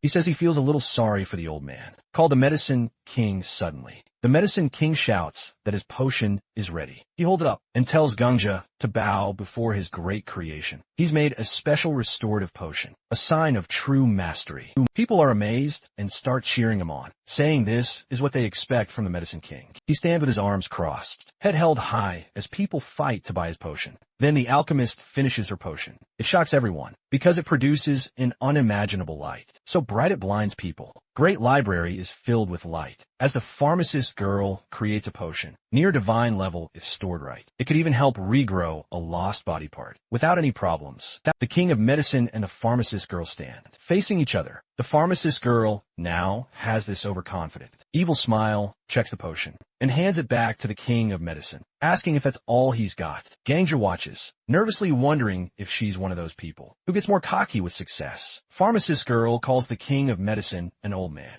and he calls her a lucky brat. She asks if he thinks his skills are bad. The king of medicine, holding his beard, jokes about his past, saying, when he made $17 million in 10 minutes on Wall Street, he thought it was all because of his skills. The pharmacist girl challenges him to another round. He warns her that the goddess of luck doesn't smile. Twice after several rounds of making potions, the king of medicine, though amazed, keeps saying it's her luck, not her skill. The sword saint, embarrassed, tells the king of medicine to stop and admits that the pharmacist girl is the best pharmacist. The king of medicine yells that his experience will beat her luck. The sword saint apologizes, admitting he was wrong, and praising the pharmacist girl's skills. The pharmacist girl crosses her arms and says, it must be hard for the sword saint to have such a dumbass senile friend. The sword saint agrees, saying while the king of medicine isn't as skilled, he's at least useful as an assistant. At that moment, the countess sees a chance and rushes immediately to offer the pharmacist girl an exclusive contract, promising the best terms to the pharmacist girl. Overwhelmed by the attention, says anyone who wants to make a deal with her must first talk to the king of death. Miss Paladin, who already has agreements with her, is the only exception. The countess isn't happy, but Miss Paladin and Gongjo smile behind her. Gongjo gives a thumbs up, suggesting they talk about it. After finishing the annals of the heavenly demon, library manager confirms that the team has been chosen. He repeats that if they die in the apocalypse, they die in real life. The only way out is to avoid stopping the release and bring everything to a proper ending.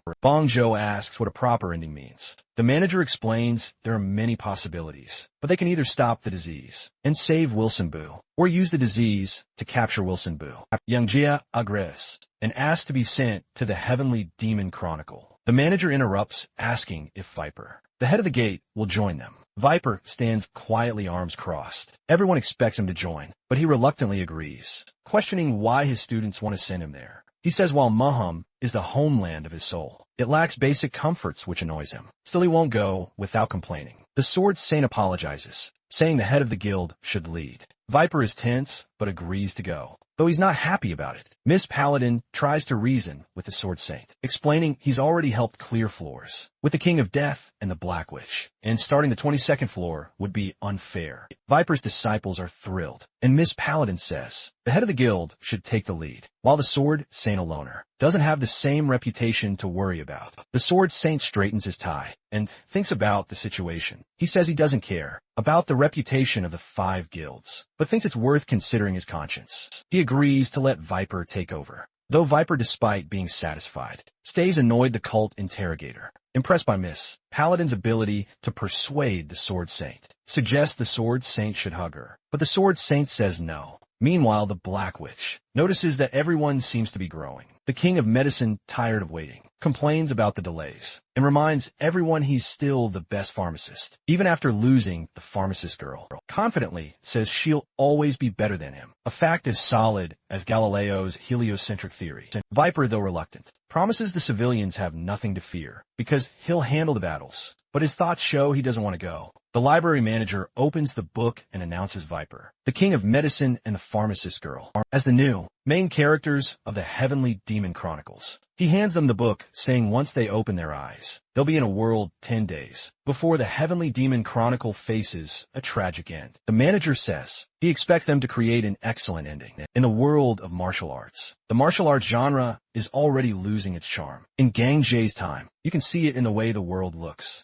The visuals feel old, the energy is flat, and the seriousness that once made the genre great has turned into a joke. It's a world that used to thrive, but it's just weird and ignored. To our suicidal boy here, it feels like a forgotten genre now, kind of buried under newer, rather cold trends still. He finds it interesting it's not just a scene. It's a piece of a once great world. As they enter, heavy snow falls around them. The blizzard is thick and hard to see through. Gongcha immediately releases his aura and tells the others to do the same. The cold isn't normal, it's dangerous. The pharmacist girl admits she hasn't learned how to handle this kind of environment. The medicine king groans, saying he's about to freeze to death. Gongjo turns to Viper and asks him to carry the medicine king. Viper silently agrees and lifts him onto his back. Gongja reaches out to the pharmacist girl and tells her to follow. She hesitates, but he insists and asks her to trust him. She gives him her hand and blushes, saying it's embarrassing. Gongja admits he feels the same, but this isn't the time to be shy. In a world like this, there's no room for hesitation. He explains that what the library management constellation calls production and release isn't just storytelling. They're not in a scene or a chapter. They're in a real-world one that needs to be saved. The pharmacist girl realizes how serious things are. She admits she's underestimated everything. She promises to give it her all. Gongcha tells her to focus on her role. He'll protect her, but it's up to her and the Medicine King to deal with the disease directly. As they walk, Gongcha remembers the basic story of this world. A mysterious disease has killed the heavenly demon. After that, the whole world starts falling apart. The story is vague. It doesn't even mention snow or the extreme cold they're facing now. Gongja suspects there's more to it. The heavenly demon's death is just the start. He needs to figure out what really happened. Suddenly, the pharmacist girl points ahead. There are people visible in the distance. Gongja grows more worried. What kind of disease could bring down an entire martial arts world like this as they move toward the figures? The sword master says something feels off. It's too quiet, the sword emperor agrees. It's not just silence, it's the absence of any movement, any life. As they get closer, they realize the figures aren't just still. They're frozen not by cold, but by something else. They stand as if caught mid-motion. Stuck in place, the Medicine King is surprised. He asks why they're standing instead of lying down, as sick people usually would. The pharmacist girl checks one of the bodies. She removes a piece of glove and uses her diagnosis skill to check his condition. The man has died 2 years and 3 months ago. The cause of death, infection, but the disease is unknown. Something not in the mobile hospital's records. The Medicine King says that it really doesn't make sense. No one froze to death, and no one seems to have died naturally. He says that if it were a normal infection, the bodies would be lying down. Instead, they're upright mid-action, as if frozen at the moment of death. The pharmacist girl suggests someone has placed them like this on purpose. The timeline of deaths is inconsistent. Some died 2 years ago, others 3. Someone has dragged the bodies here and arranged them. Gongja opens the character window of one of the corpses. The screen shows the status of a dead person. He stares at it, and the only thing in its mind is light. He's wondering if this is some kind of monument. Maybe the light in the character window is the last thought the zombie dude had when it was alive, but why are they placed like this? As if in formation. Viper says they look like terracotta soldiers. Before they could think more, they hear some voices through the snow. A man and a woman are arguing nearby. The man shouts that he'll end the reign of the demonic path. The woman laughs and mocks him. A black-haired girl in dark clothes stands her ground. She says, the demonic path will rule the celestial world. As long as she lives, she turns to the man, Wilson Boo, and tells him his faction is finished. Wilson Boo refuses to back down. He claims the demonic cult is already destroyed, that he's killed their elders himself. He boasts of having 500 masters with him. She tells him to stop lying. Gongja whispers to the others to move closer and watch. The girl mocks Wilson Boo for sending his clan leaders on endless secret missions. He replies angrily, blaming her for ruining the world under her leadership. She fires back, calling him worse than any demon. Their argument escalates until they stand face to face, each holding a simple wooden stick. The girl asks where Wilson Boo's famous jade axe is. He asks where her demonic sword has gone. She says her wooden stick is a new weapon. She's made herself the demonic heavenly blade. He mocks the name, calling it pretentious. She replies that it's just a rod. He laughs and calls it a demonic wooden whip. They argue over names while standing in the middle of a battlefield. Suddenly it begins snowing again. The weather has changed without warning. Wilson Boo asks her why she said it would be clear. He says that even a street fortune teller is more reliable. She shouts at him to stop talking and get ready to fight from the bushes. The heroes watch in confusion. The pharmacist girl asks why the two are acting like this, and our boy has no answer. Then someone appears right behind the heroes. The pharmacist girl gets scared, and they all turn around at once. Something has arrived, something worse than they'd expected, so they all run away. This is a world where martial arts rules everything. The heavenly demon has tried to unite the martial world under one banner. The demonic path and other factions have been on the brink of war. But before battle can begin, something else strikes, a super epidemic. A plague that doesn't just kill, but changes everything. What destroyed this world isn't war. It's a zombie virus. The group continues to run, and the Medicine King points at the zombies, coming closer, shouting he's never seen anything like this, not even in Silicon Valley. Gongja cuts off a zombie head and says that this really is the apocalypse. He quickly realizes the zombies don't die unless their brains are destroyed. He turns to the head of the demonic cult. and Wulsian Bu yelling at them to run. The demonic cult leader squints, unsure if her eyes are tricking her. She sees 4 people running and asks if they're real. Wulsian Bu frowns, also seeing them clearly, and feels strangely embarrassed by her earlier teasing. Our boy shouts again, telling them to run and give directions while doing it. The 2 martial leaders look at each other surprised. They thought they were dead either in hell or heaven, but now realize the newcomers are really alive. As the heroes run, Wulsian Bu says he doesn't believe he belongs in hell. Anyway, he fought for a good cause, as the head of the military alliance. When they catch up to the 2, Viper grabs Wulsian Bu and keeps running. The old man is stunned and says this must be real. He can't believe living people have appeared in this ruined world. Gongja picks up the demonic cult leader and carries her. She touches his chest and feels the warmth. This isn't a corpse? She asks where they came from, guessing they aren't locals because of their strange tech. Gongja is about to answer when more zombies appear above them. He freezes Viper, looks up, and shouts in disbelief. Zombies are flying. The demonic cult leader corrects him. That's her personal movement technique, one she borrowed and improved from another martial artist. These are her real demonic sect members, warriors who haven't forgotten martial arts, even after death. Gongja, alarmed, asks if that means zombies can still fight. She confirms that martial artists don't lose their skills after becoming Zhong Shui. In fact, her students are even more dangerous now. He explains, they're trained to sense blood in their sleep. Even as corpses, their form and execution are perfect. She's proud of them. The group keeps running, but they can't outrun the undead forever.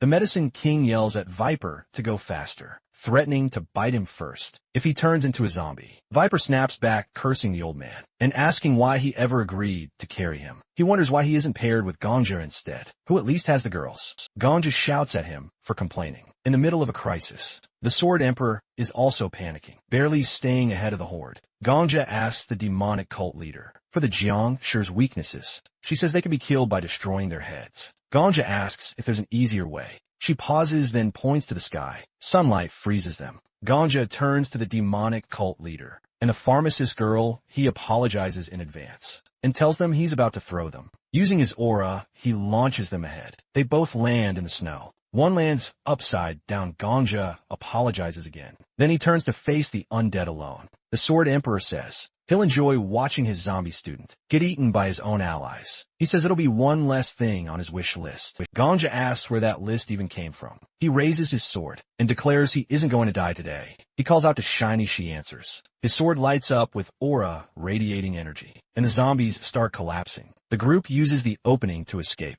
The Medicine King looks around, surprised he survived. He says he'd never have entered the tower, if not for the Sword Saint's request. Gongjo, holding his sword high, asks if everyone is safe. The pharmacist girl says. Her face stings from the impact, but she's fine. Viper drops the Medicine King and says he's done carrying old men. Gongja turns to the Heavenly Order guild leader and asks him to protect the others while he handles the zombies. Viper asks what Gongja plans to do. Gongja points his sword at the horde. He's going to finish them, but the demonic cult leader steps in. She thanks him for saving her, but says she'll have to stop him if he plans to harm the Jiangshi. And Gongja asks why. He thinks it might be a curse tied to killing them, maybe something that would pass to him, but she says that's not the reason. They're her subordinates, her students, her sect members. She explains. The Great War to wipe out Wulsian Bu's faction is almost over. Every warrior matters. The demonic sect has already lost too many. She can't afford to kill more of her own. Gongja stands silently thinking. The world of the Heavenly Demon Chronicles is already falling apart. Where do they still find the strength to fight? He remembers the library manager's words when they woke. They'd be in the Heavenly Demon Chronicle world 10 days before its fall. The manager hoped for an amazing ending. That means only 10 days are left. The demonic cult leader says. She and Wulsian Bu swore an oath. On their honor, Wulsian Bu introduces himself as the leader of the military alliance. The demonic cult leader announces, today is the 989th day since her subordinates became Zhongxiu, but they can still use their martial arts. She says since they're still part of her sect, she can't just kill them. She adds if they have to kill anyone, they should target monks instead. Wulsian Bu explodes. He shouts. It took him years to gather the elite warriors of his clan. He reminds her of their promise to settle the war between the two of them without using Zhang. Sure, the two glare at each other. Shouting again, Gongja stands there dumbfounded. Even now, with the world on the edge of destruction, they want to keep fighting. The demonic cult leader turns to Gongja and says, he's wrong. The world didn't end because of the war. It ended while they were still fighting. She points at Wulsian Bu and says she won't stop until she defeats him. The end of the world isn't a reason to abandon the battle they started. She says she still has 500 warriors, the Jiangshi, and she plans to lead them to finish what they began.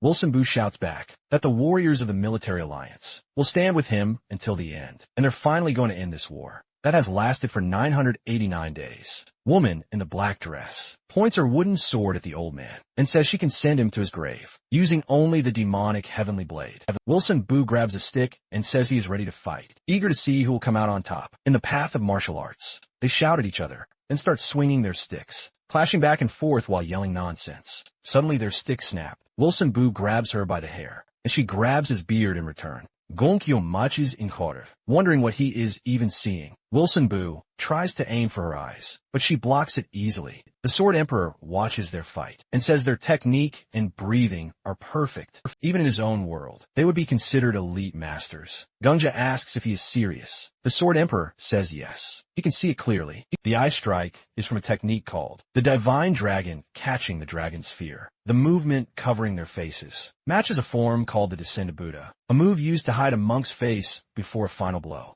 Gongyo asks why such skilled fighters look so ridiculous. Sword Emperor says that is what confuses him. Their will and chi are strong, but their movements lack energy. He thinks they might be low on chi and aura, but even a damaged dungeon wouldn't make their movement so sloppy. Viper agrees and adds that their attacks still follow martial principles. The old man's stance is like the earth cleaving. Lord's and the woman's hand technique is like a quiet, floating dragon. The Sword Emperor confirms it and teases Gongzhou, saying even Viper has a sharper eye than him. Gangja opens Viper's character window. He is using his analysis skill as an unrivaled warrior. Gangja sees the breakdown. Wilson Bu is trying to use the Jade Dog, guarding the palace of the Demon King. But the woman keeps disrupting him with her counterattacks. She, on the other hand, is modeled after a legendary dragon warrior. Watching it all, Gongzhou feels secondhand embarrassment. Viper says it looks like a game, but asks the pharmacist what separates true masters from beginners if everyone can see their forms. Still, Viper is impressed. He feels like he is learning martial insights just by watching. Gongzhou closes the window and says,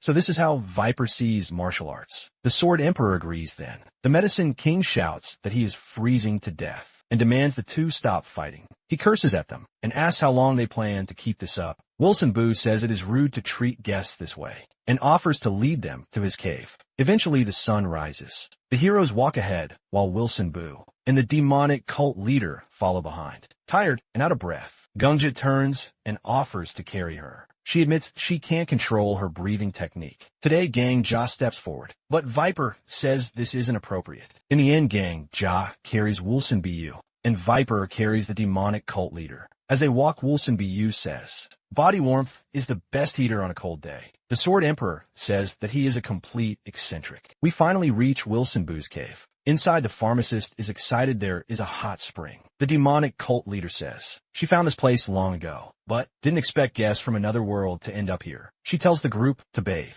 while she and Wilson Bu look for food. He asks if there is anything besides roots and fruit. He reminds him that's why they're going out to search. As they walk off, still arguing, Gongja and the pharmacist look at each other. The pharmacist says it is strange. These two were trying to kill each other moments ago. The Medicine King says it is natural. After 3 years of fighting, they probably know each other better than most couples. Medicine King says the cave is warm and cozy, though he still feels gross from holding Viper's hand so long. He tells Viper he can let go now. Viper says he doesn't understand why the sword saying will be friends with someone like the Medicine King. The old man snaps back, saying he allowed the sword Sane into his circle, not the other way around soon. Wilson Bu and the demonic cult leader return. With grain balls, Olsen Bu explains. They usually hunt, but no animals are left. Gangja thanks them anyway. They taste the food and are shocked. The pharmacist asks if people can survive on just this. The demonic cult leader says more or less. When asked how long they've lived like this, she looks at the stone wall marked with tally lines and says 2 years.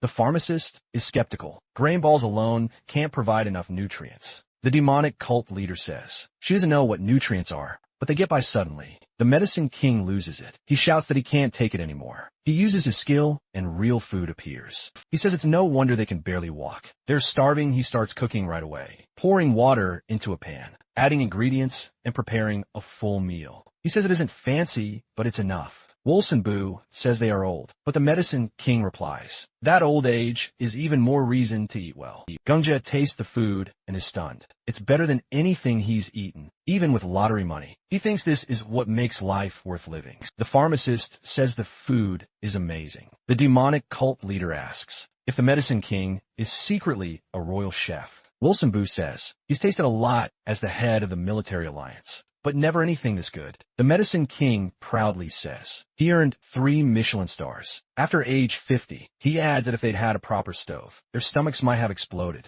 The viper asks how a man like him ended up in Babylon. The medicine king replies, why not even the sword saint came here? Viper asks if they know each other from the outside world. Wilson Bu folds his arms and says, the sword saint is just a corporate heir. The medicine king adds that anyone making it to Silicon Valley is just lucky, but then says the sword saint came here by choice, after failing in the real world. After the meal, the demonic cult leader asks where the group came from and why they are here. She also asks if they found a cure for the Jiangshi disease. Pharmacist looks at Gong Jia. She admits they haven't found a cure yet, but they are trying. The demonic cult leader sighs and says, doctors and Taoist monks have tried everything, but failed. Even Wilson Bu's allies gave up. Gong Jia asks if there really is no hope. He points to the pharmacist and says, she saw how they prepared food. That alone shows their knowledge is different. He says she is one of the best at curing disease and creating medicine. The medicine king scoffs and says she is just lucky. Gungja replies that the medicine king can at least serve as her assistant. 2 martial leaders look at each other, and our boy says if they help, maybe a cure can be found. They admit it might not be a full cure, but it's a start. The pharmacist asks what they mean. The 2 lead her into a dark cave. After some time, they return carrying a wooden coffin. They place it on the floor. Gongja and the others gather around. Inside the coffin is a chained, nailed-down Zhang Shuer, a very horrifying sight indeed. Gongja asks what it is. The head of the demonic cult says, it's the head of the Wudong sect. She leans toward the coffin and says, he gave his body to them after the Jiangshi bite, so they could study it, but the only thing they found was to press the acupuncture points of the chi energy. She removes 1 nail from his throat. Suddenly he screams horribly. The pharmacist girl gets scared and falls back. The head of the demonic cult puts the nail back in place. She says pressing the chi point between the brain and spinal cord helps put a John Shure to sleep. But it's not a cure, just a temporary fix. She says a person bitten by a Jiang Shure gets infected with corrupted energy through the vessels and chi points.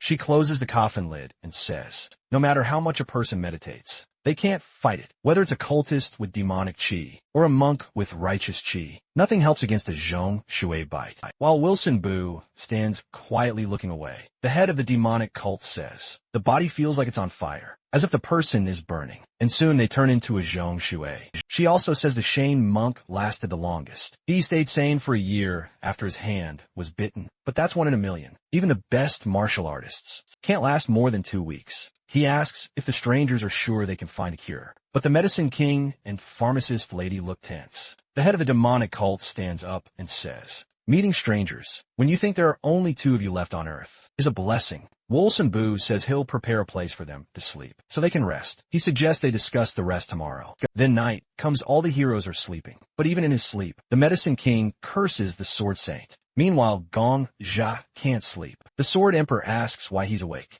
Gong Jia says he needs to check something. Gong Jia then covers himself completely with a blanket. 2 shadows appear above Gong Jia. The 2 think the heroes are sleeping and decide to take their chance. But Gong Jia isn't sleeping. He stands up, shocking Wilson Bu and the head of the demonic cult, who are standing in the water. Wilson Bu shouts they thought he was asleep. The head of the demonic cult looks at Gong Jia quietly. She says he's smart and asks how long he's known. Gong Jia says things seem strange from the moment he first saw them. Gong Jia says they were lightly dressed, and standing in the cold, he says it was so cold. They couldn't survive without using their aura, or chi energy, meaning they use their inner strength to protect themselves from a cold. Seems strange to Gong Jia that out of nowhere, those who perfectly controlled their chi energy got tired after being beaten by children. Gong Jia points at them and says they're focusing all their energy on something else. He asks if they've been bitten, while the Sword Emperor watches with displeasure. Gong Jia continues saying, like the heads of other factions, they're using their chi power to suppress the corrupted energy. The head of the demonic cult looks up silently. Suddenly Wilson Bu starts screaming in fear.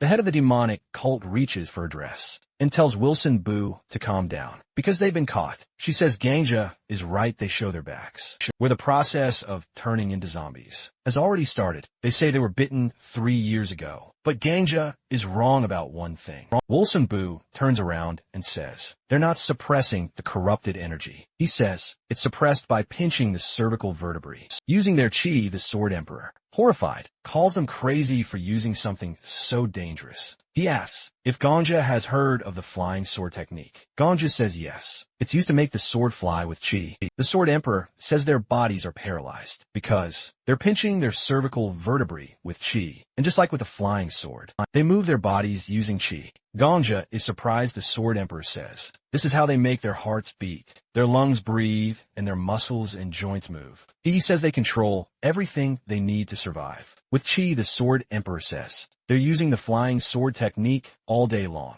The head of the demonic cult turns around and says, it's no wonder they're so tired after just a few steps. Wilson Boo says with annoyance that this is how they can keep fighting the war. In a flashback, a martial artist shouts that half the blood demons have been destroyed. The elders have fled, saying they'll regroup in a world of martial arts, but they've already lost them. He tells his comrades to stop fighting among factions. The whole world is changing, and unity matters more than ever. Bowing, he says, they've set up an independent pharmacy outside the sects. They plan to capture a zhangshi for research and hope to deliver results soon. Time passes, 2 warriors kneeling. Talk about how 1,000 more zhangshi will appear by tomorrow, no matter how many they kill today. Later, another warrior begs the heavenly demon to flee, saying the zhangshi won't be able to cross the sea. He pleads for her to give up her oath to Wilson Bu.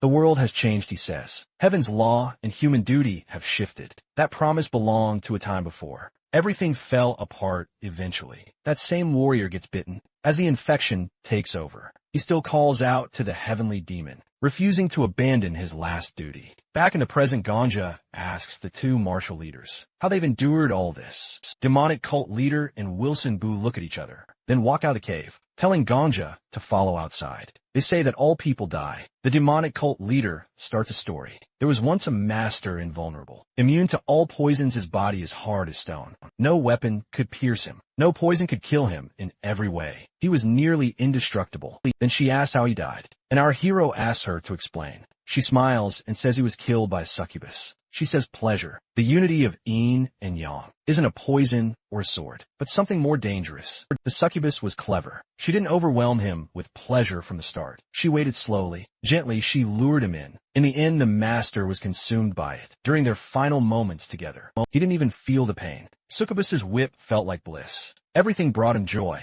At the final moment, she wrapped her hands around his throat and strangled him. His face, even in death, was smiling. Invulnerability meant nothing when happiness itself became the weapon. The demonic cult leader turns back to Ganja and says that that's the lesson. Wilson Boo suddenly shouts that this isn't just a story. It happened. They approach a group of frozen zhangshi. The demonic cult leader explains. The man was once a respected martial master, raised in luxury, but sent to his death by seduction. She says young martial artists misunderstand the path. They think mastery is about immortality or invincibility, but it's not. Even someone immune to poison or swords can die in another way, dragging a zombie by the arm. She says martial artists don't just choose techniques. They choose what kind of warrior they want to be and what kind of death they'll accept. Everyone dies. The only choice is how. She doesn't want a death like this. Not by Zhangshi Wushin Bu. Dragging zombies too. Doesn't argue. The demonic cult leader goes on. Death by poison is acceptable. Death in battle, fine. Even being betrayed by a comrade is tolerable. But not eaten alive by soulless corpses. That's unworthy. Ganja silently watches them. He remembers the pharmacist girl's earlier words. The cause of death is the same, but the dates are different. But the 2 martial leaders stand facing each other again. The demonic cult leader says, few have lasted this long. The moon the night before stopped at Jiangshui. Dim light, but enough to slow death. Gongzhou realizes this is their great war. A war not just for survival, but for control over how their story will end. Wilson Bu shouts that his faction will never fall to the Zhangshi. The demonic cult leader yells that her sect will never be brought down by corpses. He says if his faction dies, it will be by her sword alone. She responds, if the demonic sect vanishes, it will be by his. Gongzhou thinks that even if all the great schools disappear, even if martial arts scrolls turn to dust, the spirit of martial arts is still alive. In this standoff, the two bow to each other in respect. And Gongja says there are billions in this world, but all have died except them. And if even one person can choose their end, then the collapse of this world won't be due to disease. But a choice years pass, and only two remain. The heavenly demon says they fought all this time to decide how the world should end. Wulong and Bu enters their 99th duel. She asks if they'll fight until surrender or death. He chooses death. They clash again. And our boy watches their movements are slow. Childish even, but they keep fighting. Gongja says that this can't go on. He calls it absurd, meaningless. The two fighters rise again and continue. Sword Emperor says while it might seem noble, what in Gongja do kill them both. He says maybe that would be a fitting end. A gift even, but Gongja disagrees. These two aren't asking to be saved. They simply want to die by someone's hand, not as zombies. Gongja stands and says he'll end this world his own way. Later, the heavenly demon tells Wulsi and Bu. It's dark already. They return to the cave. She promises she'll beat him tomorrow. Viper asks where they've been. The pharmacist girl tells Gongja they've been dealing with infected ones. Gongja asks if there's any progress. The medicine king answers flatly, none, yet the heavenly demon sighs and goes to rest. Gongja turns to the pharmacist girl and asks how long a cure will take. She removes her glasses, hesitates, and says at least 120 days, maybe more. The medicine king says it could take 300. They lack equipment, proper conditions. In time, there are no guarantees. Gongja thinks of the library manager's warning. Only 10 days remain before this world story ends. A cure can't be made in time. But Gongja draws his sword and says it's enough. He smiles and tells them to keep researching. He'll take care of the time issue. He reminds them of their promise when they first entered this world. If they fail, they'll stay here forever. The pharmacist chick promises to repay him. Gongja extends his hand. She shakes it and promises the problem will be solved. Gongja asks them to trust him and keep working. The pharmacist tells Gongja that if it weren't for him, she would still be stuck in the slums, living in the back alleys. Her equipment had been taken, and she couldn't even imagine what her life would have been like. She looks at Gongja and says she'll repay him by throwing herself into creating medicine. She adds that when she's focused on her work, she feels completely disconnected from everything else. Gongja tells her it doesn't matter, and to just do her best. She adjusts her glasses and agrees. She walks over to the medicine king, calls him an old man, and says she needs his help. The medicine king scowls, hits a rock, and says there has to be order in everything. He says an inexperienced girl shouldn't talk to the king of medicines like that. In response, she pulls out a skill card. The medicine king looks at her in disbelief, complaining that young people only care about skills these days. She tells him to just look. She explains her skills. The mobile hospital skill lets her do real-time procedures, from blood tests to imaging, and grab pre-stock medicine with a low error rate. She also has the life witness skill, which lets her check patient conditions down to the genetic level. Together, they make misdiagnosis almost impossible. The medicine king gets annoyed and warns her he could report her to the Alchemist Guild. She calmly says she's not competing. He just wants his help to make a cure. He still doesn't get it, so she repeats that she needs his cooperation. Then she asks if he's upset because she's young and talented. The medicine king is stunned as she keeps talking. She says he's probably mad because she'll be praised longer than him. She offers to share her formulas without taking any credit. Suddenly, the medicine king slaps her. Her glasses fall off. She picks them up and says she's researching the zombie disease and needs his help. He tells her she'll face failure eventually. She wipes her glasses and asks again for his help. He says someone will surpass her someday. She puts on gloves, sits by the coffin, and tells him to leave. His breathing is distracting. The medicine king turns to Gong Zhou and says they need more samples of child, a youth, an old person. Different genders. Dong Jia makes a mark on the wall. The medicine king also tells them to gather medicinal ingredients. Time passes and the team collects samples. Days go by, and the heavenly demon and Wilson Bu keep fighting. The others bring specimens back to the cave. The pharmacist and the medicine king keep working, even while the others sleep. A week passes since the fall.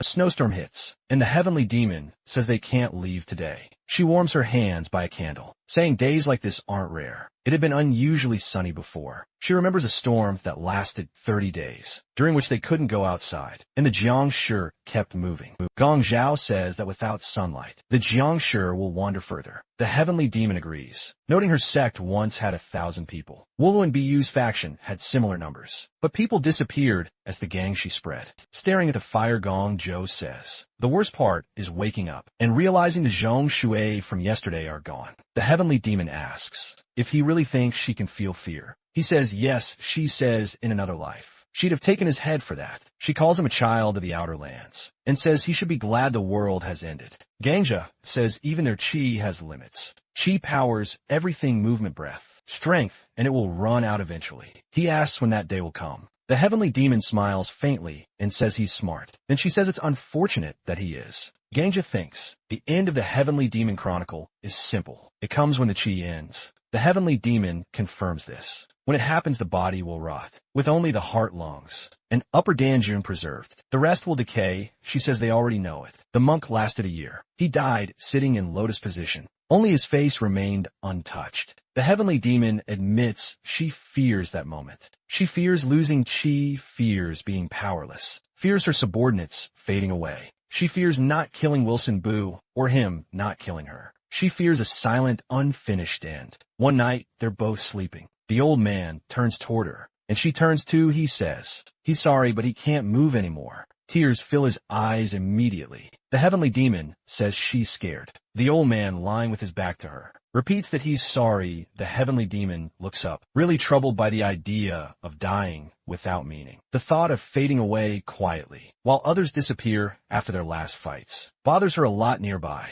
The pharmacist girl checks Wilson Boo's lungs. After taking off her stethoscope, she quietly admits what everyone already knows. His condition is too far gone to fix. The heavenly demon walks over to Wilson Boo and tells him to get up, but Wilson Boo keeps his eyes closed and just says he's sorry. She gets frustrated, as she didn't come here to hear apologies or watch him give up. She reminds him of the promise they made, his vow to challenge the celestial demonic world and raise the banner of the righteous faith. At its highest point, everything they planned, every alliance they built, between the 9 great schools and the 5 noble clans, all of it will mean nothing if he lets himself die in a bed. As she gets angrier, a dark aura starts to form around her. She yells again for him to get up and take his weapon. Gangja and the pharmacist are both surprised and silent. The heavenly demon insists he doesn't even need his axe. She'll be happy if he just fights her, with nothing but defiance. But the old man only lowers his head and apologizes again, his voice very empty and tired. Despite her rage, he doesn't move. He admits he's weak, saying every breath hurts, and his energy is completely gone.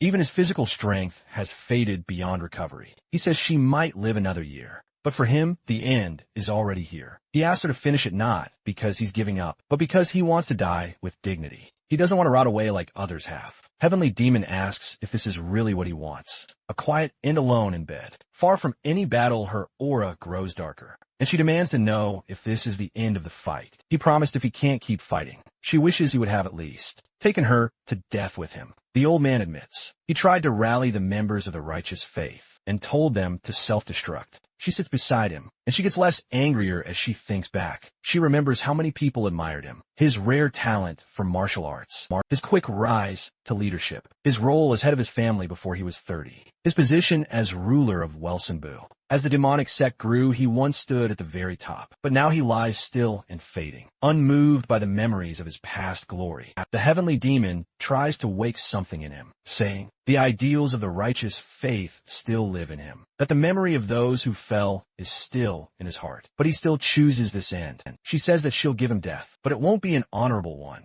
Even the protagonist, the king of DEA, had to look away as the heavenly demon pulls out an axe. For this, she holds it in front of him, a reminder of his past, a symbol of what he used to be. She tells him to admit his failure, to say that the warrior has lost his skill, that the skill itself is gone forever. Gunja realizes she wants more than just his death. She wants him to accept that the righteous faith is over, to say the words himself, so she can kill him without regret. But Wilson Boo refuses. He starts to shed tears, as he says he can't bring himself to say it. Once more he apologizes again. The heavenly demon strikes him, not to kill, but to provoke. Her sword lands near his head, kind of more of a warning than an attack. He reminds him he's already said he's not really alive anymore, just existing like a John. Sure, if he dies now, it won't even count as death. She leaves the axe stuck in the ground and walks away. saying no word to anyone. She thinks about the difference between life and death, wondering if it even matters anymore. To her, everything feels empty. Heaven and earth, the world itself, has lost its meaning around her. The other heroes stand quietly. As Wilson Boo's body gets worse,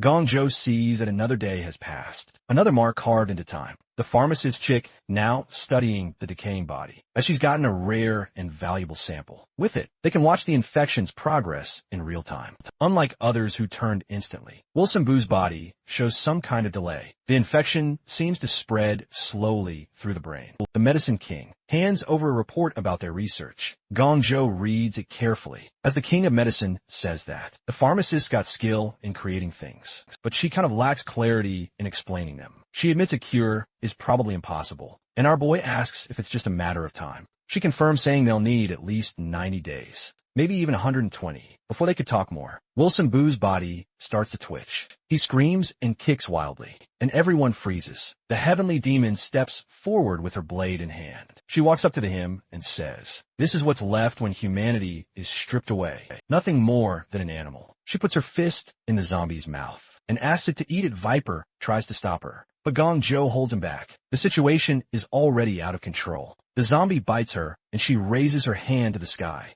now glowing purple. Something inside her is wrong and terrifying. Now she starts to scream with her mind falling apart. The Sword Emperor says that she's been taken over by the devil. Her aura grows stronger, and her words become really terrifying. She accuses them of being sent to assassinate her, and dares them to come throw hands. The hero yells for everyone to run away, but she's too quick for them. She kills the Medicine King, slicing his head off. Gong Jo runs, carrying the pharmacist, while Viper tries to fend her off for as long as he can. The Sword Emperor says her chi has been fully unleashed, pushing her beyond human limits. Even at his best, he admits he wouldn't stand a chance against her now. The heavenly demon, lost in darkness, raises her sword again. She says heaven is crying. The earth is sleeping and the universe is burning. She claims only ashes will be left of Mount Wudong. As Viper tells Ganga to run, the heavenly demon says she is the will of the demonic sect. She calls out, asking where Nam Gun Woon is. The pharmacist looks back in horror, seeing Viper's body already fallen, with blood splattered everywhere. Crying, the heavenly demon says only Nam Gun Won can face her now. She appears behind Gongja and raises her sword. The pharmacist says that she believes in the King of Death, which eventually turns out to be her last words. Blood spills across the snow, and Gongja's last thought is that this world makes people keep going, even after everything is burned away. The tower responds, saying it's time, starts to respawn. He goes back to 24 hours prior, saying that this time he will save her world. In a flashback, a little girl walks through a heavy snowstorm. She calls out for her mother, and a woman ahead turns to look at her, but then walks away without a word. The girl stands there surrounded by snow, watching her mother disappear. Her eyes are filled with sadness and confusion. This girl is Baekhyun, who will later become the heavenly demon. At that moment, she doesn't know if her mother has abandoned her, said goodbye in the storm, or simply vanished forever. The truth remains a mystery to her. Meanwhile, our boy's on the floor in his psyche again. The Sword Emperor stands nearby, holding his head, and Gong Jo asks if the Sword Emperor remembers anything that Miss Pharmacist writes in her documents. The Sword Emperor admits he remembers a little, and Gongja scratches his head, saying that if they combine their memories, everything fits together like a puzzle, but they need to act fast before they forget anything. The Sword Emperor picks up one of the silver cards, and its glow lights up his face as he reads the title. Demonique Events en Caprice. Gong Jo sees that it is the same demonic technique they have just witnessed from the heavenly demon. The Sword Emperor explains that, whether it is martial arts or something else, every technique depends on how one chooses to deal with the world. If Gong Jo approaches the world with acceptance, he aligns with the orthodox faction. But if he wants to strike the world like a storm, he belongs to the demonic sect. To demonstrate, the Sword Emperor punches the air, and wind swirls around Gongja. He explains that the name of the move doesn't matter. What matters is how one makes it their own. But then, the Sword Emperor demonstrates the demonic arts, and the mood all changes. Shadows rise around him as he speaks of anger, pain, and grief. You're meant to feel these to fully harness the demonic arts. He remembers being held down by bandits, his younger sister taken away by the magistrate, and digging her grave in the frozen ground. With his bare hands, his nails are torn, his hands bloodied, but he keeps digging until he can bury her. The shadows of his pain and rage are so much behind him, and the hero stands there sweating, imagining claws that can tear the world apart. The Sword Emperor warns Gangja that learning demonic arts will drain him completely, like a squeezed lemon. He insists that Gangja is being fooled by illusions, and that demonic arts are worthless compared to proper martial arts. But Gangja remains calm and repeats his decision to learn the skill. The Sword Emperor is surprised, thinking that our boy has been kind of swayed by the heavenly demon's power because of how cool it looked just now. He can't understand why Gangja would choose such a path. The protagonist makes fun of his ghost friend and says that he's just jealous, that he wants to learn martial arts from someone else, and not him, which pisses him off. He admits that the Sword Emperor is the best the world has ever seen, but he wants to learn the demonic arts to clear this food perfectly, even if they create a cure. Only 2 people can be saved. The others have been dead for over 2 years and won't survive even with treatment. Gangja raises his hand, asking what the real ending will be. Will Lord Wilson Boo and the heavenly demon become like Adam and Eve? The Sword Emperor rubs his chin, finding even the idea of the 2 of them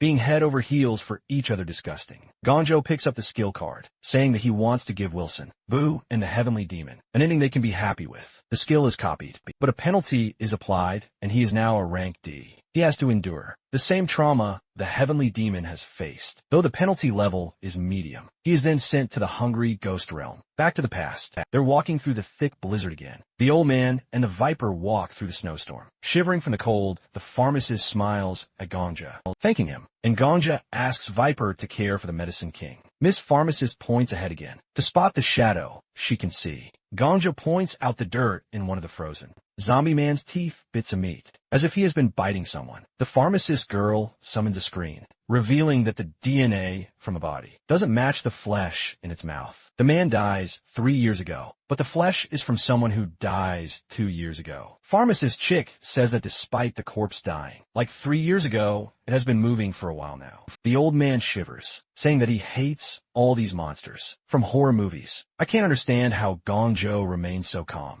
The pharmacist and medicine king turn, noting that progress is faster than before. And Gong Jo tells them he has an amazing skill. He remembers when he and the Sword Emperor sit together, discussing the second page of the research. It contains the results of cell experiments. Gange's skill analysis matches it perfectly. The pharmacist lady is impressed by the research method, saying it's without flaws and she can't criticize it. Our boy smiles, proud of how she is asserting herself now. With more confidence, the old man pats his head, relieved that the research time is shorter, and says that it seems the research time won't be as long as he thinks, though. For now, he wants to stay away from zombies. The old man spots the 2 fighters again arguing. They decide to stop the demonic rain. The girl smiles, remembering sitting in a cave with a candle once. Terrified, even heaven trembles. The demonic angel declares that the demonic path will survive as long as she lives. He tells Wilson Boo to say goodbye to the Wilson Boo faction. The girl believes she is the best. Ganja stares at her like she is the strongest woman in the world. Heavenly Demon turns to him and he kneels before her, declaring that he has come.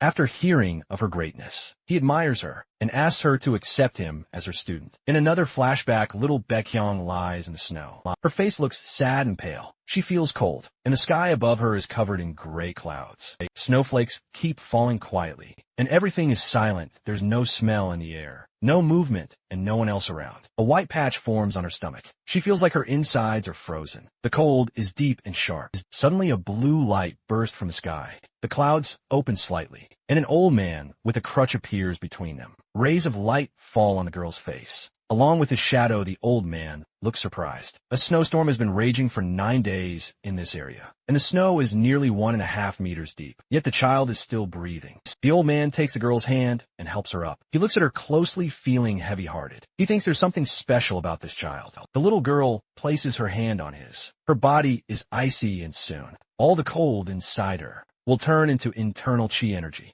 It's remarkable. The girl has survived 10 days in the snow. With her eyes open when the old man asks her name, she says she doesn't know. She follows him through the snow, leaving a trail behind them. She doesn't know how old she is, or how she ended up in the snowfield. The old man looks at her from the side. She remembers nothing, but has already been touched by the cruel laws of earth and sky. He feels that her body is perfect for learning martial arts. The ruler of the Northern Sea would pay a fortune to get a talent like this. He gently pats her head, and he doesn't know if his sect will shape her fate, or if she will shape the sect's fate. Still, he invites her to follow him. He promises her food and shelter, and she agrees. She takes his hand and walks beside him. A butterfly flies above them. She feels nothing has no name, and comes from nowhere. The old man believes she is born from snow itself. He gives her his last name, and because of her icy scent, gives her a name. The girl holds his finger as he tells her she is now part of the demonic sect. She asks where they're going. He leads her to a place where other children like her have gathered later.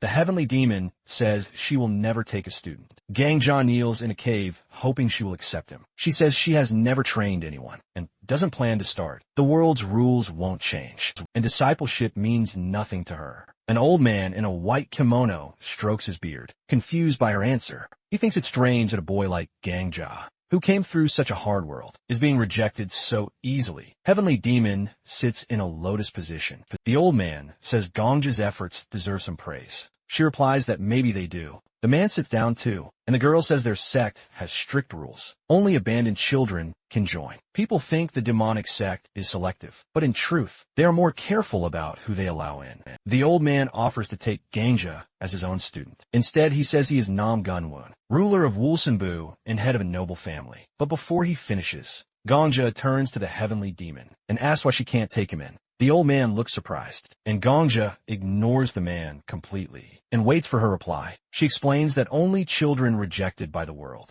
can be accepted into their sect. Gangja says the world has changed. People have turned into zhong shui from a strange disease. The orthodox and the other sect have fallen. He smiles, saying that everyone is now abandoned by the world, whether they want to admit it or not. He also says he is a hunter and an orphan, someone who has given his life to the tower. The girl doesn't look convinced, and the old man asks if the situation doesn't meet the conditions of rejection. Gangja says maybe he hasn't been rejected by the world, but maybe he has rejected it instead. The heavenly demon tells our hero that if truly he believes in what he says, she will test him. He'll have to try the 3 basics technique. She explains the test will prove whether he is truly worthy, as she thinks he only speaks well, not fights well. Gangjo bows his head and grabs his sword. He thanks her for the chance, and red lines like lightning immediately appear around him. His skill activates his eyes glow red, and his body starts to shine with the same color. The Devil Divine Energy skill has begun. He closes his eyes and raises his sword. Sword paths appear in his mind. He sees countless movements visible only to him. He hasn't mastered the technique yet. His sword style is messy like a sparrow chasing a storm. He remembers the ghost telling him to hold on to his pain, to feel his helplessness, and to remember the cruelty of the world. His red eyes have white spots in the center. He wants to cut through the pain with dignity. He remembers the Sword Emperor's words. If he wants to hit this world like a typhoon, he will walk the demonic path. Gangja takes a stance, sword held sideways. He remembers cities burning, children crying asking to be saved. The more he focuses on the technique, the more his thoughts change. He stands on one leg, covers his eyes with his sword, and remembers the screams and begging. People have told him to destroy everything, to burn the witch's nest full of monsters. The demonic sect isn't about claws. It's about screams. A figure stands holding a weapon. Behind him are the heavenly demon and the old man. The world made from yin and yang is full of sadness. Even the best teachings can't stop the cries of the rejected. Gangjo's face darkens, blood flickering in the air. His sorrow is sharper than steel. His screaming sword is stronger than any sword style. A girl with black hair stands before him and tells him to stop. Gangja thinks the stronger the pain. The louder the scream, the stronger the sword. Only the strongest can survive. That is the demonic sects. Truth mountains stand behind them, and his sword moves like a cry to the world. The girl warns him again to stop. His face is hidden in shadow. Sword in hand, he sees a girl in a snowstorm. At the last moment, even the sky screams. The sky demon screams in rage and orders him to stop. She blocks his sword with her wand. Black smoke rises from it. She looks at him in surprise and asks where he has learned their sex technique. His eyes are white and his body drips with sweat. The girl says she isn't fooled. His technique is sloppy, but clearly the Devil Divine Energy. No outsider should know it. He bows his head before her, and she orders him to explain where he has stolen it from. Gangja starts sweating and asks if he is worthy of her. The woman in black looks heartbroken. Gangja collapses to the ground. The girl turns away. Someone shouts his name. Other hunters gather near his body. They realize he has used too much aura. The girl begins to perform a vascular flush. The heavenly demon is already walking out of the cave. The Sword Emperor stands with arms crossed. He says Gong Jia has pushed his body too far, with a skill that exceeds his level. That is why building a strong foundation is so important. Gong Jia lies face down. The Sword Emperor adds one more thing. He didn't do badly, so he's proud of him. In a snowy, ancient city, the old man and little Baekhyang walk through the streets. He tells her this place is now a children's home. A resident waves at the girl. She is told she can eat, sleep, and play whenever she wants. The girl with black eyes silently looks ahead. The old man says she should live the way she wants. In the dining room, children are eating. One girl says the adults are kind and don't force them to do anything. Two girls talk at the table. One suspects the adults will turn them into slaves. The other says they've been here for a year, and nothing like that has happened. A black-haired girl sits alone. The children note she is the only new one so far, but more children will arrive today. A spoon lies next to a rice plate. Many new orphans have arrived recently, due to a bad harvest year. But still, everyone who comes here is considered lucky. Children look toward the black-haired girl as she asks how they ended up here. One child looks surprised, another annoyed, and others just stare silently. Then their silhouettes turn red, each remembering their past. One has a mother working in a brothel. Another comes from a village with poor crops. One has seen his village attacked at night. Another's village falls to illness. One child runs from his abusive father. Becky in silhouette turns red too. Then she remembers a jar of poisonous animal snakes. Frogs, insects, sealed together. They devour each other until only one remains. That survivor becomes the deadliest of all. Every time the children speak, it is like poison pouring out. This place isn't a paradise. It is a vessel to raise the most poisonous creature. Baekhyang sits with Viper lying on the table. She asks if the children are happy. They all smile and say they are. One boy thinks he won't have to work for his mother anymore. If he gets sick, he'll be cared for and no one will beat him. That is good enough. The woman walks through snow again. Snow-covered mountains shine in sunlight. A man opens a door and calls the children to breakfast. Most are still asleep. One bed is empty. Baekhyang's in this place. Children can rest and eat freely, but Baekhyang often disappears. She helps adults in the fields instead. A large building stands in the distance. Children think Baekhyang is odd. She always works with the adults and doesn't eat much rice.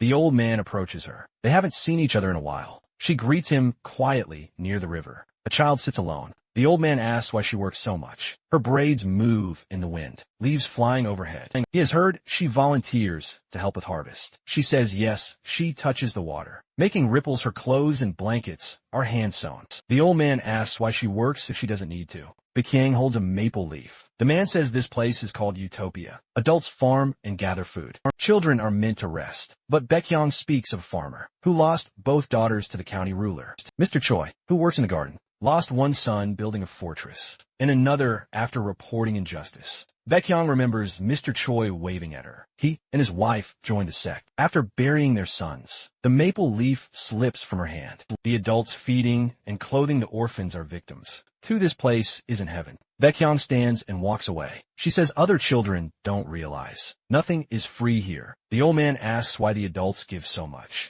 Baekhyang says they hope the children will take revenge. One man lies beneath a tree. Filled with anger, many adults can't forgive the rulers, who ruined their lives, but lack the strength to fight back. Adults can't learn martial arts anymore, so they work for children who still can. That is the truth of Utopia. Children don't live free. They're being raised to fight the world. The old man looks at his staff. He calls Baekhyang's name her black. Eyes show her sadness. He asks if she has anything to say to heaven. She remembers snowstorms and red silhouettes. She says she has a lot to say. The old man raises his staff and closes his eyes. Then he opens them and says, the world will be forced to listen. Wind picks up. He introduces himself as Mabel. One of the 7 elders. He smiles. Baekhyang asks if there is Buddha in hell. He says Buddha is useless if not in hell. A man's shadow with a weapon appears. Baekhyang has passed the test. She has not been blinded by comfort. Her poison is clear. She should now call him her mentor. Her sword will scream for her. Baekhyang kneels, and the man touches her head with his staff and asks for an initiation ceremony.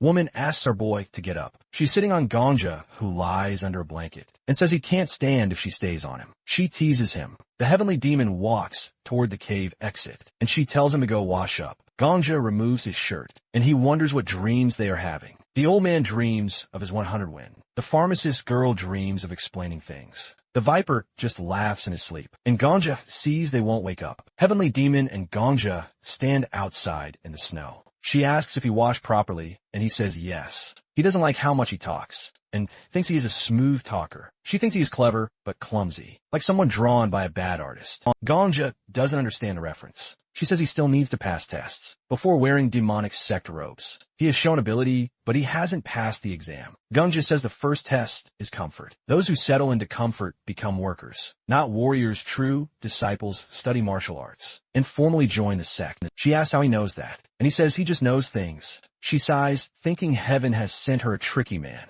She doesn't believe his story, but doesn't think he is a bad person either. They walk together, and she isn't sure if he will belong to the sect or shape its destiny. She points to the side. Gongja asks what his test will be. She shows him a frozen man, a former master. She says Gongja has to defeat him. Gongja looks to the side surprised. She tells him to fight. He thinks being called a student doesn't matter. It is just words. Blue particles float behind her. She says he must fight with hunger and pain. Only then will the devil divine energy awaken. Gongja draws his sword and asks, what happens if hunger controls the sword? Her face appears beside a broken house. A person who has never starved can be cut down in one strike. Half of the righteous faith faction is already gone. Red silhouettes scream. Gongja remembers. First comes hunger, then thirst. For death, one must use a sword born from both. He will learn all 9 swords. They can change the world. He raises his sword and says it is interesting. And the heavenly demon smiles and asks what he is waiting for, and that he should jump right in. The Zhang Shui blasts our boy to space with an airburst. It's a wind wave formed by its palm strike. The Zhang Shui pushes him upward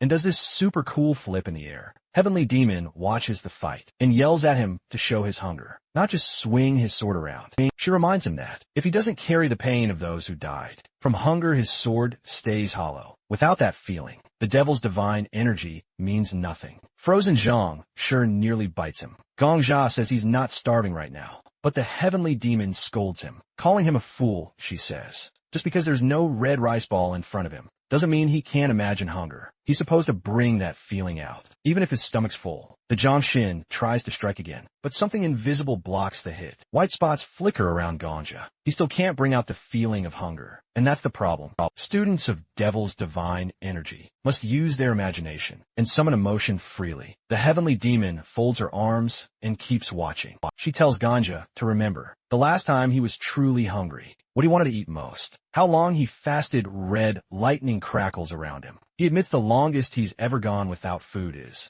3 or 4 days. She looks at him with pure disdain. She can't believe someone not from a noble family has only fasted for 4 days. In the Celestial Empire, hunger is a way of life. One bad year just follows another. His answer means nothing to her. Gongja leans back to dodge another strike. She questions how he's supposedly a commoner, has barely starved. He explains his homeland is slightly better off than the Central, Middle Kingdom regions. The heavenly demon says that hunger is one of the sharpest pains. People live just to feed that hunger. It doesn't care if you're rich or poor. It eats at everyone. Red sparks fly around Gongja. She asks how he plans to awaken Devil's divine energy. If he doesn't even understand what hunger really is, then something clicks in him. He remembers his life as an F rank hunter. 10 years scraping by living off scraps, chasing dumpling stalls for extra helpings. The girl turns away. She thinks she overestimated him. To her, he has no real core. There's nothing left on the cliff. Gongja calls out to her, but she doesn't respond.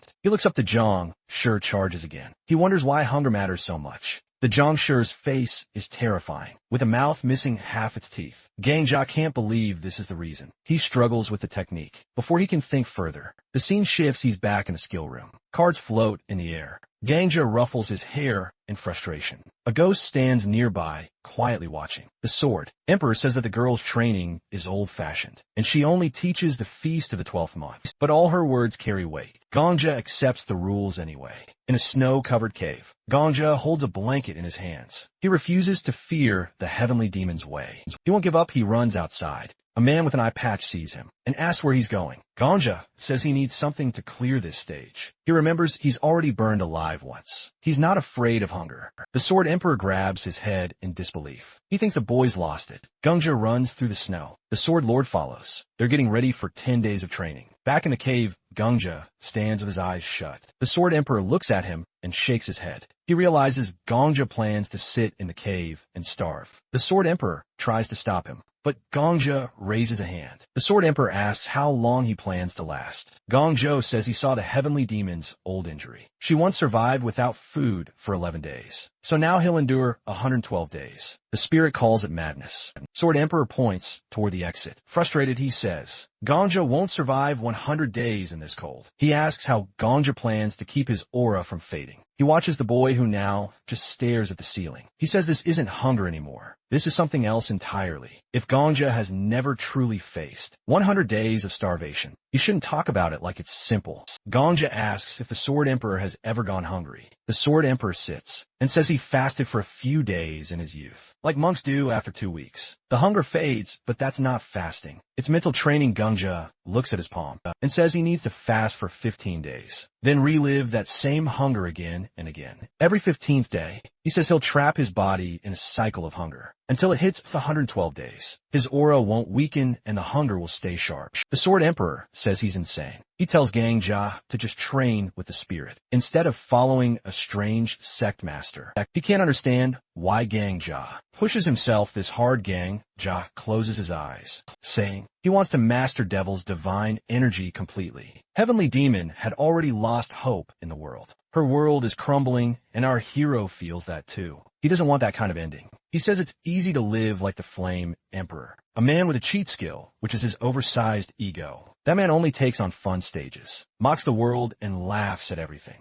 Gongcha says that cynicism isn't childish, but living your life by it is. Arguing can be immature sometimes, but finding a solution through arguments isn't. Gongcha admits the Flame Emperor is cool, but he's a person too, and a person must live. And now he knows how. A week passes since our boy started starving. He out here meditating, and the first days are the worst. But by the third, the pain kind of fades away. His stomach stops making noise, and his mind turns kind of sluggish. It feels like his life is slowly slipping away. His body is thin and weak, and he has lost a lot of weight. He thinks of himself as a river overflowing with hunger. For a moment, he wonders if it's thirst instead. But he stands up, pushes the thought away, and grabs his sword. Sitting around doing nothing would be a waste of effort. The Sword Emperor watches. Asking what he's doing, he says he's training. He starts swinging his sword, admitting he was wrong. Hunger isn't just starving. Hunger is refusing even a crumb. When the body begs for it, he thinks of a starving farmer. A farmer wouldn't just sit home because he's hungry. A farmer still has to work,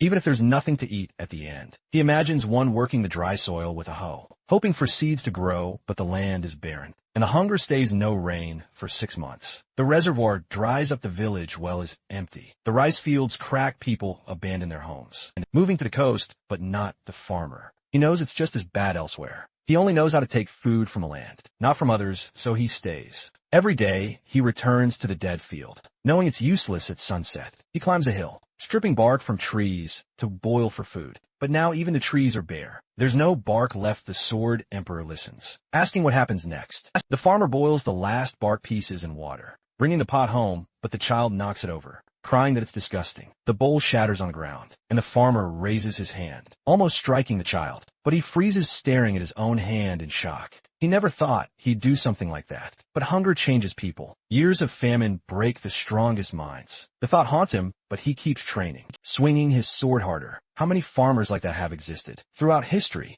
How many have lived and died like this? He looks at his sword and sees her reflection. The heavenly demon, he realizes he must fight, while holding hunger in his heart. Every strike must carry that pain. His blade slams into the wall, leaving a deep mark. He understands now. Hunger has its own movements, its own expression. He starts imagining different gestures of hunger. A slap meant for a crying child. A desperate throw of useless food into the yard. A gentle offering of bark soup. He repeats these movements, shaping them into strikes. Different farmers, some hitting their children, some holding them close, whispering apologies, some surviving, some dying together. He closes his eyes, and every motion is hunger itself. Then, he moves into the first form of Devil's divine energy. The impact splits the rock. He tilts his head back. This is hunger. and Thirst is next. The Sword Emperor is stunned, but the protagonist says his movements are still sloppy. The old man calls him crazy. Our boy wipes his sweat with his shirt, asking why he's just following the training. The Sword Emperor shakes his head,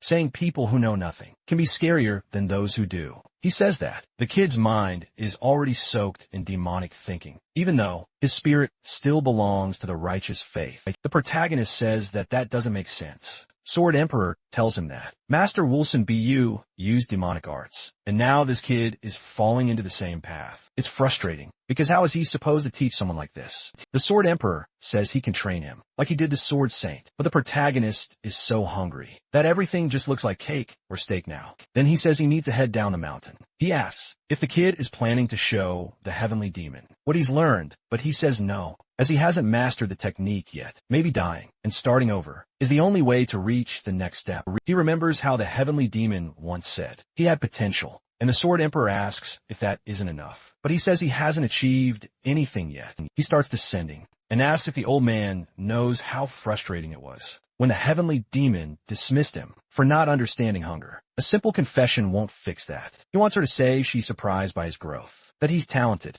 The Sword Emperor watches in disbelief. Calling him a lunatic protagonist keeps walking, saying that while using Devil's divine energy, he felt something compared to real starvation. He is still far from the truth. He imagined a farmer boiling bark, but he doesn't even know what kind of bark it was, or how to cook it. He immediately summons Estelle, and she bows. Waiting for instructions, she asks him how he's doing, and tells him that she worries for him. He's surprised and asks her if she means it. She tells him that if he dies, she dies, and our boy laughs and says that he admires her honesty. He gives her a task. This world is dying. People are nothing but ghosts, bodies wandering between life and death. He compares it to the Egypt empire she once destroyed. He orders her to search the land and bring back every corpse that starved to death. Some corpses might move, but it doesn't matter. She can handle it. Estelle hesitates, saying that number is too much. But he cuts her off. He already knows the number 1 and 12. That's how many he wants if he can study their hunger. He can finally understand it, and then he can finally be closer to the heavenly demon.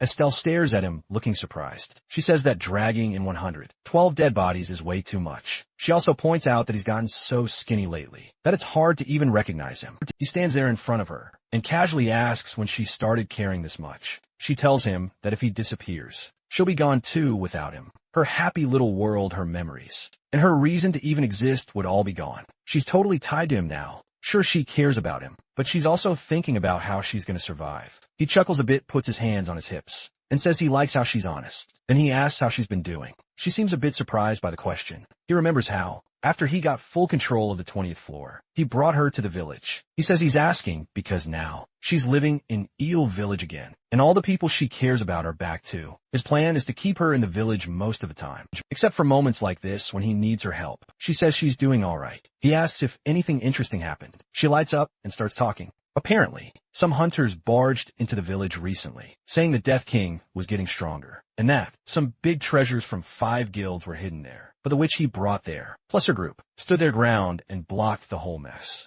He thinks, yep, that's what he expected from the Black Dragon Guild. They did a solid job. Estelle also says that the nearby kingdoms aren't getting involved, so everything's pretty chill right now. Then she suddenly says she lost her powers. He touches his chin, thinking about it. She says she's not sure what to do now, because rumors about miracles keep pulling more and more people to her. He remembers that pharmacist girl and tells Estelle not to stress. He's got a plan. He wants to build a new pharmacy for her. On the 20th floor, that pharmacist girl said she'll only take new patients through him anyway, so he'll have to manage how people come in. He can't handle it all alone, so he's thinking of bringing in Estelle to help her out. This new pharmacy will be a branch of the castle, and later it'll be the main spot for everything. He asks if there's anything else going on. Estelle holds her head and starts talking about a girl named Dane, who's been loving all the food hunters bring in. She also talks about an old guy, Gustav, who works in the garden and keeps handing out fruit to the Black Dragon hunters on guard duty. He chuckles again and says everything sounds fine. He tells her to hurry up and gather those corpses. She used to be the scary demon king called Autumn Rain, a fallen star who once wrecked the world.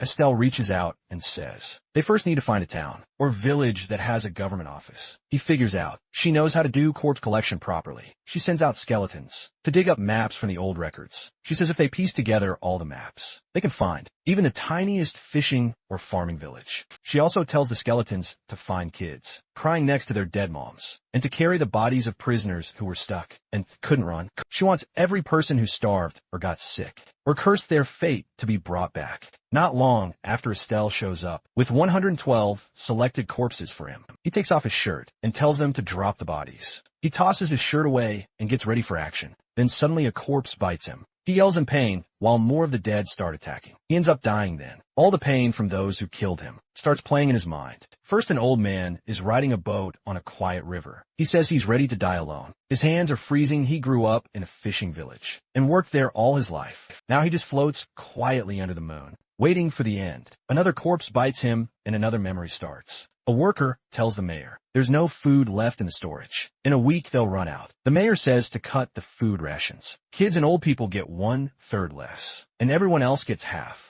The worker says people will riot, but the mayor says he'll starve first if needed. Still, even that won't fix anything. More bites, another memory comes up. Some kids are talking about what the mayor decided. A girl in red says they've been left to starve. Another kid asks what they should do now. One girl pulls something out from her clothes and says they should eat before they die, so they won't turn into weird zombie things. She learned a recipe from the vagabond sect, mud cookies. She tells the kids who can swim to catch fish, but not to share with adults. Others are told to dig soft dirt by the river. Another girl asks what she's going to do. Then more flashes come up. Gungja is still getting torn apart. The kids get excited and say they made it, but some of them look scared. They just have dried mud. A boy says it's a secret recipe and gives out the cookies. They start eating. One kid says, "Don't lick it too much or the taste will go away." Chew slowly, then they see a boat. A corpse is inside when it reaches the shore. The body stands up. The kids run away. Ganja thinks they were just trying to stay alive. Later, the kids are lying on the ground. Ganja thinks about how hard it must have been to be that hungry. One kid drops a cookie and it breaks. He starts thinking about those hands, digging dirt, drying mud under the sun, holding those awful cookies. He realizes every little movement came from hunger. The flashbacks stop. Gong Joe is on the ground. The system checks his condition. He opens his eyes and sees snow.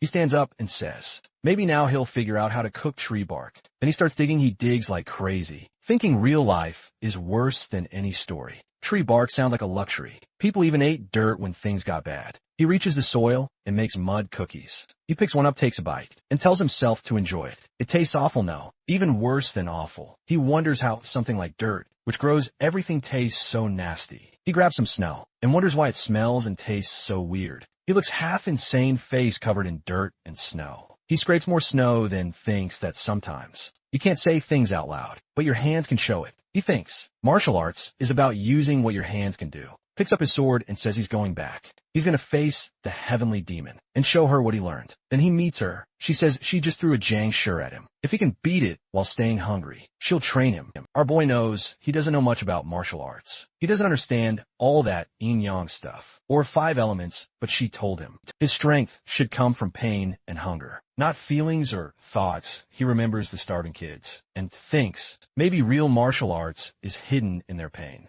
He jumps down with energy swirling around him. He thinks if swords carry heaven's power, then his sword carries all the pain from people heaven ignored. His sword turns red, he believes. Anger and sadness bring out the true power of demons. He charges the enemy, still tasting dirt in his mouth. He mixes 2 energies, one from heaven, one from darkness, because he's looking at the sky, full of rage and pain. He swings the first move of the devil's divine energy. Hungry sword and the heavenly demon look surprised. Our boy asks whose head he's taking next. After a while, Gongja and the heavenly demon sit facing each other. She starts explaining the devil's divine energy technique, saying it has 9 sword forms. What he used earlier, hungry sword, that's only the first. Next is the thirsty sword. He sits there and talks about how people die without water too. She agrees and tells him he did well with the first form. If he keeps this up, he might actually become a solid member of the demonic sect. But he interrupts her, acting smug. He asks if she just admitted he's good.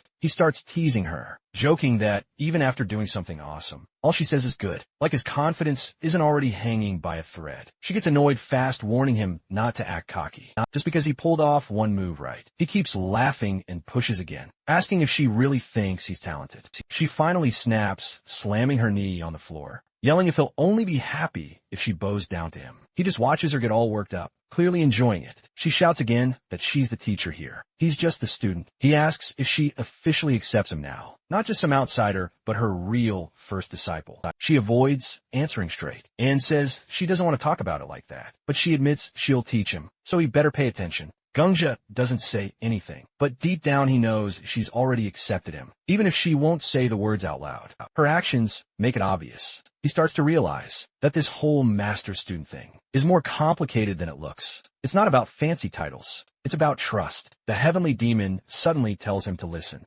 Properly, Gungja looks serious now, still wondering if someone like him really deserves to be her student. But she says since he did well with Hungry Sword, he now has the right to learn her sect's secrets. He opens his character window, wondering if she's finally starting to trust him. She stays quiet, arms crossed, deep in thought. Taking on a disciple this late in life doesn't feel easy for her. Everything feels like it's nearing the end, and yet here he is. Ganja silently hopes she's nervous. He wonders if that old fight between her and the Lord of Wulsan, who will go on forever, or if maybe she's finally ready to pass her legacy on. He feels she shouldn't disappear from the world without leaving something behind. Even if everything crumbles, she should live. He wants her to keep going. They both stay silent, and Gongja understands why she didn't say the words. Sometimes words can't carry all the weight people feel. She feels the same. It's not time yet. Not for big statements, but they both know what's in their hearts. She suddenly complains that his eyes are drifting again. He lowers his head a little and says he's paying attention,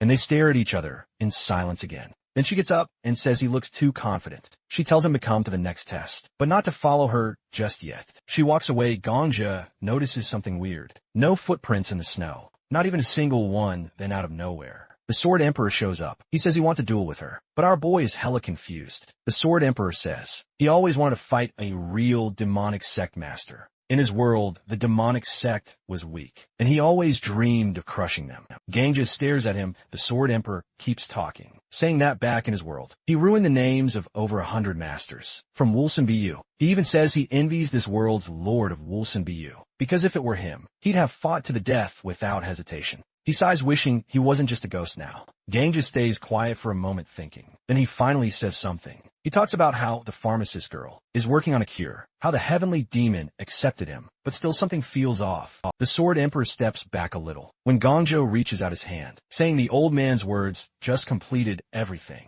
The Sword Emperor calls it a bad omen. Gangja, standing with his back turned, says there's still a debt to settle. He asks how many deaths it took for the Sword Emperor to reach the 19th floor. The old man goes quiet. Gang Ja reminds him of their bet. The Sword Emperor said he'd die at least 100 times, but he only died 97. So Gang Ja won. He turns, smiling, and asks him to do one thing. Later, the heavenly demon is standing there holding a corpse. She says this one used to be part of her sex elite, forced the blood ghosts. Her best assassins, Gungja, holding a sword, realizes this fight's on a whole different level now. This isn't just about martial arts. It's a real killer he's up against. She tells him not to stress. She picked an opponent that fits him. He realizes she's gone out of her way, probably even wandered through fields of zombies, just to find the right one. For him, it feels like her own way of caring. She tells him to show the same skill he showed earlier. He agrees, saying this time his heart will be filled with thirst. She agrees his mind should be empty, except for that feeling. He gets ready for the fight, but dies again when he opens his eyes. He's in the middle of another snowstorm. He shouts about how strong the zombie is. Then he rushes to the pharmacist,